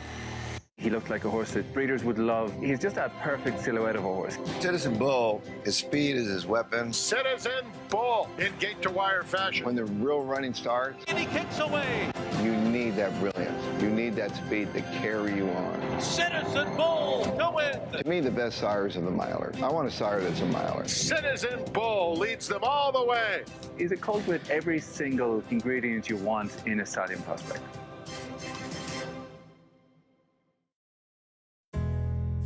While Aqueduct might not be the most beautiful or bucolic track in the country, it's real. It is New York City's racetrack. This is New York's racetrack. This is New York City's racetrack. I mean, it's within the city limits. It's right by JFK. You can hop on the A train, jump right here to the racetrack. There's something great about a racetrack you can take the subway to. Just getting off the subway and going to a racetrack, it's the Otoy of Queens.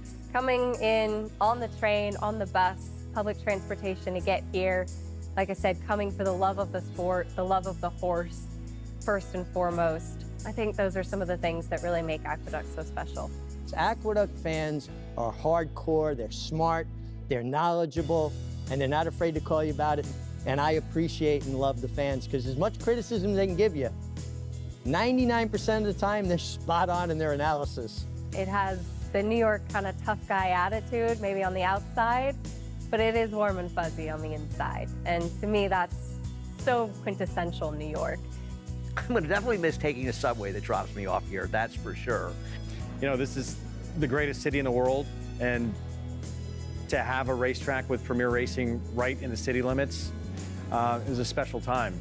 It looks like, it feels like the city, and we really don't have many racetracks in cities anymore in America.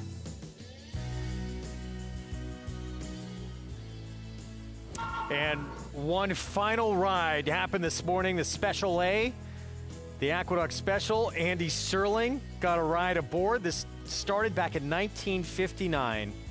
35-minute nonstop from Midtown in Manhattan to Aqueduct. Was discontinued back in 1981. It was 50 cents when it began.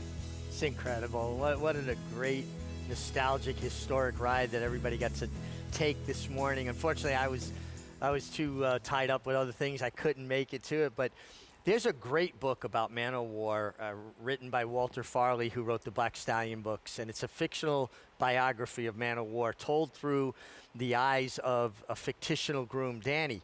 And the book opens up, they're on the Aqueduct Special for opening day of Aqueduct, 1959, when they reopened Aqueduct after its renovations, and they were on the Aqueduct Special. So like seeing that and correlating it to that book, and I recommend the book, by the way. It really takes you through some racing history.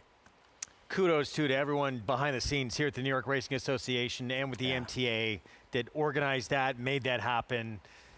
Great to have that on this final weekend of racing here. Absolutely fantastic. And to be honest with you, there was a part of me that was reluctant to do it, because I've been getting a little bit emotional in spots about all of this anyway. And I think if I'd have gotten on the train, because it was on that train that I told my father I was going to be a jockey.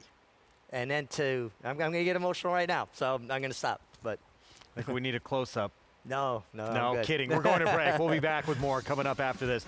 9 minutes away from the finale on this Friday card, Belmont of the Big A, on our final Friday of action. And then it's closing weekend forever here at Aqueduct Racetrack. Plenty more to come. We'll be back right after this on our Fox Sports 2 coverage.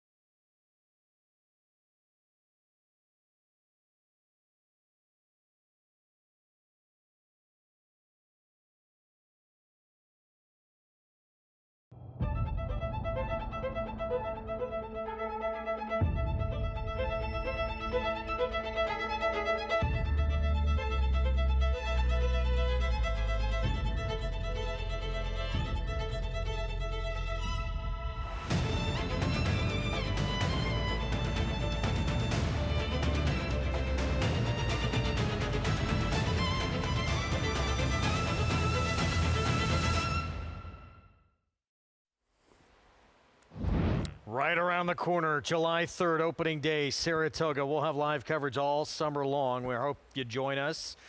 Here's our post parade for the finale on this Friday card. Savalicious Miguel Clement, second-time starter. I thought this horse showed some interest late, was finishing after just being green early and having some trouble. This is a horse bred by Christophe Clement along with Oak Bluff Stables, now owned by Christophe's wife, Valerie. Money Tour will be sent out by Doug Seiler, 0 for 9 on the money so far. Yeah, it would be a big surprise in this spot. Levi Warrior, Mark Hennig trains. Yeah, kind of improved a bit on the turf last time, now stretches out. Here is, wow, Photo still favored at 5-2. I thought Photo was very interesting. Dave Duggan does great work. His barn's going well, and I thought this horse showed good speed last time. A player. John Terranova barn, here is Tail Risk. Another one dropping down after showing some little bit of late interest last time. War Anthem, second-time starter, Michelle Nevin, a lot of changes. By War Dancer, gets blinkers on, gets Lasix, and stretches out. 4-1, here is Teutonic, makes a nice appearance. Wow. Yeah, making a real nice appearance. Love when horses jump in the bridle, bow their head, coil up like that. It shows you about their energy and dropping down to the lowest level ever.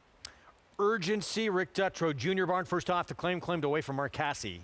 Yeah, and then stretches back out and has races going a mile at Gulfstream. That would be very tough here. And Baby Meanie, Ricardo Santana Jr. for Jimmy Ferraro. Yeah, first 2 starts on turf left a lot to be desired, but maybe it was just a matter of this horse needing to race into condition to improve. Tough post, it would surprise me, but I don't know that you can hold those first 2 turf races against this horse. 4 minutes to post on this Friday finale here at Belmont at the Big A. The favorite right now, little surprisingly, Acacia, it is Photo for David Duggan. Yeah, he's been taking all of the early money, and that was a race that seemed to completely fall apart. Blue Pill was a big price and came from far back last to run and win and pull the upset in there. That horse we saw against much tougher company early on in the card. But Photo does have early speed, which absolutely is one of his weapons as he went to the front end. Though I did notice watching him, he's not the immediate quickest out of the gate, but he's able to get himself pretty quickly forward and has improved with that since adding the blinkers on 2 starts back, got keen 2 back, and so they just let him have his head on the front end, which I think is the right move. He's continued to strengthen and improve. I liked him last time, wasn't able to seal the deal, but like I said, that race did fall apart, so wondering if he's going to be better in here today. I thought the 8 would be favored. I'm a bit surprised that number 9, Urgency, is the short price right now. There is a jockey change on this one. It's Jose Lascano who will climb aboard, as this one was first off the claim for Rick Dutrow. And this was a horse that I like stretching back out in distance. If you look back to those mile races down at Gulfstream, he faced some decent company, and being a Florida bred in those optional maiden claiming races, he did not have to run for the claiming tag. He was protected in there. So I think that kind of gives him another feather in his cap as well. And last time he was just totally run off his feet when sprinting, and he actually broke on top and just, like I said, not able to kind of get position and get into the race going shorter. So I imagine stretching back out, we're going to see him be forward. Jose Lascano climbs aboard. He's a little bit more settled today too than he was last time, which I appreciate for him stretching back out. Like I said, a bit surprised to see him as the favorite. The number 8, Teutonic, horse taking an additional drop in class for Chad Brown. Like I said, I thought he'd be shorter and a bit cold on the board right now. Does get blinkers on, just a short cup. A horse that was off the pace last time out. And he looked to me like he was never completely switched off and settled. And when you have horses, especially in turf racing, you want to tuck in behind, get comfortable, switch off, settle. And he never did that, and then just didn't really have much kick late. Now, I'm wondering if the blinkers is to add a bit more focus, and maybe with some experience as well, he will be able to switch off a little bit more throughout the running of the race. I agree, he made a lovely appearance out on the track, as is often the case, it's Chad Brown runner, but he's one that is running for a lower level once again. We'll see if he's able to take a step forward in here, and if that equipment change does make a difference, Greg. All right, thank you, Acacia. Minutes of post here coming up on the race to close out this Friday action here at Belmont at the Big A. And you're going to wind up where? Landing on the 1, Savilicious, Miguel Clement for his mom, Valerie, and Oak Bluff Stables. I thought this horse ran a little better than it looks on paper because I thought he was just green early, really didn't know what his job was. And I actually thought he finished with some interest, and he did make up some ground. And when I look at horses that have just run one time, I want to see somewhere in the context of that race that they did some running. And he did. And now what I find interesting is Miguel has worked this horse back 3 times since that race. 2 of those times were out of the starting gate. So it gives me the idea that they're trying to get this horse a little bit more focused, a little bit more into the game, if you will, from post 1 there. And also Miguel Clement has been sitting on 99 career wins now for well over a week. And trainers and jockeys get to milestones. It takes them a little while to break through. I think he breaks through right here and gets that 100, that century mark. Be pretty neat to have it with one bred by his dad. I feel like it's all coming together when I look at it there. We got to go back, though, to the one who just wowed us from the way he looked in the warm-up, Teutonic, the 8. I thought he'd be the favorite. I'm right along with Acacia. I thought there was no doubt that the 8 Teutonic would be your favorite. You know, he ran well for 75, his only turf try, and now he drops to 30. I mean, that's more than an appropriate drop in class. Yeah, look, Urgency ran a pretty big race on the turf at Gulfstream. I think that's a big reason why that one's taking a lot of money. And you get Pratt. Yeah. Not to mention Dutrow off the claim. But, yeah, that horse has the fastest race, I think, of anybody in the field. Yeah. Oh, sorry, Lescano on the 9. Yeah, I think these guys were all left catching early. Yeah, he'll be at Churchill Downs tomorrow. Yeah, they're all getting on planes to get to Churchill. Jockey's life, right? A jockey wins the Kentucky Derby. It's not, what are you going to do tomorrow? Go to Disney World? No, I'm getting on a plane because I got to go ride in California or New York. Or there's no rest for the weary. No, none at all. But as good as Pratt is, and he's very likely the best of the game on turf, he's probably no one I'd rather want than Jose Lescano as a fill-in. He's incredible. Jose Lescano's the most underrated rider in the jocks room. This guy is a pro's pro. He's a jockey's jockey. Riders know who the top riders are, and all of the riders in the room respect Jose Lescano. As they should. Well-deserved. There he is on the 9. Urgency, Rick Dutrow Jr. barn. That's the favorite. Finale on this Friday card. Belmont at the Big A, closing weekend of this racetrack on our Fox Sports 2 coverage. Let's go upstairs. Chris Griffin, the call. All set.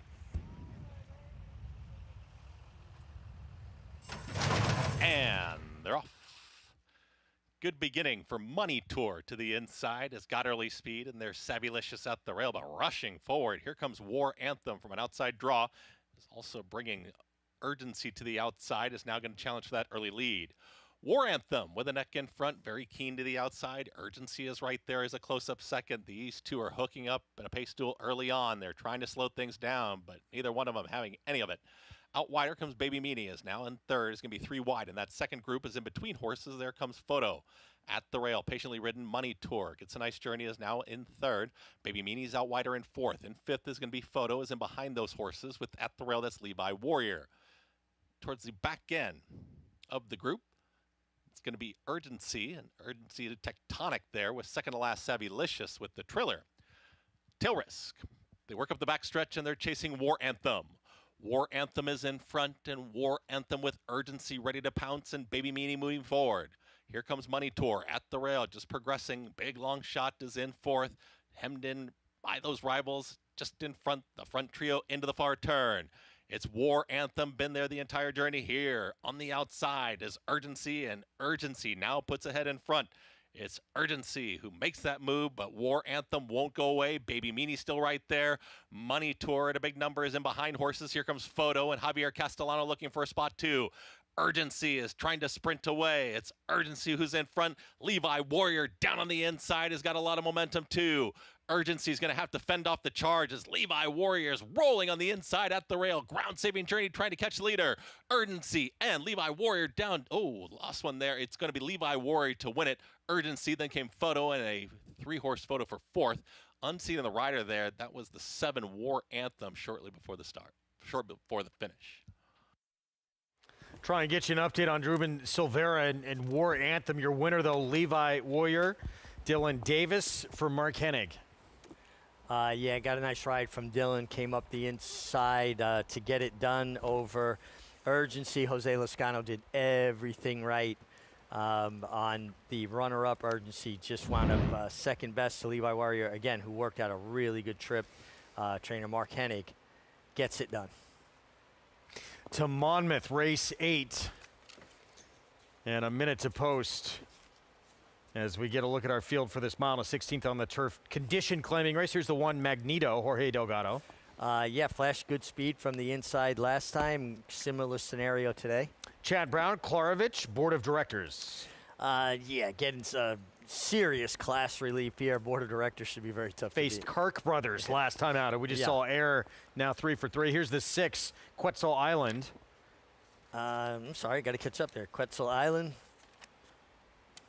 One in the slop last time, tries turf for the first time. Bliss Street, back to the grass. Yeah, back to the grass, but hasn't shown a tremendous amount on the turf. And a huge drop for Ball of Fire, who's a 7-5 favorite. Well, you know, just class relief is such an important thing. It just horses get in position easier, and they don't have to work as hard to get their spot. Let's go to Paul. Well, the last race here at Monmouth Park, we'll get back to tomorrow's regular post time on Saturday, 12:50. The rest of the meet, the Friday's post times will stay at 2 o'clock. Race number 8. I thought it was a difficult race, although I think you can focus on 3 horses in here. The 1, 2, and the 8. You see the horses are going to go walk up the chute in here. I'll start with the 2 Board of Directors for Chad Brown. Blinkers go on, and it just seems like you just don't look at the racing form when it comes to Chad's runners here. Now, this horse is probably going to be your second choice. It looks like the 8 is going to be your slight favorite in here. But this horse has really shown nothing in the last 2. But, you know, the time before that, this horse had a bad break. And then the time after that, just kind of ran around the racetrack. Now, he's been betting both the starts. You guys talked about the 3 for 3 runner. This one at the Belmont at Aqueduct, Clark Brothers, who was very impressive. You know, this horse was 10th out of 11th that day. But a big drop in class puts this horse right here. He's a 5-year-old. So, you know, dropping for a 16 now. Mr. Klarovich and Klarovich Stables, they have a ton of horses. This is the kind of horse that, you know, if he doesn't perk up today, somebody else will take him, and he'll be a nice little horse in somebody else's barn. Now, the 8 in here at 6-5, Michael Simone, he had a runner off a long way off, win nicely earlier in the card in the 5.5 furlong race. And, you know, this gelding has some good races to go to. 3 for 11 lifetime. Only 2 turf starts, though, and the 2 turf starts have not been much.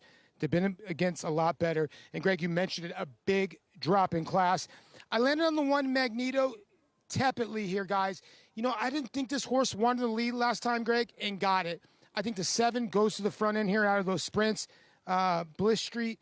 And I think the 1, if able to settle with Louis Rivera, I think will prefer being in that second slot. You know, if the 8 is ready, she's going to be tough, or he's going to be tough. In the 2, I just think you got to try to bet against a Chad Brown runner in this spot. I think the 1, Magneto, for Jorge Delgado. All right, Paulie, thank you. Magneto 2-1.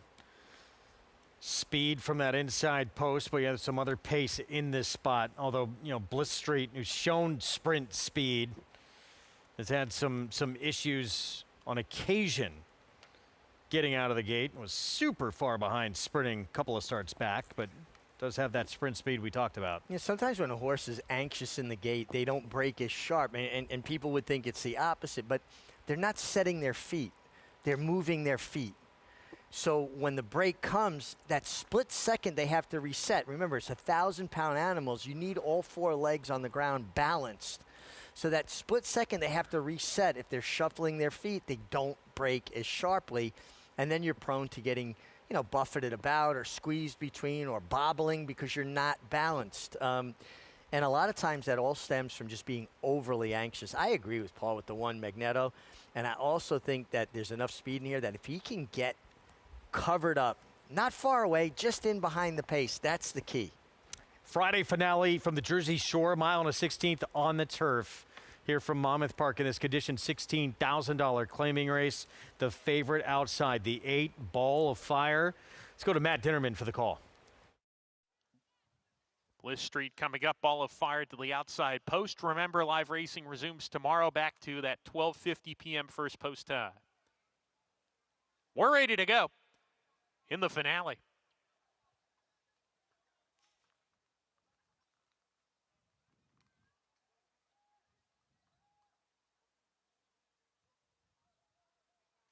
That's the 8 ball of fire moving around in there. Trying to straighten the rest up here. Now the 6 is acting up in the gate badly. And the rider came off, Gene Aguilar.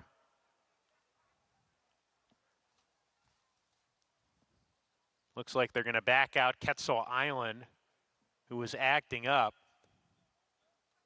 The others have been waiting patiently in the gate. Quetzal Island backing out of the starting gate.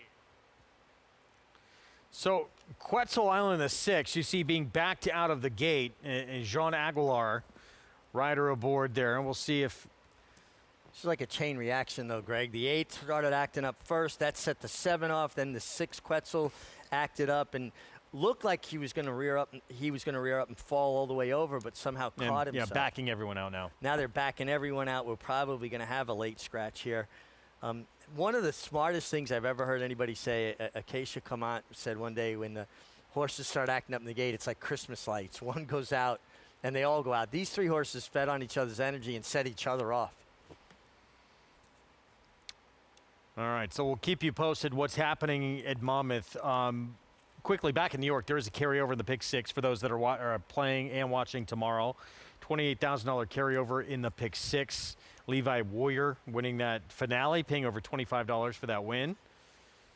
And, yeah, now everyone has backed out here at Monmouth.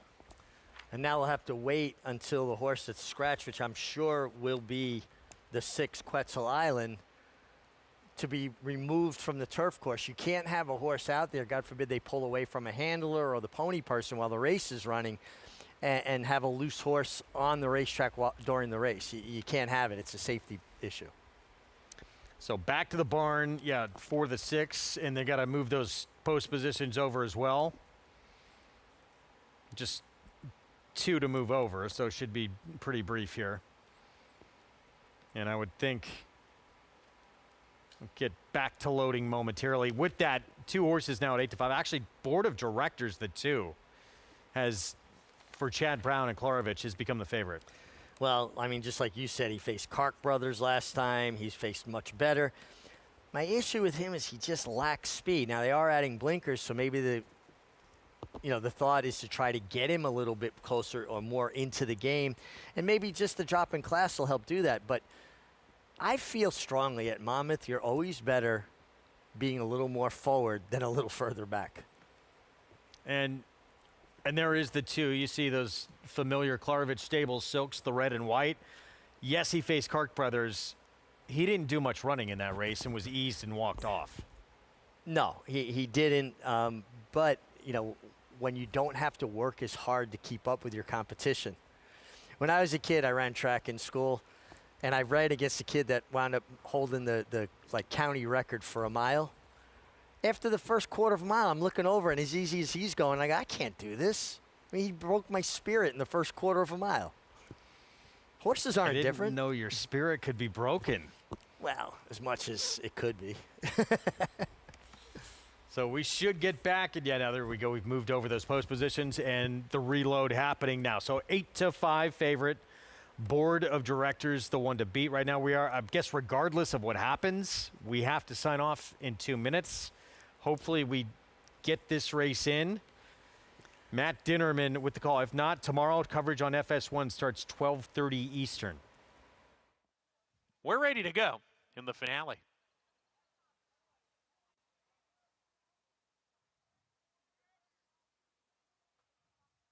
And we're off. In the nightcap, board of directors away slowly. No problems from Bliss Street. who's on the lead here. Ball of Fire to the outside, right on his tail. He's running in second, though, as Bliss Street clears off on the front end here. Ball of Fire runs in second. Magneto a little bit keen early down on the fence. He settles in third. TV Man next. Board of Directors at the back. 5 runners separated by 5 lengths as they approach the first turn run. Bliss Street carving out the fractions and not going fast at all. Leads a length and a quarter. Ball of Fire second. Magneto down on the inside. Board of Directors off the rail, joining TV Man. And look at that opening quarter, and it looks like that, too, out there watching from the binoculars. 26 seconds flat that first quarter. Just a dawdling, snail-like pace here set by Bliss Street. Leads by a length. Ball of Fire runs in second. Magneto third to the inside. Still unrestrained. He's 2 off the pace and length in front of Board of Directors. And TV Man is 5th and last as they're halfway down the back stretch here at Bliss Street. Still up top. 3 parts of a length. Now a length once again, the half. 53 seconds flat. Bliss Street picking up the pace. He has to pick up the pace at this point. He's on top a length and a quarter. Ball of Fire is second, and Magneto is third down on the inside, 2 1/4 lengths behind. Board Directors next, and TV Man has yet to pass a runner and has no pace to chase. Here comes that 3 furlong sprint to the finish. Bliss Street, 3/4 of a length ahead. Ball of Fire sent upon from second. Magneto staying on the inside. Board of Directors being asked for more under Jose Gomez. 2 clear of TV Man as they turn for home. Bliss Street, Ball of Fire alongside. These 2 are together. Ball of Fire is passing Bliss Street with a furlong to go. He's the one to reel in now. Magneto into second. Bliss Street weakening on the fence. Then Board of Directors, TV Man trying to come on from the back of the field. It's Ball of Fire with the lead. Ball of Fire just got it. Ball of Fire by maybe a neck. Second Hope, TV Man out. Ball of Fire with the win. We have a pick 6 carryover on Saturday here, Belmont, the Big A. We'll see you FS1 at 12:30 tomorrow.